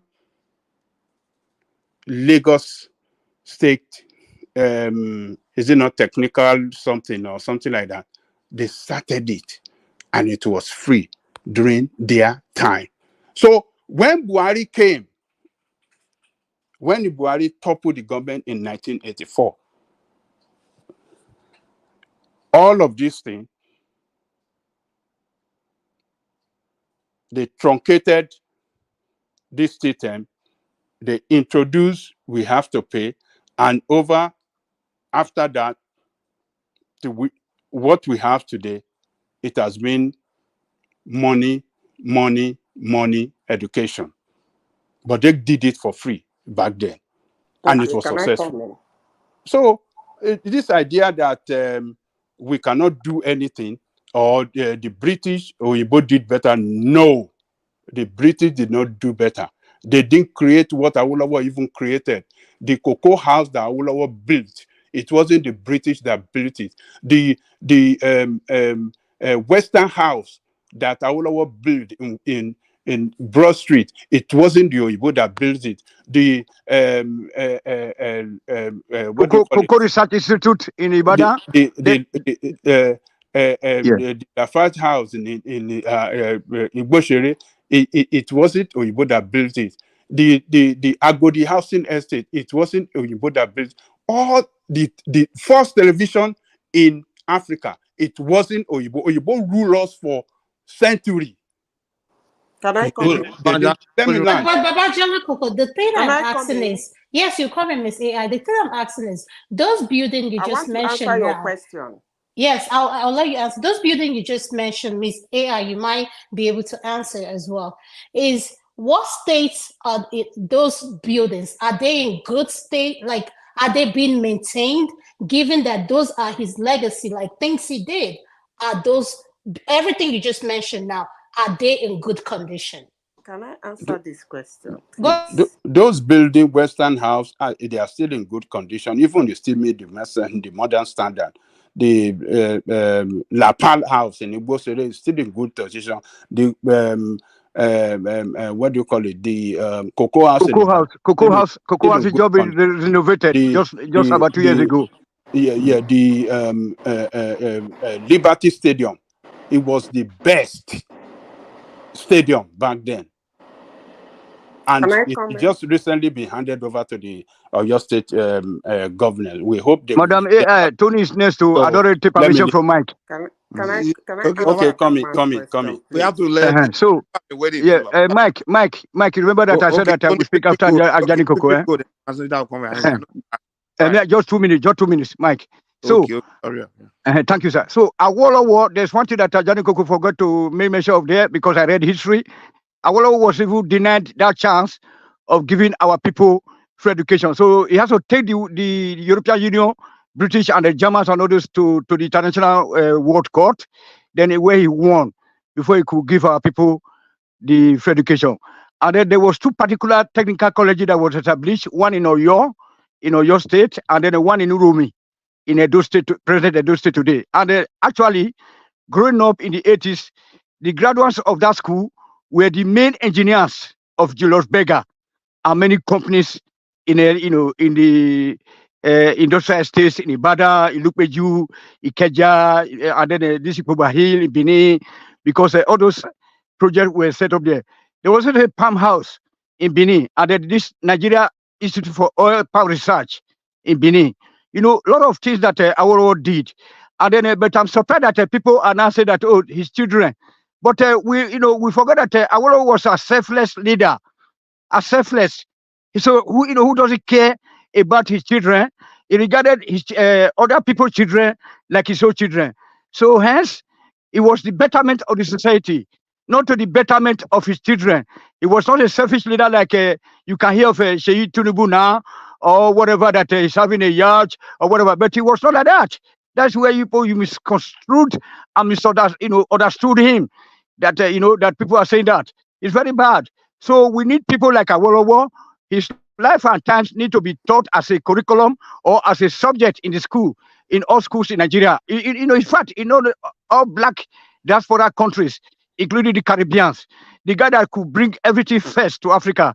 Well, I'm very happy that the Liberty Children has been now, be returned to Oyo State government. Ajaniko, I don't know if you have heard about it. The so-called Northern Federal Arewa government have handed over that stadium back to us. And then we also want to have the NTA back, because that is also the establishment of Awolowo. You know what I'm saying? So Awolowo was a very selfless man. So people that are criticizing him, that his children are not doing better, but we have to look at people that are doing better in Edo State, Delta State, Ekiti State, and all through his Western region states, which is nobody about 7 today. If we include the neighboring Kogi and the Kwara, they also benefited from his programs. People from Anambra State, they also came to, even in the 80s when I was at the Polytechnic Ibadan, a lot of people also came under the guise of they are from Bende State because they speak Bende Igbo. So that is what we're talking about. So the program that is set up in the 50s will still be effective in the 80s. If you go to Polytechnic, those policies are still there. You can go to Ibadan Polytechnic, and then they know how to fund you. All the bursary award or whatever, you see, we're all in place. So that man is the greatest man. So to Mr. Simbat, you got it wrong by saying that that the so-called 3 angels. We only had only one angel, which is Awolowo. Azikiwe was not an angel. Then the other guy, Tawo was not an angel. You only have one angel, which is Awolowo. You know what I'm saying? That's the only angel that we all know, because he was a pace setter. A pace setter. He laid the foundation for us. So we should go back to his foundation, and then we can be able to move forward as a country, or we dismantle the country peacefully so that we can live together as a fellow African neighboring countries. Thank you very much. Adama, thank you very much. Can I come in now? Yeah, go ahead. Okay. Adama, first of all, let me start by saying you asked a very brilliant question. And then let me continue by saying that for severally, I have said that we do not tell our younger ones the truth. And I don't know the world we are creating. I hope it won't hurt us. First of all the things Ajadi Koko mentioned this night that Awolowo did, all those things has been done in Nigeria. Has schools been built by state governors? The answer is yes. Are there universities that were built by state governors? The answer is yes. Are there schools today that are free? The answer is yes.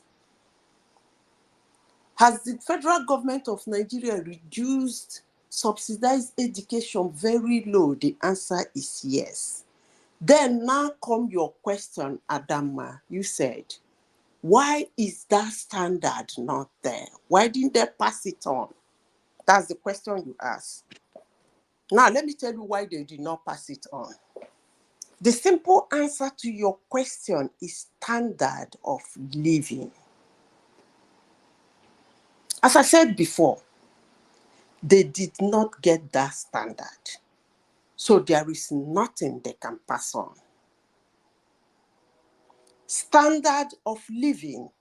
I am sure maybe probably you live overseas, maybe one of the small countries or one of the big countries.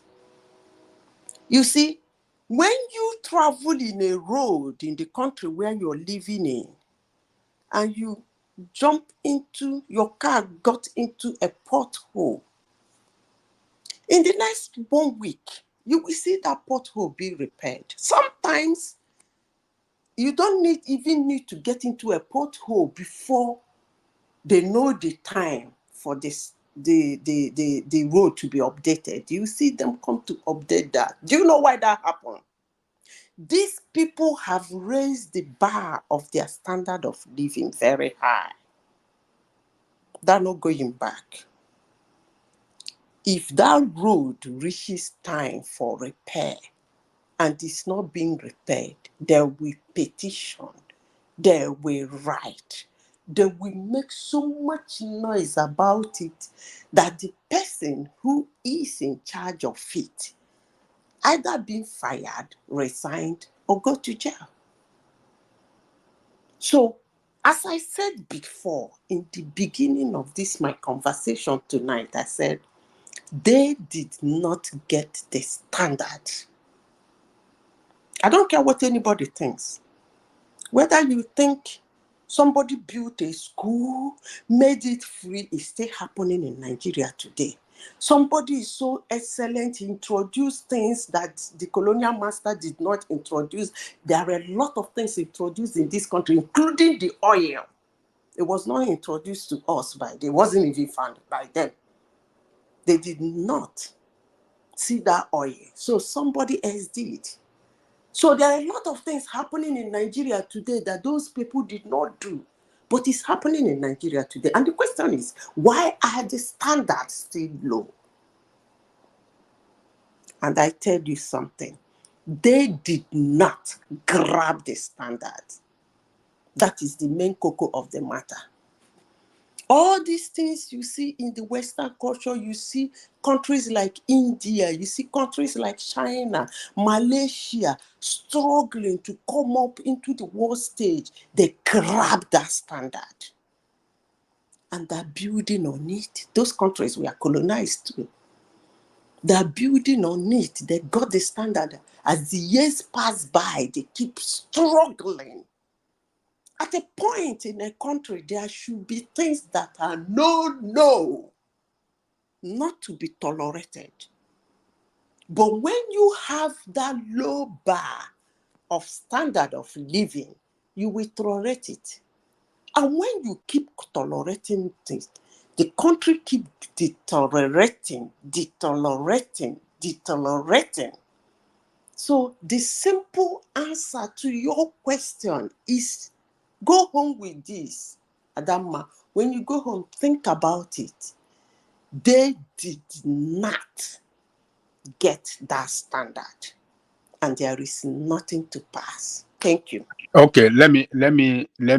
Thank you so much, man. Thank you. Hold on, Amanda. Let me push back. You see, that Baba point that Coco is Adama. Adama, sorry. Yes. Sorry, Adama. Okay. So, you see, what Simba said is not true. That they didn't pass standard to people that came after them. I don't want to talk about the East or the West. Or the North.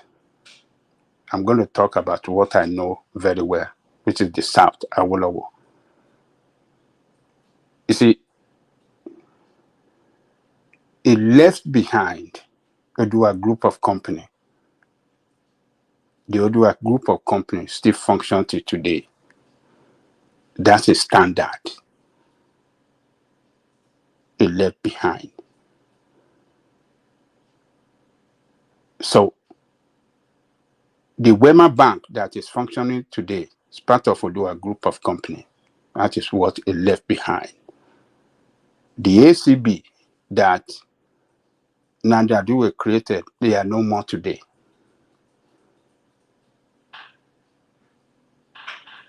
So the train, the subway. Let me help you a little bit. Nigerian Wire and Cable is also owned by Odua. It's still existing till today. Yes. And so many of them. So we when have, I let you know. Yes. In Eric Moore, you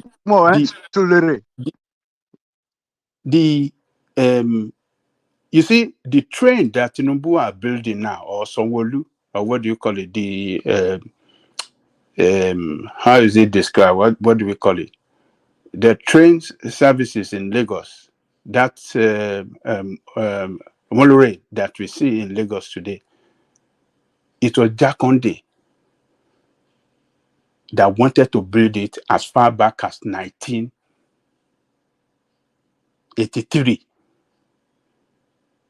They have already started the groundwork. Over 50% of the cost already be paid to French construction company that wanted to build that monorail across Lagos. Before Buhari came, truncated it, wasted off that thing.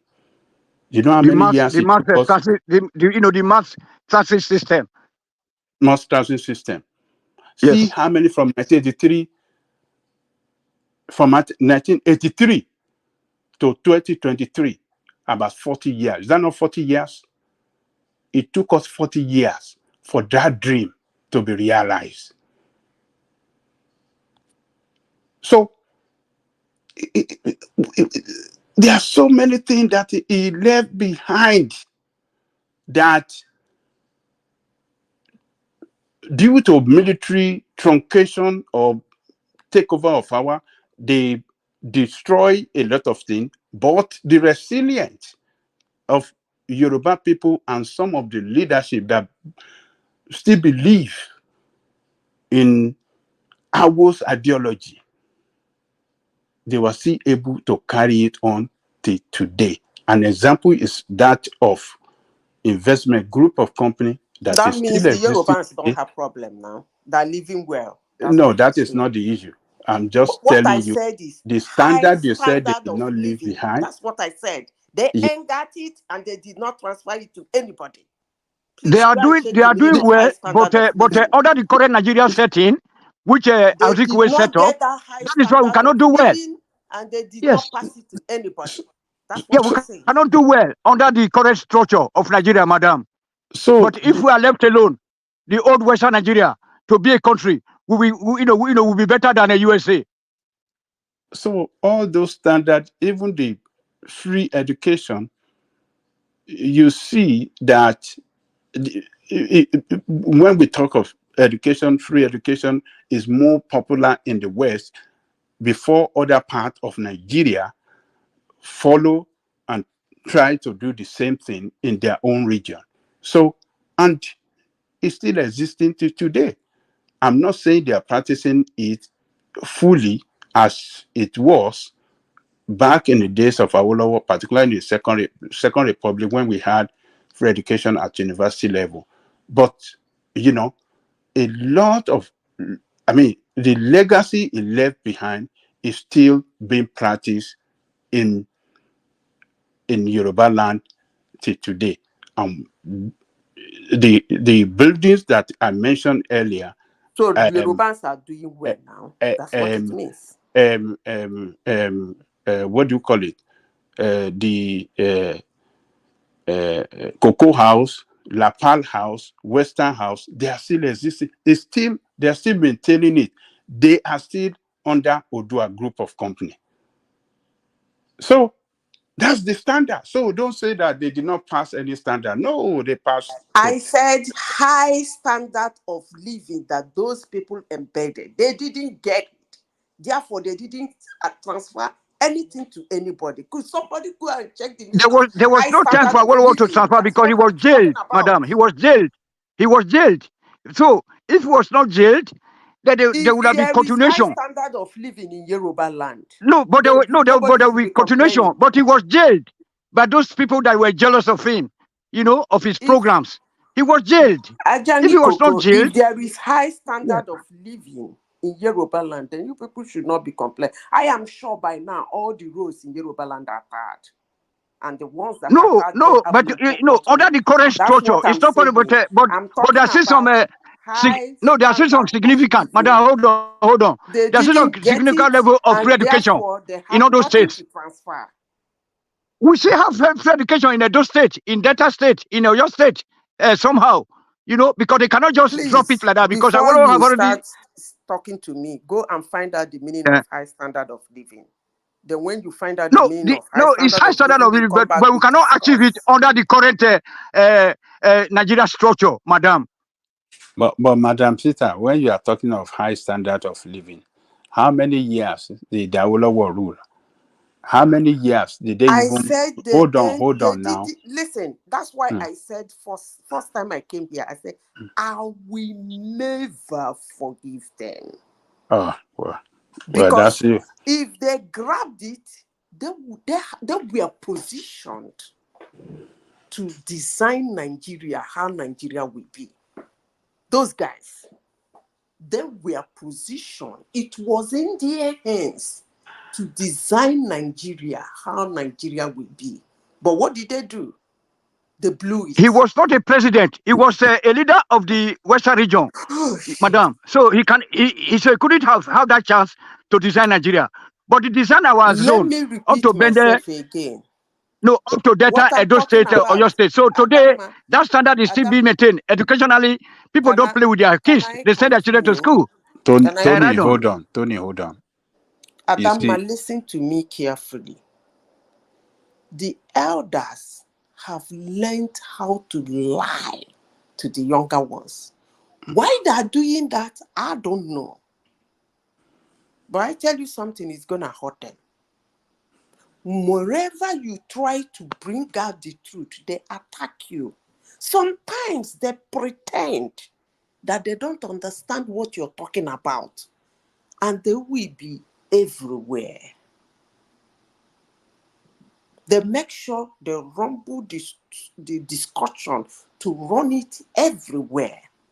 But for somebody like me, I stick to what I am saying. And I double down on it. If need be, quarter down on it. Listen to me, Adamo. The problem Africa is having is standard of living. When you start tolerating things, accepting things, managing situations, your country will keep dilapidating. In the West, what is 1 hour power outrage? 10 minutes power outrage. You will see everybody outside. I tell you something, somebody is going to be fired. Funds are going to be refunded. But when you live in a society whereby they will take electricity for 2 days, and they tell you a beautiful story and you are comfortable with it, it means 2 things. You lack high standard of living. You lack the knowledge of your right towards that thing. And for you to get that thing, your leaders that started that nation has to create that standard. There are something that is, this is a no-no. No matter how you rumple the country, after all, America has been in recess. When you decline, your GDP is on decline, 2%. You're on recess. They've been on recess for over a year now. More than a year, in as much as they try to hide it. But the standard of living cannot be touched. Those areas are no. To mention countries, but a few. But when you live in a society whereby the people who it is in their hands to create that standard when the country began, they refuse to do that. What it is what is going to follow is collapse of the system, of the infrastructure, of the behavior, of their habit, of their basic needs. It will continue collapsing. But madam, you just can't get it that you can't get it that we're under one country. Please? No, we're under one country because you're taking that long. You're taking too much long time. So hold on. Listen. We are living in a country where people are using quota system to deny us from getting our jobs. Please.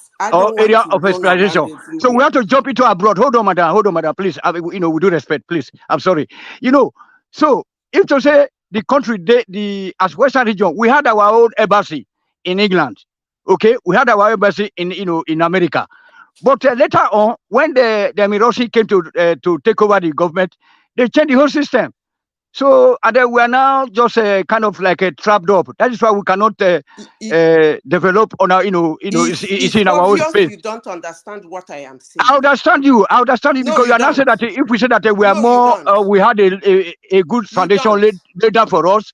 Why are we not progressive? We cannot progress when the people are using federal character and then a quota system to deny us from holding important positions. You don't understand. I understand you better. Your own case, you are don't. talking. If you do, you won't be mentioning quota system and federal character. Yes. If you understand me, you will not mention those two words. We mention it because you are wondering why we are not progressing in the western part of Nigeria. Listen to me, since you want to take over the conversation with me. Okay, madam. I'm listening. If you understand me, you will not mention quota system and federal character, because if that standard was there and he created that standard and that standard live in us and we carry it on, this quota system and federal character should not be discussed. We couldn't have carried it on when this system was truncated. So we were now kicked out of our own space, that we have to be under the federal system. We lack the standard. Which no, oh my God! It's just like you are just to be sentimental here. Like you want to just discredit Awolowo. That's all you are out to you are out to do. But we are talking of, say, as fellow Africans that are living abroad. Let's call spade a spade. The country was moving forward at a regional level, but your people came, they truncated that system, and then introduced a unity system, which now means we can no longer develop within our on our space. So it has to be Tony. She say if you understand her argument, you will not be saying what you are saying. You understand? She is not talking about what. In fact, what you people are just doing, you are just comparing two bad things. You understand? It's because we have never enjoyed any good governance, and so we are just comparing two bad governance. No. Don't say that we have enjoyed. What she is doing? Just wait now. Why? Okay. Just hold. The way you are talking, people will listen to. So what she is saying is that the kind of standard that they're supposed to live, that they're supposed to have created, that we're supposed to be maintaining, they did not put that standard down, and that's why we don't have that standard up till now. Let me finish now. Okay. Wait. Okay. If you look at the kind of, there are some houses that we still have today, even in the southwest that you are talking about. We call them colonial masters' house. You should look at the quality of those houses. You cannot compare them with the one that we built. We call them colonial houses, and they are still in existence till today. Even most of the things that you people are saying that though Awolowo constructed this, he did that. The so-called television that Babajide was talking about was actually Western Nigerian television was commissioned in 1959 before the colonial master handed over the country to us. The Liberty Stadium. The Liberty Stadium was commissioned in 1860. So that means those things have been in existence before they handed over the country to. The only one that was commissioned in 1965 was the Boko House. You see, you are just trying to gaslight me or just to terrorize me. Hold on, please. The standard that Madam AI is talking about is that why couldn't we keep that system going? Because the system was truncated. Now, let me tell you one thing. Free education was introduced. There were a lot of cooperative society, companies at village levels. So, if we had continued at that trajectory, that we could have made it. But just down the line, hold on. Let me finish now. Let me finish now. You send people to technical colleges, to modern school, to comprehensive schools. Once they graduate, then you engage them. They will be producing. Then we'll be moving ahead like that. But all of a sudden, the system was collapsed by the Igbos, and then the Northerners came, and then there was a. Tom, can you wait for 1 second, please? Yeah, I think what you should have done is ask Miss AI what standard is she talking about, so that you can better understand what she's saying, because you're still not understanding what she's saying. You're still not understanding it. No, you're not.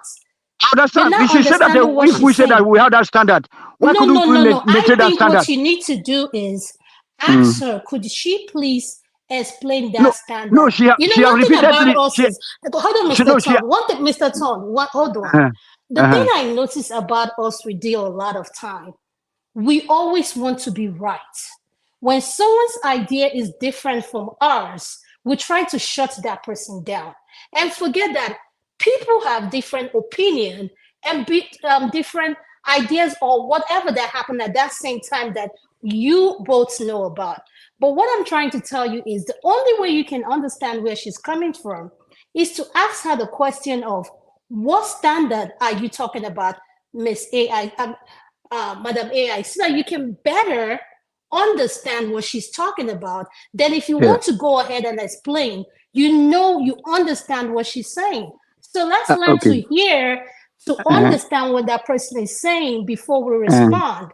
And not just talk because we want to. I understand what she was saying. She was asking why we couldn't maintain that standard.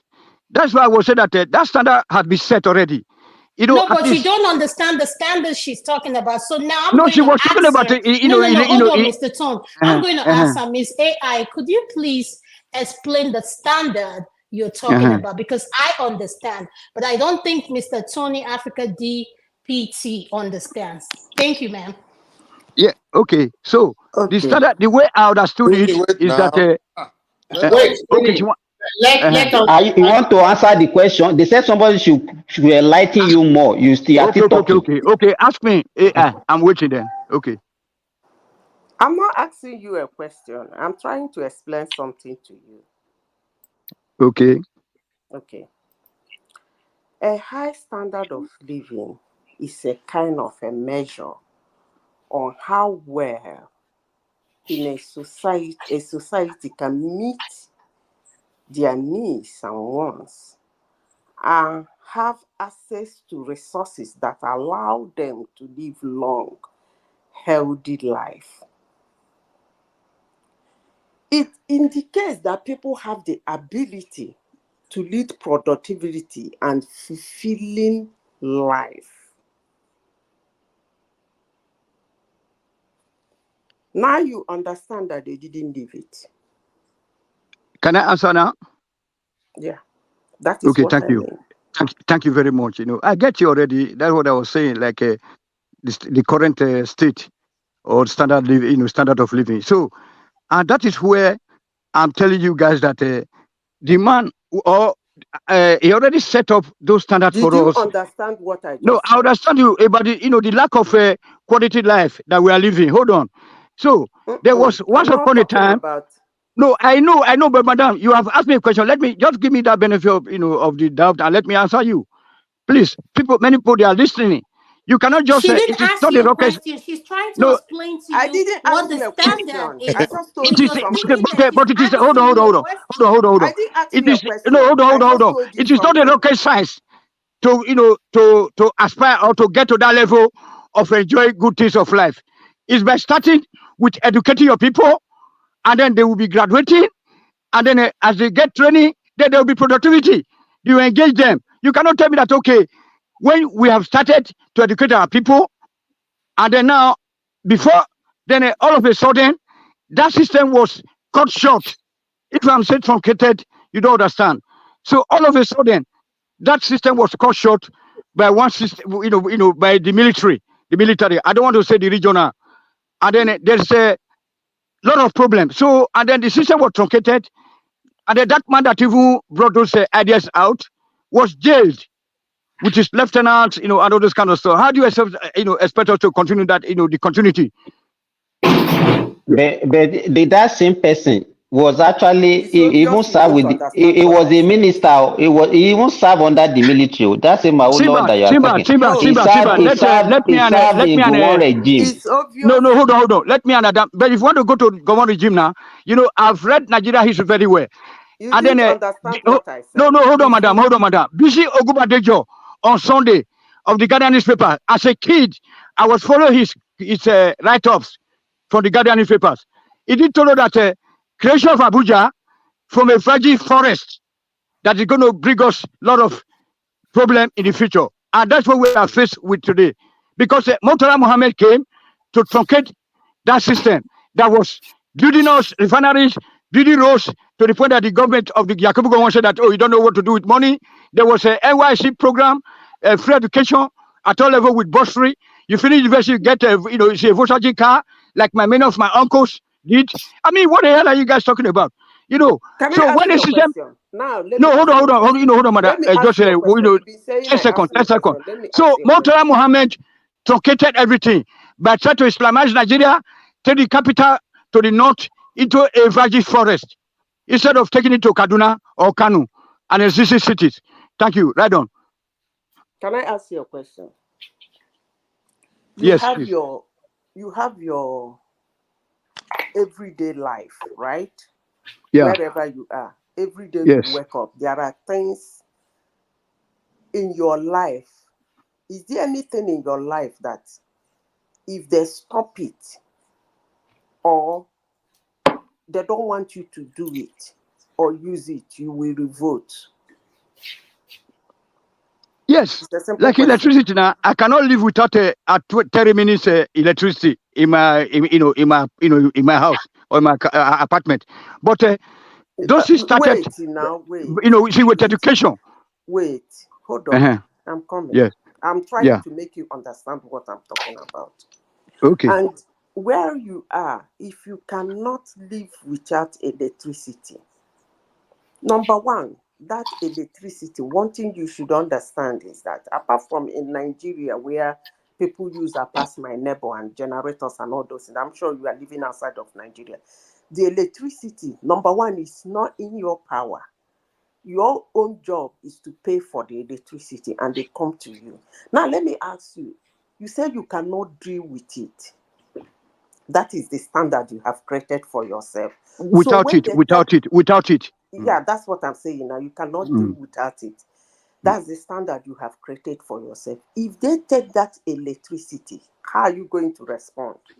Yes, that will be problem. Do you know what? Let me just say. Don't go on about. Don't be everywhere. Okay, I will not go about. Do you guys know that Thomas is an electrical engineer? Calm down. Okay. Calm down. Okay. Just calm down. So that you understand the question and answer it. People are listening. Okay. If they take that electricity, you are very used to it. You can't do without it. The moment it goes, bam, what's your first response? I will feel uneasy. And then? Then, that's what we're talking about. We need to have people. When you feel uneasy, you pick your phone. First of all, you're going to check what went wrong, whether it's from your own end, right? Then when you check your 3+. Yeah, you check your 3+. Your 3+. When you find out that is the supplier, is coming from the supplier, the next thing you do is to pick your phone. You call them, right? That will never happen in Germany. No, that will never happen in Germany. They will inform you before they take your lead. That's why I said that. Okay. Calm down. Okay. I'm not saying on a normal situation whereby they informed you, because the situations in Nigeria I am talking about, they don't inform you about anything. So I'm trying to present that situation where you are. I want you to tell the world how you are going to respond, because that is the standard, the high standard you have created for yourself. So let's discuss. I'm not. I didn't create that standard for myself. It was the president of the country that created that opportunity for me. Thank God you said that. So that's what I'm That makes saying. it so When you easy guys, for me. Just hold on. yes, Hang it on. yes, Hang it there. Thank yes. God you mentioned that. I am very excited you mentioned that. That means you are understanding where I'm coming from. So when the president of the nation created that, good. You said president, but I wouldn't say that anyway. I would say the system. Okay, so because he has been there before the president came, and if the president go, another one, it will still come, and the system will still be there. Now, The institutions here and the ministers or whatever. Wait, they check your light suddenly. I'm not saying nobody informed you. You were in your house, all of a sudden the light went off. What? And then you check whether you touched your anything or any switch or anything. You find out that everything in your house is okay. The first thing you are going to do, you are going to pick a phone to call your supplier because you're sure you paid. And then, what next? They tell you, you start conversing with them. Number one, you're going to be angry that it comes from them. And until they restore that electricity, they're not going to rest, you're going to rest, right? Right? If they tell you it will be back in 10 minutes, within 10 minutes it's not back, you're going to call them. You're going to make all the trouble. You make sure they restore your light, because that is the standard you have created, you are used to, according to you, the system has given you. So as long that system has been there since 1945. As long as you're concerned, that is a no. Your light should not go in Germany, right? So what about Nigeria? I hope I'm making sense, but I never make sense to you. Yeah, that's what we're talking about Nigeria. Give me time to respond, a little bit. Thank you very much. We're having a very nice conversation tonight, first time ever. So, in the case of Nigeria, we said that at our regional basis, we can be able to make it, or at our regional levels, we can still make it, because that foundation has already been laid down for us in the Western region, including Edo Delta of today, with Southwest states, Oyo, Ekiti, etc. But under the current system of government or the structure, the political structure of Nigeria, we cannot be a single man that can make an island, So, but all this kind of unnecessary argument, we have been making it here before. It all boils down to this system, that a capture system, Nigeria capture system. Can you just imagine that some section of the country, single men and women, they are the one owning our oil wells, and then they are making all these businesses with the white people. So, and then, but these oil wells are in our area. We have no control over them. Hello, Adam, are you still there? You see, that's it, madam. So I don't know why you just said that we cannot, so we cannot live separately from other regions in Nigeria, because we are under the same system. Yes, I'm here. I hope I answered your question. Yes, and I did, hope you understood I really what appreciate it. Thank you so much. Madam Zita, Coco, you answered my question as well. Mike, sorry. Let me ask Madam Zita a question before she... Yeah, we can hear you, Mike. Oh, wow. Yeah, I was going to say something. Give me 1 second. Regarding the standard that she keep emphasizing. Okay, don't you think, considering that they were doing regional government at that time, it would have been kind of, if they were ever going to create a standard, it would be more regional. It would be for the regions, and later that the country became unitary. So how would they have carry on with the standard from, a particular region? Thank you. We couldn't maintain it. Because it was truncated. No, Tony, you are not Madam Zita now. Okay. Always be calm. Huh? You see, regional, federalism, communist, whatever you call it, is the people that keep them. So if you if people are given a very high standard of living, you can't change it. You can't change it. That you are practicing regional government does not mean the road should have pothole. But the people, soldiers that took hold on, over, those guys had no clue of governance. They were just, they brought military standard. I'm answering your question that if I'm giving him an example, I'm sure he did not understand me. If you have a high standard of living, I don't care whether it's, we wouldn't care. That should be the right word. Whether it's regional, whether it's democracy, whether it's federalism. The important thing is that, is there anybody who is in charge of this road?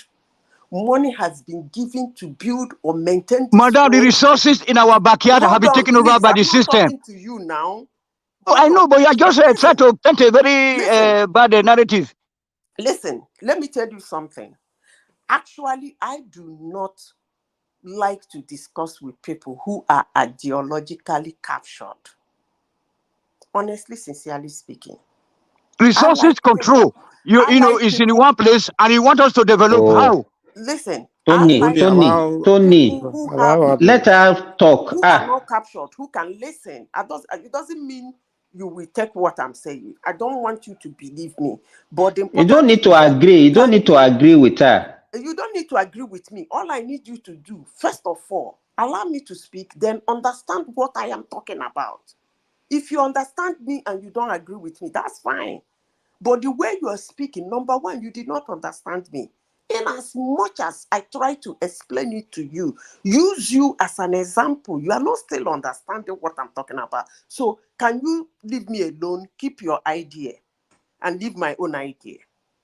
Okay? So let's not start going this tofu. We will do this till 12 noon today. We are not going anywhere. So Mike, let me answer your question. It doesn't really matter whether it is regional, federal, state, or whatever they call it. If people have a particular high standard of living, they have raised it up there. You can't try it. You cannot. You know where you're living. Madam Zita, sorry. Let me ask you this question. Okay, we are using the example of our country, Nigeria, you understand, to look at. Don't you think, I want to just say something that you say maybe it's actually not related, but I think we have a fundamental problem as Africans generally. Because, you know, if we say we are talking about our own Nigeria, and some people will say because the military came in, that was what caused the problem. Okay, what about other African countries where they don't have any military intervention? They were colonized. They were colonized also, and they handed over to the people, and they still don't have that standard. Yes. So there's no. So don't you think that there is something fundamental? There is nothing actually fundamental. It's gonna take maybe years or generation for somebody in Africa or in that country that will get up, who grabbed that standard, and he happened to find himself in a position of leadership, maybe as a president or as a state governor. You will see how he will push the people. Madam Zita, you have been to Dubai, at least out of the at least you look at the infrastructure, the standard. Did you see India? I want to give you an example from India. I used to tell people South Africa would have collapsed. It would have been worse than other African countries. But because their Oyibo refused to go, they cry about unnecessary things and they get it done. The little normal thing. There is one fundamental excuse or story I always tell people when it comes to the way we behave and the way they behave. I use myself as an example. Something happened one day, I suck it up. I did not complain. And I was monitoring the situation. When that thing happened to the other color of skin, the woman refused to let go. I was ashamed of myself. This woman wrote petition.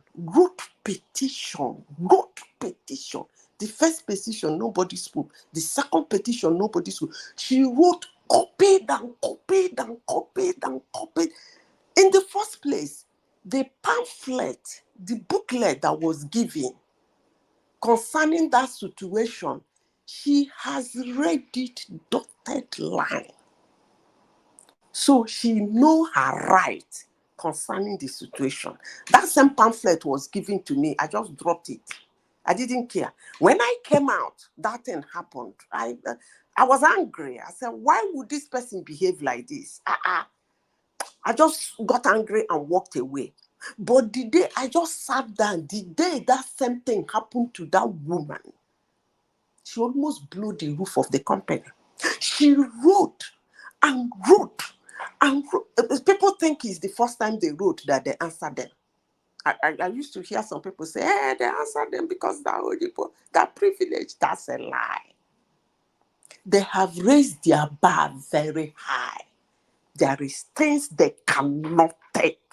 If it happens, they make sure it never happens again.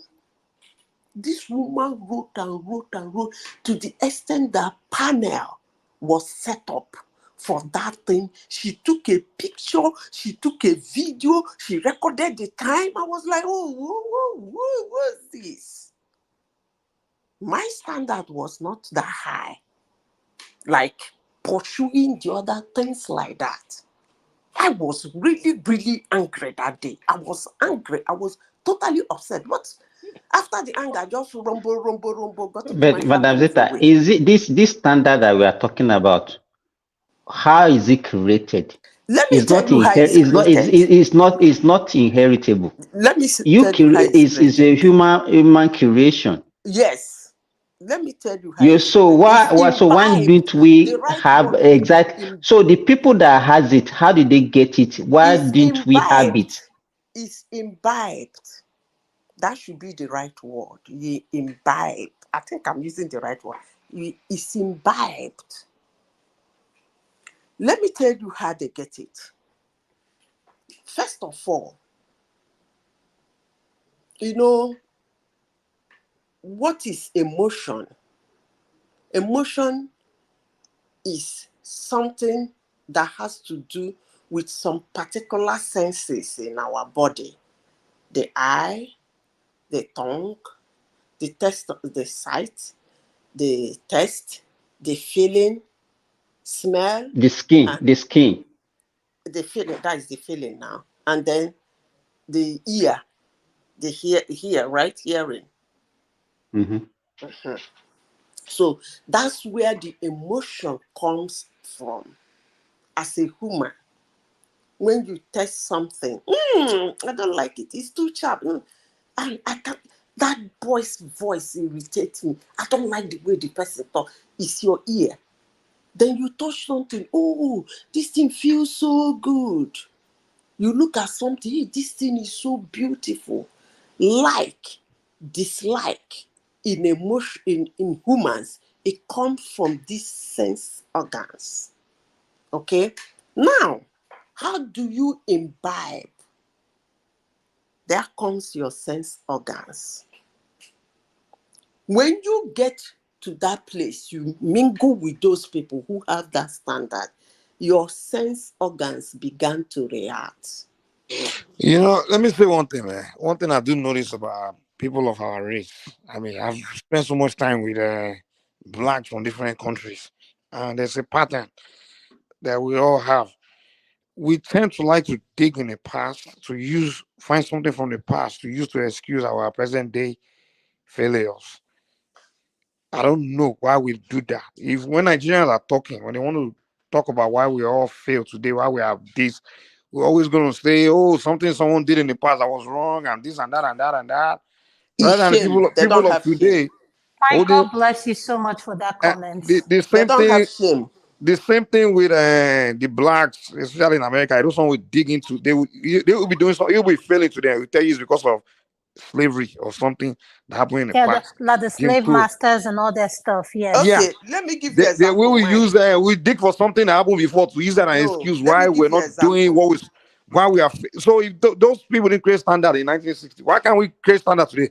I mean, I It's don't an understand. ideology. When We you pass an ideology, Mike, over the years, you keep passing it down to your generation, because most people that speak about colonialism speak about slavery. They were not actually born. So they it's will an tell you the reason they are ideology. not doing what it is because of slavery. Can you imagine? Yeah, it's an ideology that passed to them. When somebody will But come, Miss A, I am sorry to interrupt you. Mike, I think part of the problem is if you were raised in an environment where they talk about was, oh, black this, white people this, you need to think they grow up having that mentality. They do. They grow up, they never take accountability for their own actions. They never take accountability for their mistakes. So they like blaming everybody else except themselves. And what you just say just struck me real. It is so true. I can't believe out in 2024, we are still blaming the white people for what they did to Africa. So are we that mentally enslaved that we cannot think for ourselves?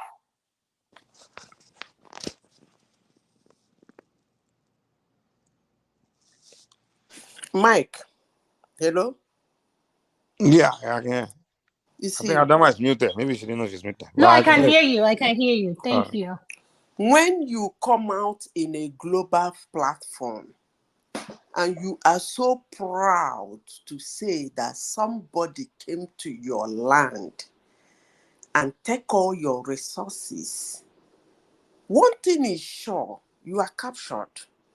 Because if you are not captured, you will understand that that thing you just said shows how weak you are and how dumb you are. It's not supposed to be something you should say so proudly and ignorantly, that somebody walked into your land, not just a war or a crowd of people, few ridiculous looking human beings came to your land, and you watch them take all your resources and walk away. It shows you are a weakling. It shows you are no good.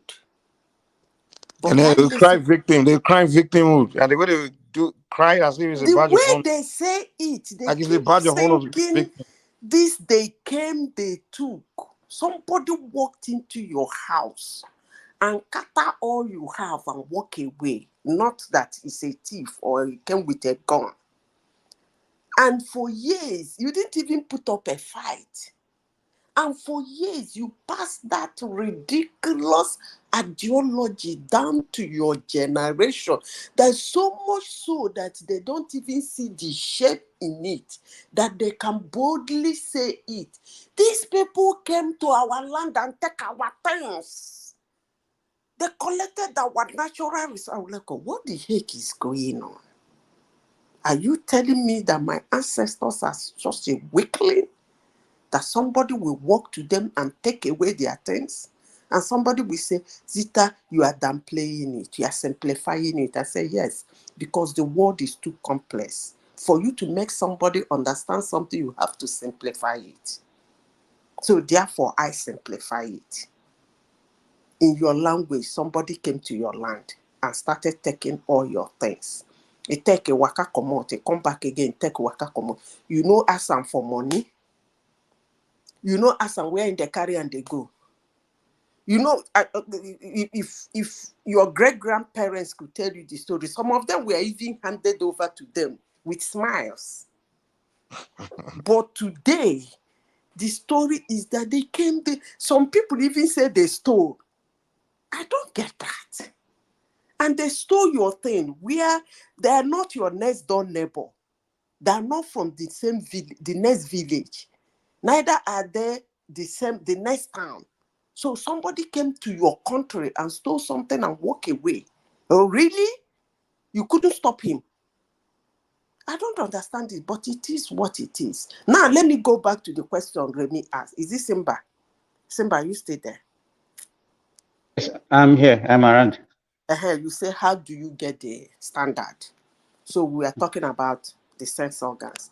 When you mix up with I don't know if anybody has find yourself in a position where you live in a, I won't use the word big man house. Let me use the word a very neat house. Coming from a very dirty place. You find yourself in a very, okay, let me use people who, I don't know, but let me use that one. Let me not say people who left Nigeria to come out. You live in a very clean house, dirty house. Then you move, you went to live with people who their house is packed and clean. They have kept that standard from that for themselves to the extent that you can't even find yourself dropping something on the floor in the house. The moment you drop it, nobody will tell you to pick it. You find yourself picking it up. Why? Because the environment has been created that way. That is one. Two, when you return back to your dirty house, you can't stand that house any longer. That's why I said it imbibes through your sight. What do you like? That's why you find out that some people who come in contact with them, when you go to their houses, you see them planting, not those ones that put plastic flowers and plastic. I see some Nigerian houses with all manner of Nigeria weather is a beautiful weather whereby you can even have live flowers inside your rooms. They will grow very well because of our beautiful weather. But Nigerians, you see them putting plastic flowers all over the place. But what I'm saying is that if you see those ones who come in contact, their sight of beauty, their sight caught that beauty. You will see them when you go to their house, you see all manner of beautiful flowers. That's the one their sight was able to get. So it's imbibed. That's why I keep saying, if our kings that the country were handed over to, if they were able to get that, they imbibed it in them, they would have transferred it. Because neatness of the road, neatness of the track is continuous something. Before you know it, it becomes part of you. You will come to railroad. I remember when the governor of Imo State, one-time governor, they didn't like the man, but one thing was sure, he was a clean guy. In Imo State that time, you can't drop dirt anywhere. You can't. The citizens themselves will tell you to pick it. It was imbibing in them before he left. So that is, you just get it.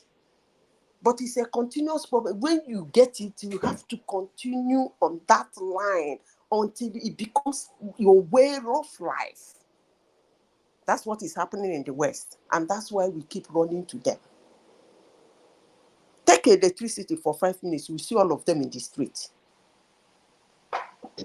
Madam Zita, but you will see us, even our leaders, every one of us, we go there where we even see the standard, we live there, we enjoy it, then we still come back home and come and lower the standard. See, I don't know how to explain this thing. That's why they call it bar. That's what they call it, a bar. It's a bar. You raise the bar. The moment you raise the bar, anything below that bar is not acceptable. Irritates. It irritates you. I don't know if you know, it's like maybe we are not used to beautification of things, because you see, we build public. After construction of public building, they will not even put any aesthetics to it. In fact, the whole thing will just. I can't even fathom the way we do things in Africa. Let me give you a typical example of what I'm talking about. Believe in neatness, cleanliness. In the US, they keep using this word for black community in the US, poor neighborhood. And that thing irritates me. It gets me angry. Now, They live in that environment. United States is one of the most institutionalized nation in the world. In fact, let's give it to them. Other countries, we are looking at them and developing their country. Their forefathers did a great job. That's why they can carve their faces in stones. Now, these people have been there for over 200 years. They separated themselves from that standard. Only few of them that imbibed in that standard and move on. But the others, even there, when you go there, if you live in their community or you are close to their community, you will find out that there is nothing different between that community that is called poor and the community that is called rich. The streamlined trees, the well-tarred road, the trash cans, the houses, when they want to move in, they renovate it to the standard. Some of them are even renovated more than those in the rich area. But the difference is the person is the human, not the environment. That human will come and tear that house down. He will break the window blind. He doesn't care. He will forget his key. Instead of him to call for them to change it for him, he will break the lock, scatter the door, and be living at it like that. His wardrobe, he will pull the wardrobe, he might hook on, he will pull it, the thing will break, he will hang it like that. By the time he finished living there in 6 months, if you go in there, it will look like the place a mad person lived. So that's what I'm talking about. The standard is not in infrastructure. The standard is in the human. For them to be able to find a good life for themselves. The ability for them to identify. Say, this is not good. I can't take this. In this hot weather, I can't share my fridge is not working. What are you telling me? Do you want me to die? That is the standard I'm talking about. You see those kangaroo you people call your kings, they did not get it. Even if you watch them in the video, when you watch them when they speak, the only thing they want to speak like the white man, but when you look at them from head to toe, you will know that they didn't get that still. And I no apologies. They didn't get it. And therefore, they fought a war. They help us destroy the country. Because if they got it, do you know what they would have been doing? Let me tell you, Simba. What they would have been doing the moment that country was handed over to them, they would have sit down very busy, constructing more rail lines, extending the electricity, building more. They will say, hey, this one they're going to, hey, these people, okay, let's take it to this place. Don't you think it's supposed to go like this? That thing would have kept them busy. They won't even remember who should be in charge. That's what I'm talking about.